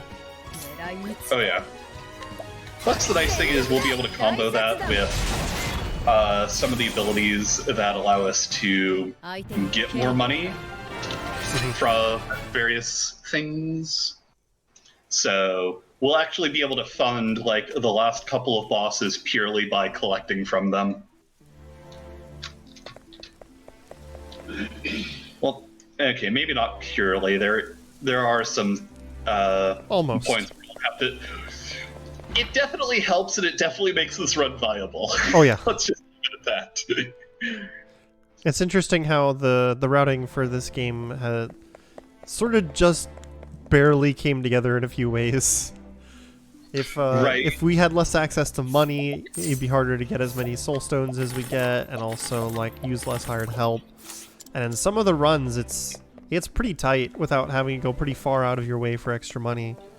It just barely works that you don't have to make too many big detours in a lot of the routes. And if evasive maneuvers did not work the way it did, this run would just not. Oh my goodness, it'd be awful if it didn't work the way it did. Yeah. So, what we're doing now is we're going to go ahead and complete Ophelia's Chapter 4. And the nice thing about doing that is it'll give us the ability to do the Badge of Friendship side quest, which will give whoever equips the Badge of Friendship a nice boost to the amount of job points they earn every single fight. And that's going to be important because we've got a lot of skills we want to teach various characters. Oh yeah, for sure. Especially since you're dabbling in multiple sub-jobs for some of our characters. Yeah. Wyvern was very unhappy with us. Yeah. Poke. Your skills, Arrow Storm. This is 100% the reason we pick up Arrow Storm as an ability. Ooh, barely had that break. Sorry, what was that? So multi-hit attacks like Arrow Storm, Rain of Arrows, Thousand Spears will hit 3 times. So using Arrow Storm there is guaranteed. Oh, it is? Okay. Yeah. Just looks scary. Oh, it is 100% terrifying every single time. What if it doesn't work this time? Right? What if there's a Gen 1 miss?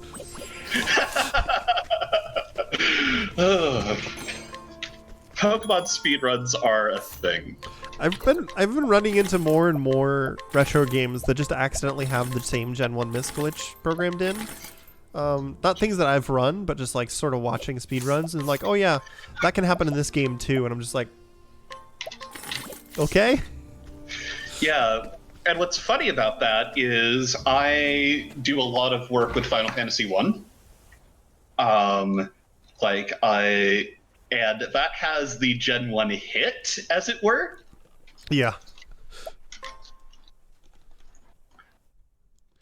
So since at least one person in chat is asking, the Gen 1 miss is referring to a programming error in the first generation Pokemon games where they wrote a accuracy calculation wrong. So one out of every 256 times you can miss an ability that's not supposed to be capable of missing.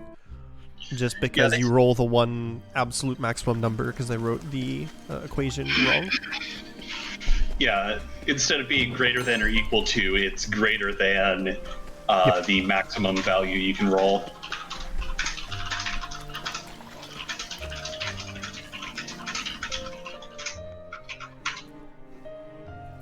Yeah, similarly in Final Fantasy 1, specifically the NES version, whenever you use a spell or any effect that has an accuracy roll, you can roll low enough on the table that you're guaranteed to hit.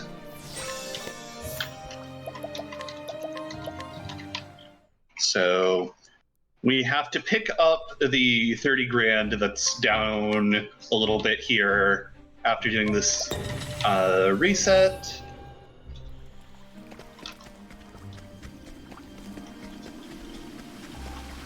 And then I'm going to do a menu, and then I'm going to save because this fight's scary. So, equipment, on eat, remove. Ophelia and Tressa get bracelets. You get the Royal Crest. Jobs. Rose becomes an apothecary, learns any 3 skills. That's right, everyone. It's Hale and Hardy time. We do not have the ability to mess around with this boss. We need all of the hit points we can get. Yeah, you're a scholar. Hale and Hardy being a passive ability that you can equip that just straight up gives 500 hit points to whoever has it. So you need to learn Insight, 1,000 Spears, go back to being an apothecary, get Rehabilitate, Poison, Support Skills, Cover, Hale and Hardy. Hardy. Hardy. Hardy.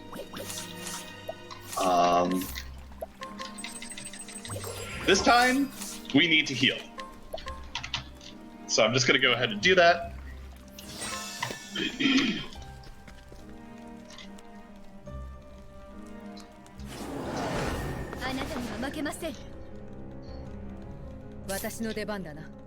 I'm going to defend.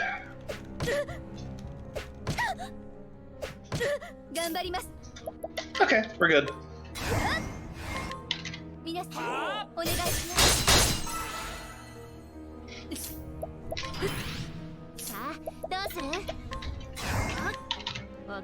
And then we're going to clean this up by just throwing soul stones at it. I'm actually going to take a brief moment to take stock of my inventory. I think I'm okay to go 2 medium, 1 large here. Yeah, and a lot of that is just because, depending on those right there, how many freebies you've gotten, that can make you be more liberal later on if you've gotten some good luck up to this point. Yeah, and there are some backups if you accidentally over or underuse. Yep. But yeah, we healed just so we could survive that first round there.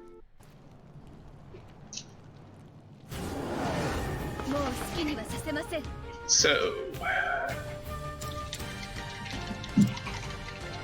Hey, combat dialogue. That's always fun. There's not a whole lot of that, but a lot of it's in the Chapter 4, isn't it? Yeah, a lot of it is in the Chapter 4s because, you know, these are the big bads of whose ever story. Okay, item, large pomegranate onto Tressa, who is going to then cast Blizzard.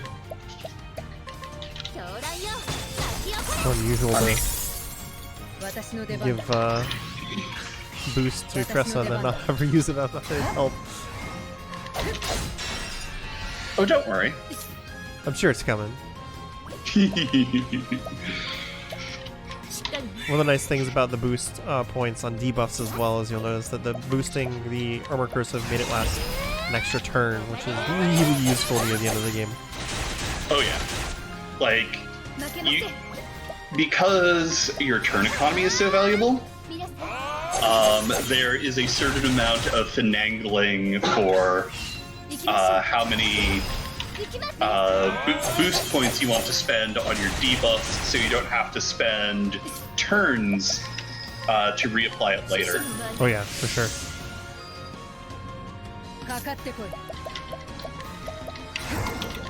And if you were curious near the start of the run why we were spending so much time going out of our way to get money, now that you see how much money we're spending on this Chapter 4, each one of these veteran soldiers being 30,000 to use, that's why we need to gather so much money. Yeah, so that's 120k we just dropped to get through this fight. Anyway, we're going to take a quick break. I hear Celeste is a really cool video game, so we're just going to play that real fast. Oh, okay. Sounds good. Yeah. So we've got these 2 girls here, and we need to get to the top of a mountain.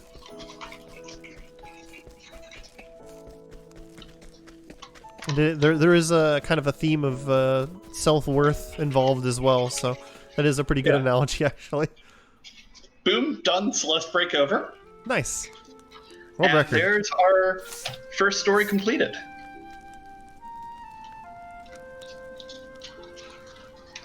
Anyway, now we're going to teleport back to Grandport, which we visited a while ago. But now that we have things like money and Tressa to buy things from people, we're going to actually do the looting of the town. Oh, yeah. Just going to take a moment after we had our little Celeste break just to remind people, be kind to yourselves. Take a moment, say nice things about yourself every now and then. You are valuable. Yeah. Video games are good and fun, and I like to think I'm pretty okay. Gonna take a moment, talk to the good dog, because it is a very good dog. I appreciate that we pet the dog. Yes.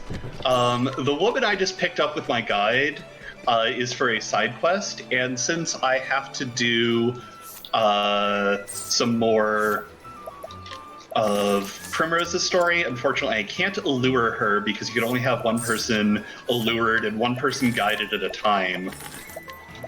So I guided her with Ophelia, and we're going to take her on an adventure.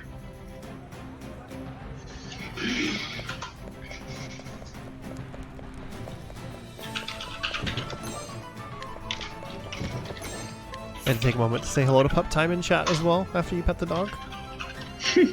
Pup Time is the best bot on Twitch. You will not change my mind. Excellent. I strongly approve.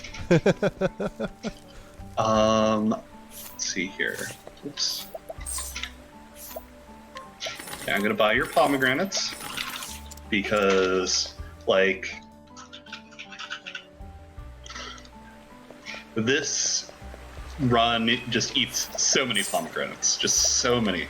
Yeah, boost points are just so valuable in this game, just the way that the battle mechanics work, that having as many pomegranates as we can get is very useful, and it's hard to get the higher tier pomegranates without going around and buying them from NPCs. Right? Anyway, we're going to do a quick side quest which involves buying a flower from a small child.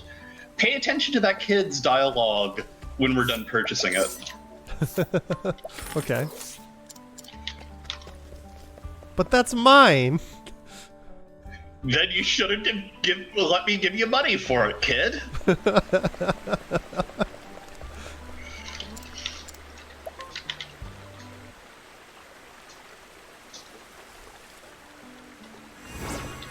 Anyway, we got that badge of friendship, and now we're going on up to Still Snow.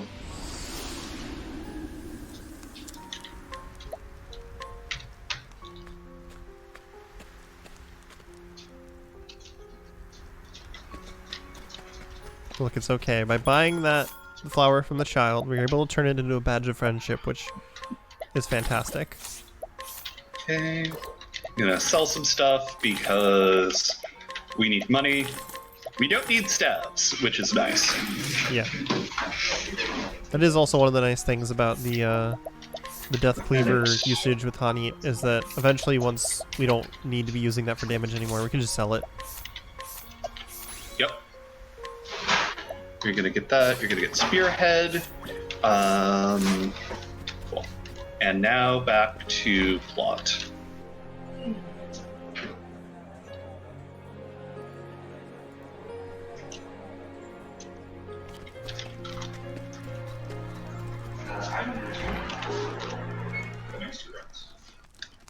Okay. We're gonna wait till this carriage arrives.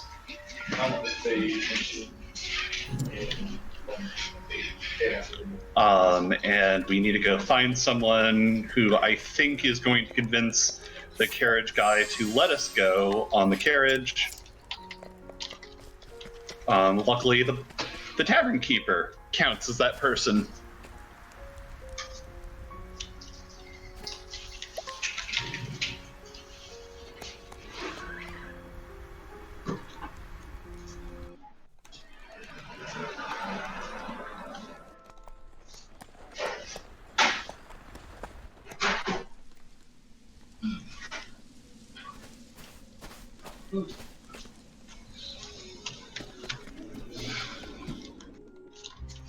Yeah, so Hanit is going to be making some really good use of that badge of friendship because she's going to be juggling between a couple of jobs, and she's already had to burn through a lot of job points between being a hunter, a warrior, an apothecary, and also that brief detour into scholar. Not to mention all of the massive job point spending we're doing purely for passive skills. But it's time for another boss fight.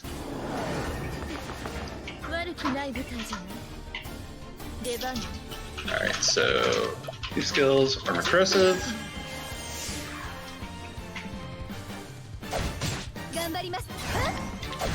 Bonk bonk.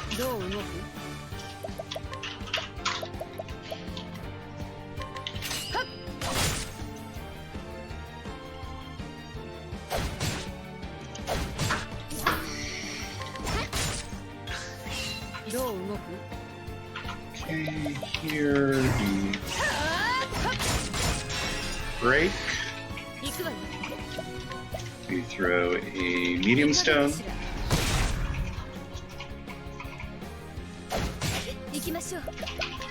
Spells donate GP to Tressa, who is going to do exactly what you've come to expect.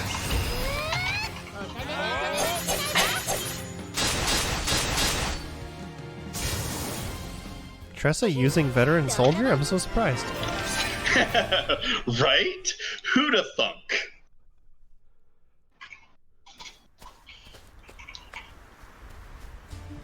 I absolutely adore Primrose and her story. We're skipping all of it, which is great, because if you haven't played this game, it means you can experience it for yourself, but Primrose is great. We don't learn any one here. Go back to Apothecary. Now we're going to go down and finish up Tressa's Chapter 2, and we'll be done with all of our Chapter 2s.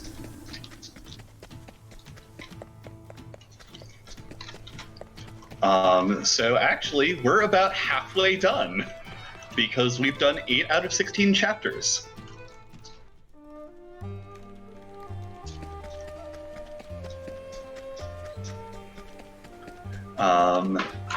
So now that the lady we've decided to drag along with us has witnessed one murder, let's go take her to another.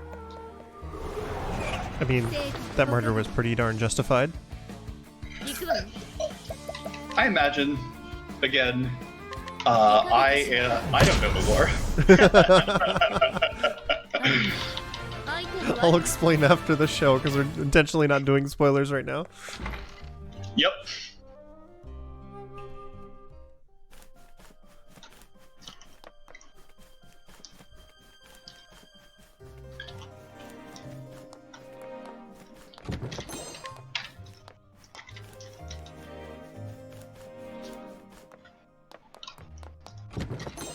Okay, we're going to pick up that Conscious Stone, which is going to be very, very important for the final boss that we're going to be fighting. Because it protects us against unconsciousness, and... Oh cool, we got the surprise on the encounter here, so we can just run. Yeah. We don't want to deal with that status effect if we can. That's the very rare instance of good RNG from encounters in this game, where if you get the surprise, you can just run for free. Indeed. So, okay, next fight. Small Pomegranate to Tressa.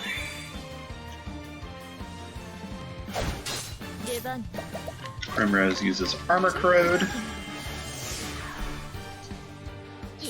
Tressa is going to... wrong menu. Cast Blizzard.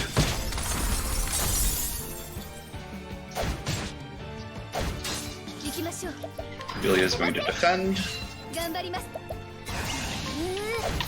Bonk Omar.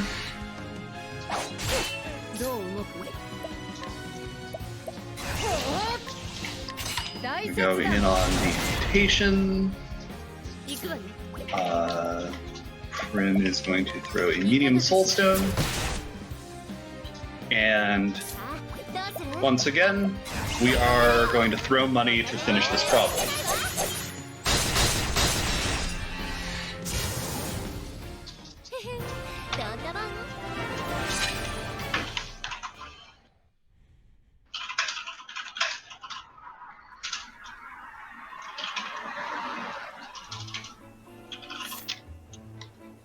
So now we're going to teleport up to Victor's Hollow, and we're going to start Tressa Chapter 3. And as you can see at this point, we're deep into real boss rush hours. In fact, at this point, I've tagged basically every single town I'm going to be visiting, and I'm almost positive that there's only one more looting run I have left to do in this route. That isn't just grabbing things along the way in a dungeon that we have to be in anyway. Okay. Back to Still Snow. For Honey Chapter 3, we'll go back to Tressa. We bought the shield. It's gonna take a little bit of time to haggle. It'll be fine. We'll just go do the side thing first. Provoke. This guy can be really scary in Hanit single story because he will use an attack called Panic Slash that will confuse you, which means you will attack your own party until you are attacked by the enemy. Luckily, we didn't get hit by it, so fight is basically over. But if you do get confused, that can be incredibly scary to deal with.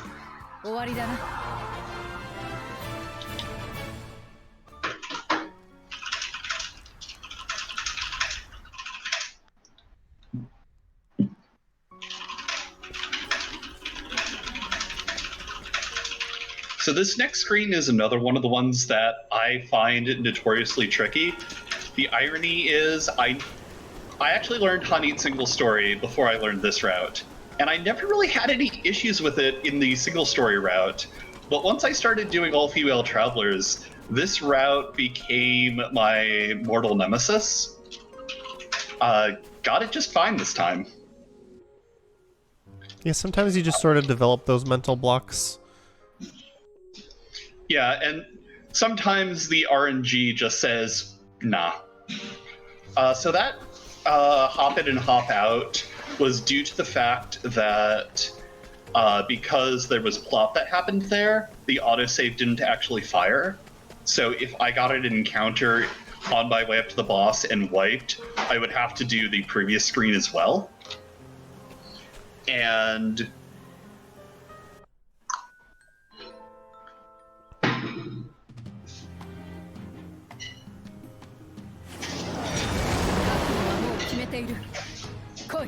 what was that? You kind of trailed off there. I was supposed to do a menu here. Let's not talk about it. Okay. Is everything gonna be okay? We're just gonna do a quick wipe. Okay. Well, it kind of ties back into what we were talking about earlier, where if you, this aspect of the game is why it can be very friendly to get into, because there's an autosave just back there. And also why this game can be very tricky if you're trying to go fast, because I forgot to do that menu. There was no way I was getting through this boss. And it wouldn't be, you know, a showcase / marathon setting if we didn't make some mistakes, right? Yeah, that was just, you know, showing how easy it is to reset when you make a mistake, so that you can convince people to pick up the speedrun, right? Right. So Primrose is going to learn 3 more skills and actually become our merchant for the rest of the game. Tressa is going to Thief, and the real problem is that we need to pick up Snatch here, which is an ability that gives more money when we do collect. So if we didn't have that, we would be in a really bad spot. Okay. Yeah, collect and snatch just lets you get so much money from some of the chapter bosses. Mm-hmm. And everyone else is getting snatch.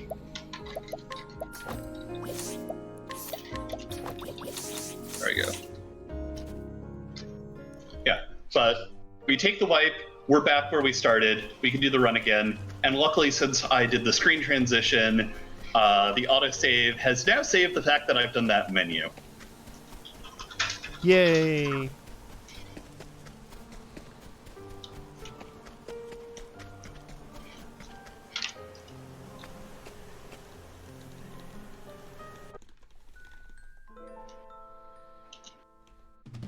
Yeah. And, like, this category has a lot going on, so it's really easy to just get into the flow and be like, oh, right, I was supposed to do this, that, or the other thing. Really gotta keep on your toes. Defend. Prim is going to use a pomegranate on the first merchant for next turn. We've been holding on to that light soul stone for a while. Now's the time to use it.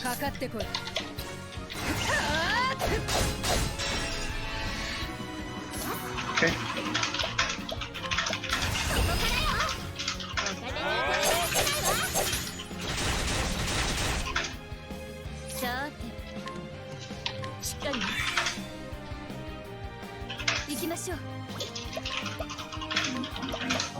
Neat.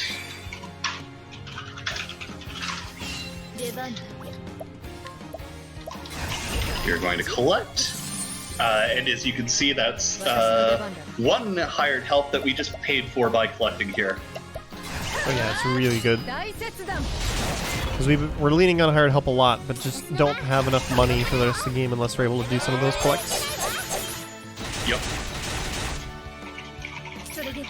And then we throw a large soul stone.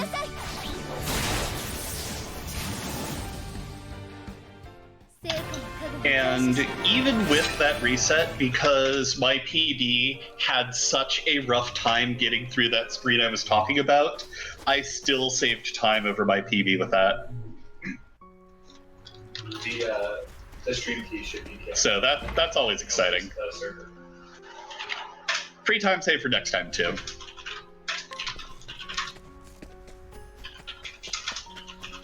There's someone in chat making a comment about that, and it's like, well, I mean, that's one of the ones that makes the most sense to be able to collect a large amount of money from, because it's a dragon. Like, of course it's got a hoard of money.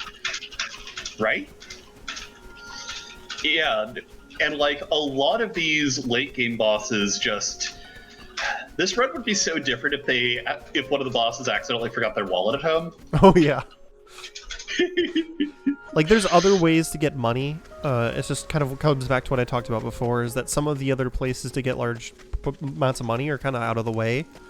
So you'd have to, you know, spend some time going several screens to detour and get something out of a chest or an item you can sell. Like, yeah, the run would still work, it would just add extra time, you know? Yeah, like, that 30 grand we just, or 30,000 we just pulled right there, is very convenient. But, you know, if we weren't in the area, it would be super out of the way. Yeah, if you had to, like, teleport specifically just to pick up that chest, it would be pretty awful. Yeah.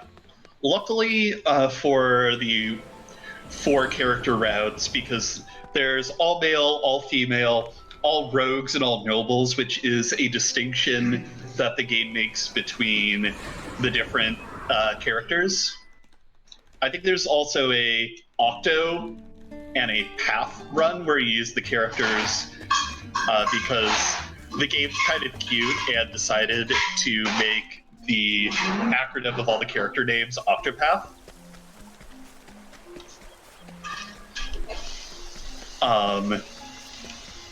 And especially in like the 8-character routes where you do the entire game, you're going all over the place. You're going everywhere. You will have an opportunity to get close enough to a chest you might need. Mm-hmm. But especially in the single story routes, some things are just a little too far out of the way. This screen is another one of those obnoxious ones because there's a chest that we want to open, but it is a very, very tight movement.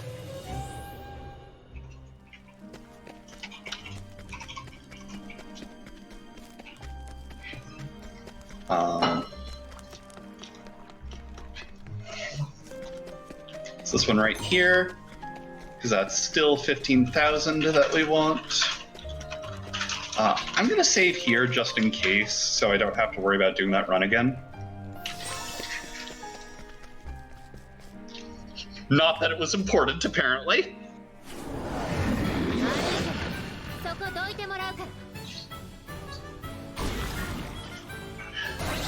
That is a very large cat. Yeah. And luckily for us, the cat spends its time setting up on its first turn, so we can use this opportunity to just weaken it up so that we can break it before it even gets it. Wait, did I not give you Scholar? Oh gosh. I heard you say something about Scholar, but I guess you said it but didn't do it. I thought I did. I must have not actually hit the button or something. May have just been doing the inputs a little too quick because you said you were going to do it. Yeah, I was supposed to do it. Luckily, you know, again, wiping here is quick and easy. But yeah, just showing off how some of these menus can be a little unfortunate. Yeah, because you're supposed to be a scholar again. Yeah.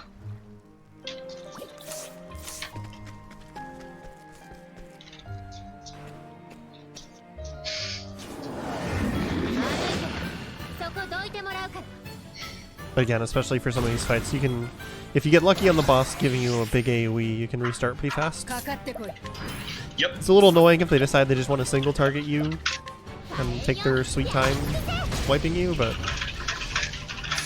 Yeah, but even then, bosses at this stage of the game are going to do enough damage that even the single targets are going to go down fairly quickly. Yeah, for sure. It will get a little more awkward a little bit later when we start getting into things where we have to put up like all of the defensive passives in the world. Because then if we mess up, the wipes can take a really long time. Okay, immersion skills, hired help.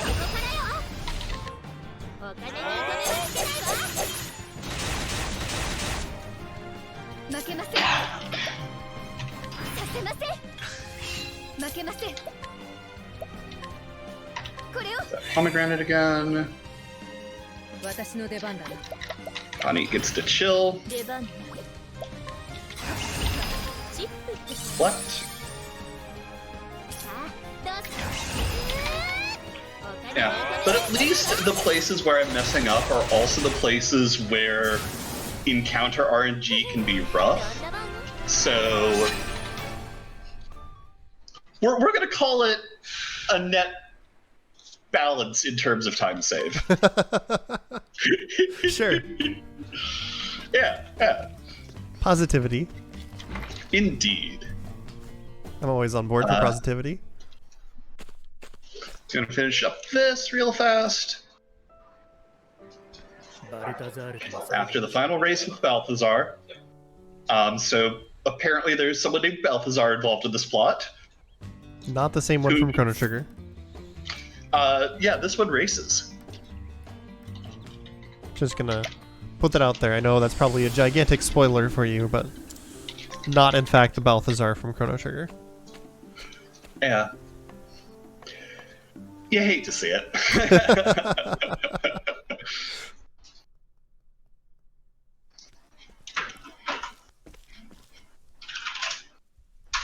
Anyway, so who likes watching characters hit quad 9s? Ooh, me. Who really wants to see some quad 9s coming out from an attack? Ooh, me. Let's see what I can do for you. Okay. Looking forward to it.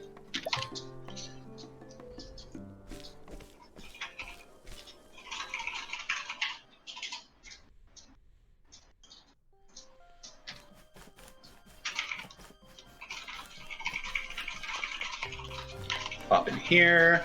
Gonna grab this money, which will help smooth things out. And actually, we're gonna do the thing where we change screens. The threat doesn't actually reset because it's the same name and threat level. So we're gonna save and quit because it still auto saves at least.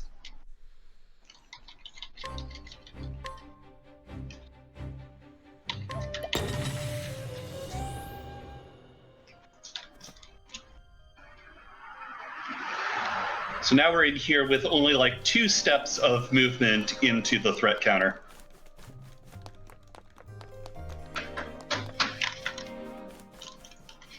And can make it all the way to the boss with no issue.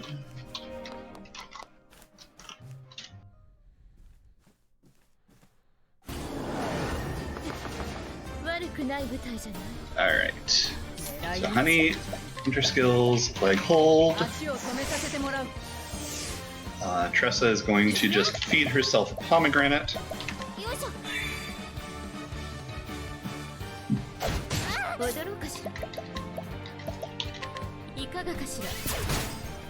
Okay, I need to balance Skills, Armor Pro 2.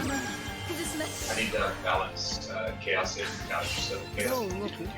This is going to be Rain of Arrows. Chaos, can you hear me? Ophelia defends. Primrose Dancer Skills, Lion Dance onto Hanit.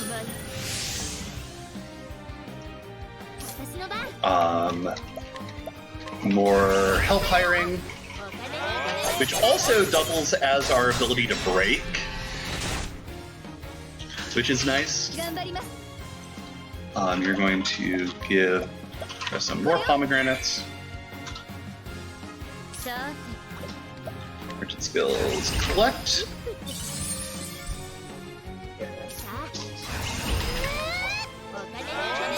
Prepared help. And quad 9s, as promised. Yay! Coming from Hanit as well, who is one of my favorite characters in this game. Yeah. And would you believe we are down to 3 more boss fights? Yeah, I'd believe it. Yeah, all we have left are the 3 chapter 4s we haven't done yet. Yeah, it's one of the nice things of doing this category as opposed to single story runs, is that a lot of the single story runs, the final boss can be pretty trolly, and you need a very particular first turn to get it even have a chance at killing the boss. But since you're doing so many stories, you've got a bit more health, you've got a little bit more leeway on the start of your turns, you've got a little bit more money. Yeah, and speaking of money, my notes say sell things until you have at least 58k. I've got 61, so nice. I'm feeling pretty good.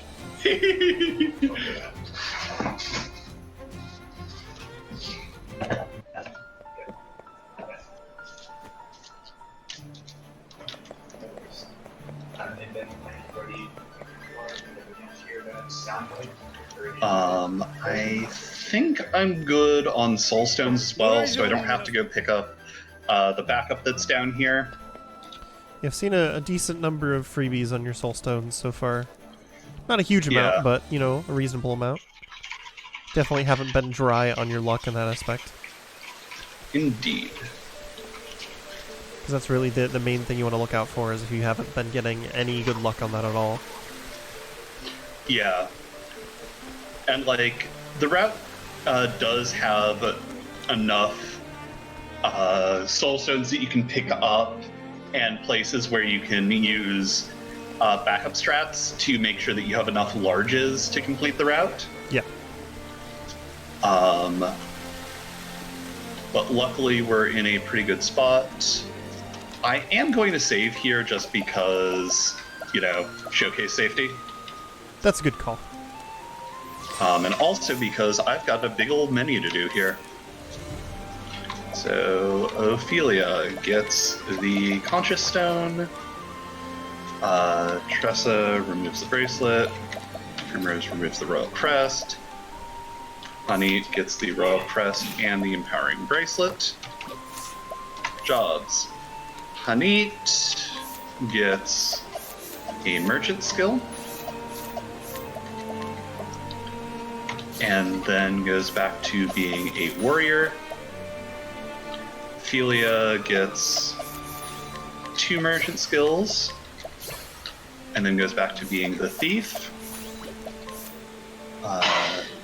Tressa gets sidestep plus any other merchant skill. And goes back to being a scholar, and then Prim gets sidestep plus any one. Support skills, Hanit replaces Bros on Trees with Hang Tough, and Heightened Senses with Cover. You replace Cover with Hang Tough. You replace Endless Items with Hang Tough, and you get Hang Tough and Grows on Trees. And then we do a round of healing. I'm going to save yet again.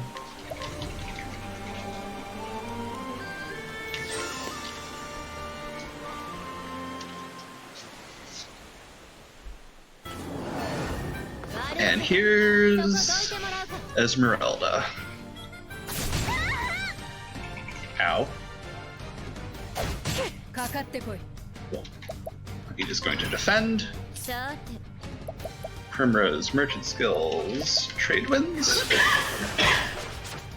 Ophelia defends. You are going to Merchant Skills, donate BP to Primrose.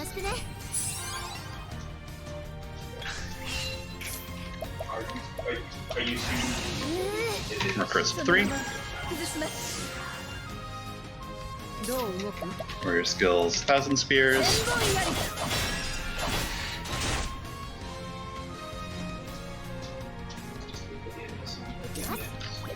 Tressa defends. Primrose, Hard Help. Okay. And so this is going to be one of the first bosses that we can't just one cycle while stunned. We're actually going to have to take another round after this. Which is why we're getting all of this extra setup going on here. Let me give a large pomegranate to Tressa. Primrose is going to just eat a medium pomegranate herself. And Hanit is going to use Insight and tank the next hit from the boss.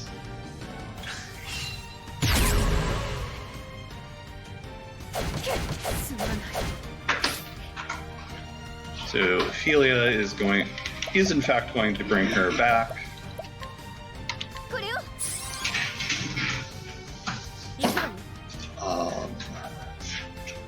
Primrose is going to defend, and Tressa is going to use Firestorm.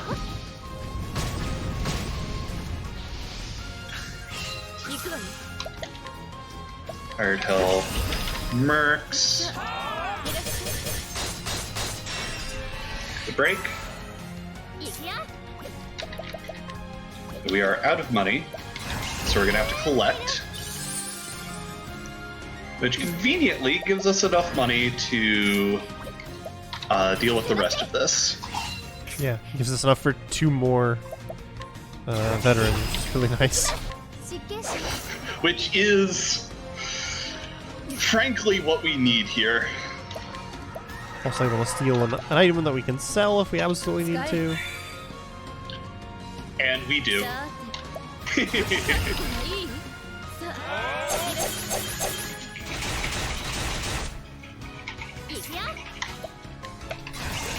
I love how some of these bosses look so terrifying. Like, Ophelia's had 1 health this entire fight.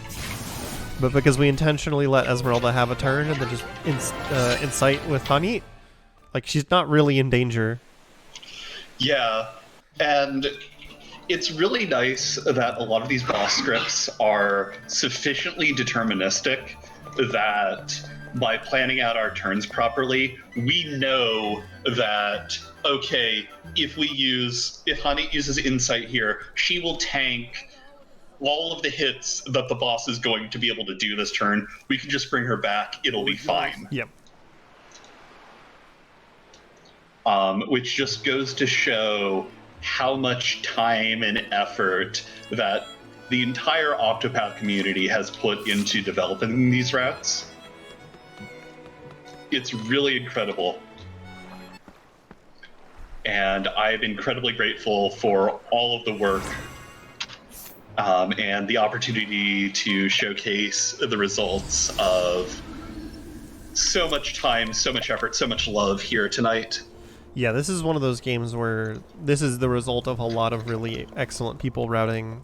All of the different routes have had multiple people contributing to it just because of the way it's evolved over time and people improving on it for the last, 2 years this game has been out? Yeah, and just how much has been learned about this game in those 2 years. And it's also kind of interesting to me how much there is still left to learn out there.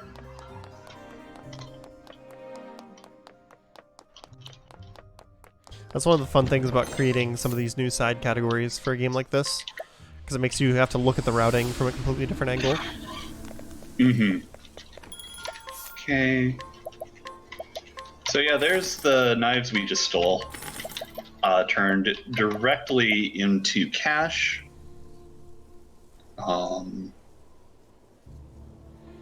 Right.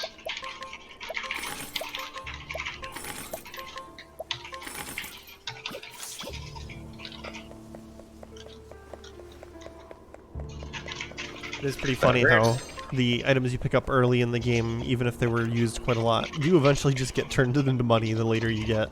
Like that badge of friendship. Right? Yeah, like that badge of friendship was super useful, but we're late enough into it that we don't need that job point boost anymore. So might as well sell it to pay for our veterans.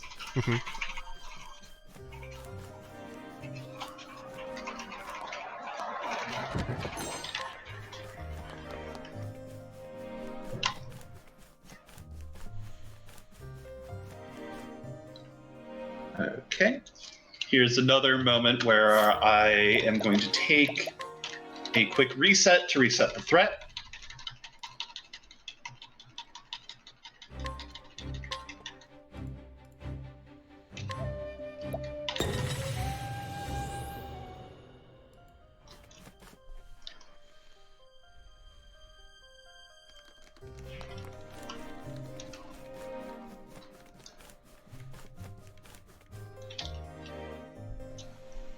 Yeah. One of the big things that I noticed as a change between the old route for this category and the new is in the old route you actually bought a lot of the soul stones from the ushers that were just running by. And this new version of the category just completely skips them. Yeah, this route seemed to have, especially since you do a lot of the gaining of fast travel and picking up job shrines early on, you seem to just pick up a lot of those soul stones earlier than you used to. Yeah, and also you need a lot less of them now that you've got amputation to do just so much damage on a lot of the bosses. Like, routing in amputation was the major development for this category. Yeah. Sport skills, Ophelia gets cover here. And we really need Apothecary here, not for amputation, but for rehabilitate, in order to handle Simeon's silencing abilities, which would otherwise be fairly rough to deal with.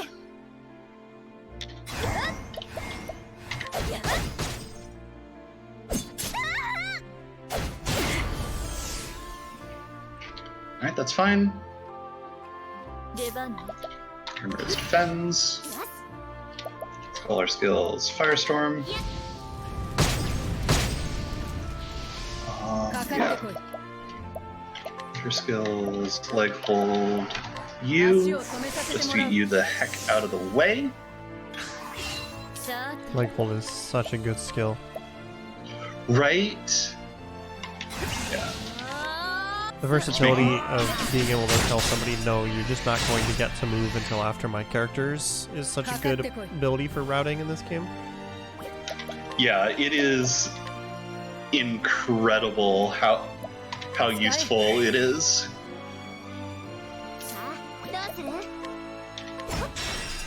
Alright, now everything's broken.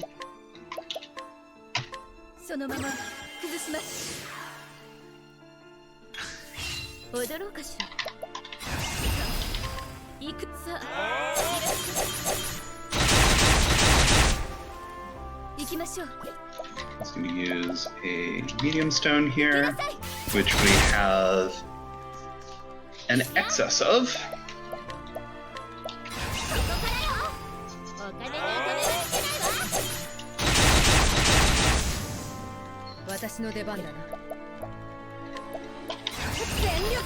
So here comes an interesting point, because we're actually going to play it a little slow here, because we want to get all the loot we can off this particular boss. So I'm taking the opportunity to collect and steal. And now that I've done that, I can just break the soulstone in his face.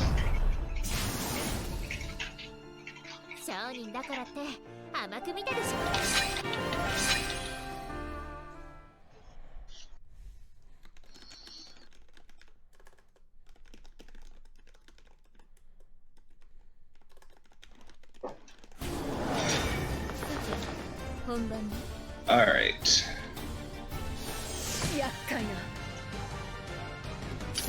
That's exciting. So Primrose is going to defend. Whew. Tressa is going to large pomegranate onto Primrose. This is where those herbs of clamor we bought a while ago come into handy. These skills. Nope.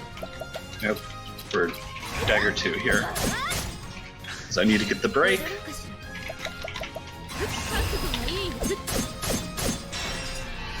Now we go to armor corrosive.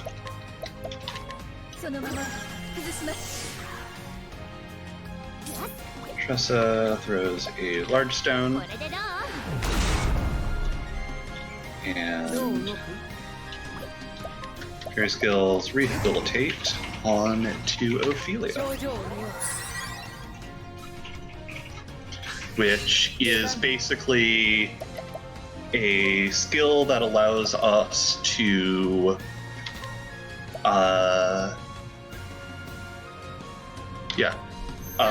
negate one instance of a status effect. So it means we'll be able to get through the big silence attack that's coming when he comes off his break. Ability Tressa. Ophelia throws another large stone.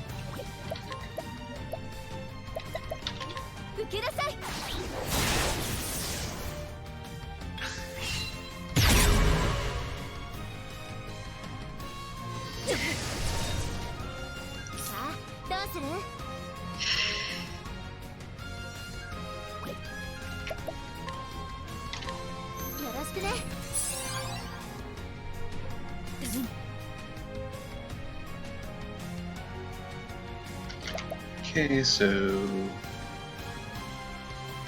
here you defend. Here the sword 3. Item Herb of Clamor onto Primrose. He's going to Merchant Skills, Hired Help, Mercs 3.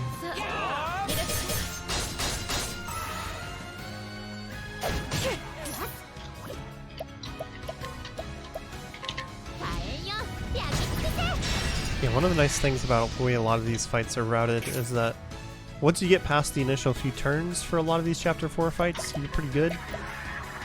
Have backup strats for even the worst things that can happen, like silences landing on the wrong people. Yeah, the nice thing about this particular fight is that we anticipated where all those silences were going to land. So, but yeah, there are backup strats.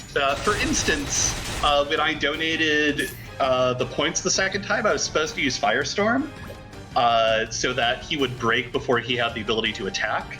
But since I had the cover and the protections up, I was able to do it the next turn, and we're totally fine. I just switched the order in which I was using those two skills.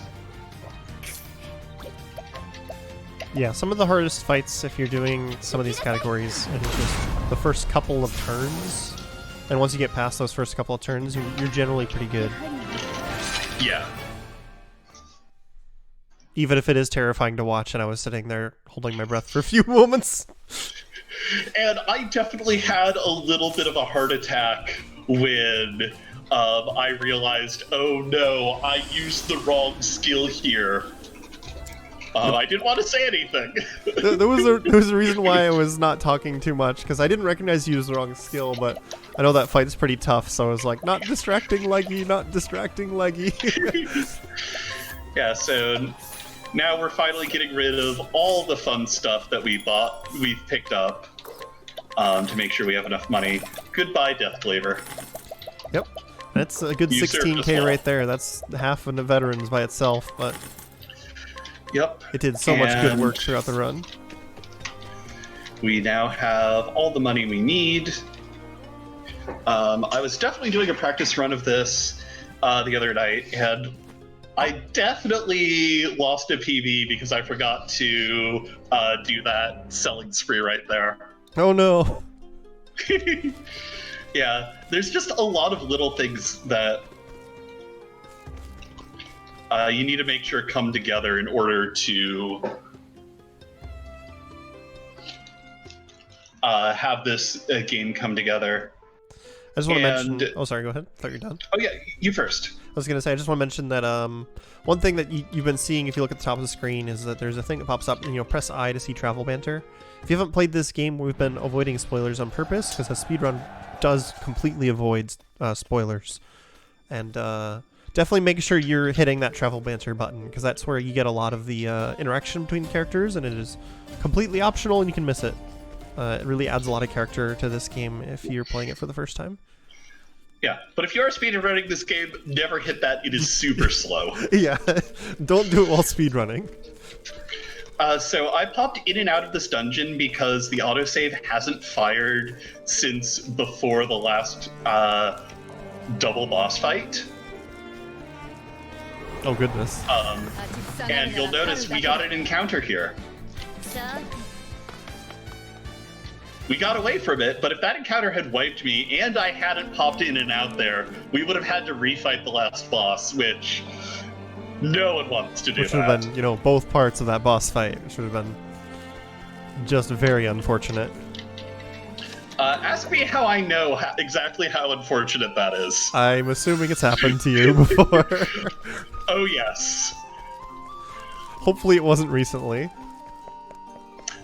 So it was the practice run I did immediately before the one I did where I didn't do the shopping. Oh no!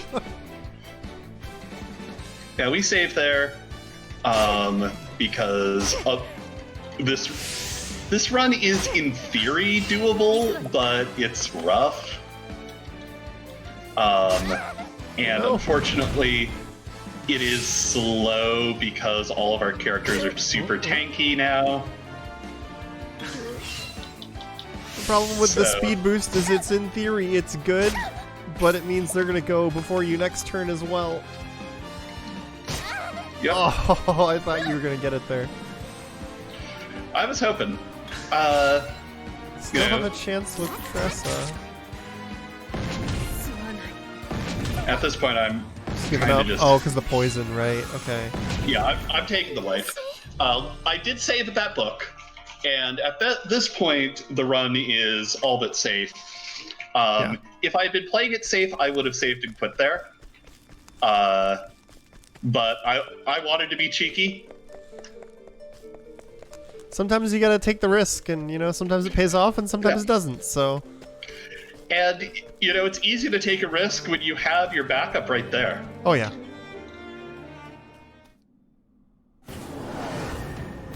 So this is Red Eyes. You'll notice he's not a dragon, and is not being played by Joey Wheeler. Primrose is going to eat a pomegranate. Tressa is going to cast Firestorm. Hanit is going to defend. And we give another pomegranate over to Tressa. Yeah, one of the important things about these defends that Leggy has been talking about is that defend will pretty much guarantee that they go first in the next turn.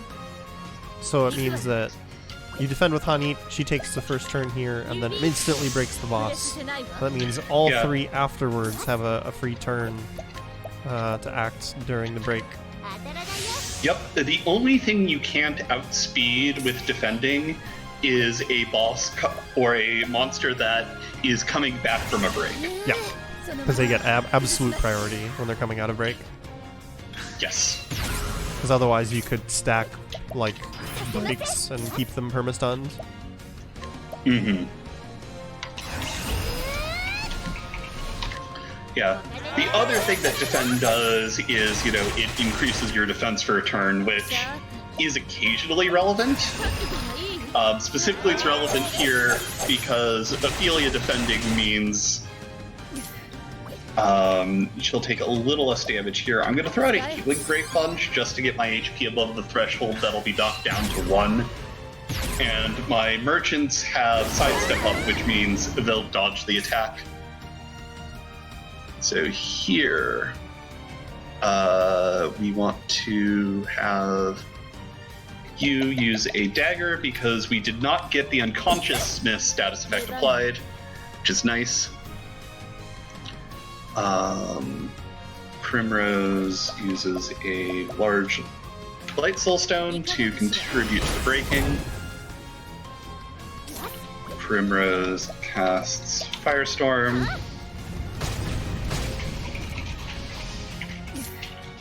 And Hanit, her skills, like hold.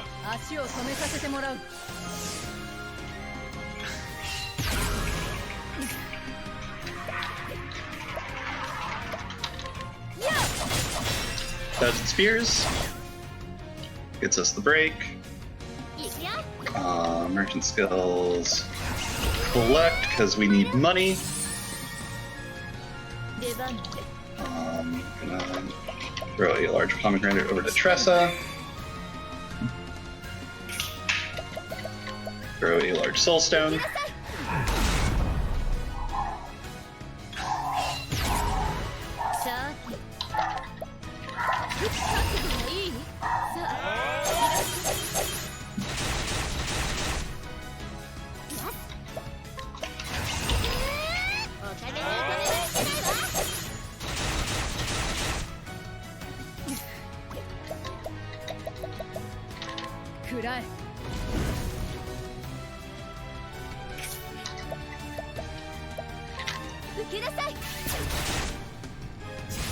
And time is going to come after a few cutscene transitions, but it's going to be very soon.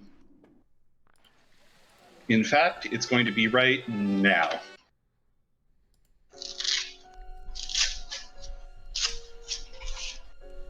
All right. It was a solid run. Yeah. Definitely some mistakes. I'm going to blame them on nerves. But that was still a PB by a minute. Nice. Congrats. You can also blame a few of those on me for distracting you. I'll take the heat. Yeah, no. One of the nice things about runs like this that have a lot of RNG baked into them is that there's always going to be that one segment where something goes wrong, where you can effectively what I like to call free time save for next time. Oh, yeah. So even though this was a really nice PB, I still lost a minute on that last segment due to having that encounter that we wiped to. I still had the few fights that I redid because I messed up my menuing.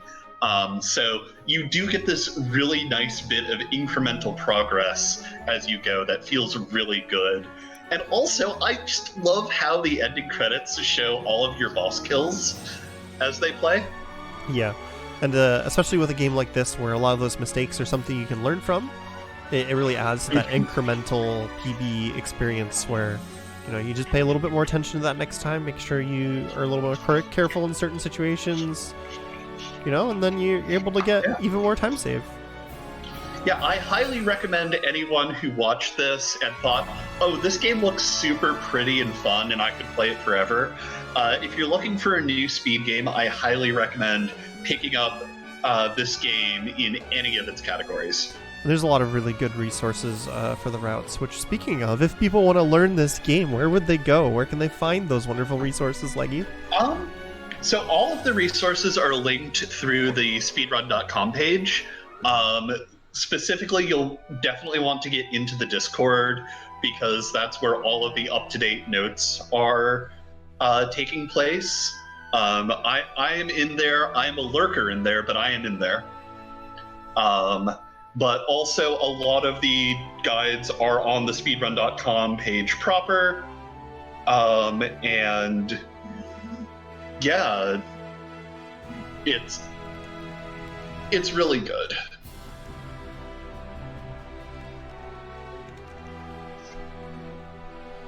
Yeah, and thanks again for being on. Do you have any shout-outs before we wrap things up here?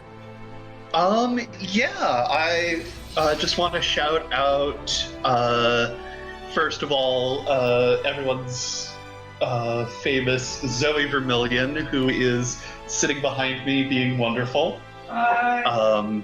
Another one of the Hotfix showrunners, and one of my favorite people in the whole world. Can't believe me in my workplace. She said I can't bully her at her workplace, but I just proved her wrong. I'll bully her as well by saying really nice things about her. Zoe, you're a wonderful person, and you deserve more compliments. I want to shout out the entire Frame Fatales community, which has just been an incredible place for me and so many women to gather and hang out and not only meet each other, but learn new speedruns. And I also want to shout out both the Edge Case Collective and RPG Valkyrie teams for just being wonderful communities. I'm a member of the Edge Case Collective, which is a speedrunning and queering games generally group. And it's just a really nice and cozy place. And the RPG Valkyries are, a group of female RPG speedrunners full of so many fantastic people. And I could list all of them off here and all the ways that they've helped me as a person and made my life better. But we'd be here for another, 15, 30 minutes, and I'm sure a lot of people want to get to bed. Yeah.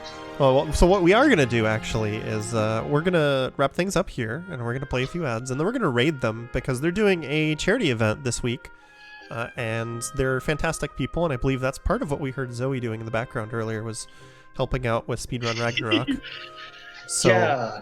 We definitely encourage all of you to check them out. We'll be back tomorrow with Time Capsule at 8 p.m. Eastern.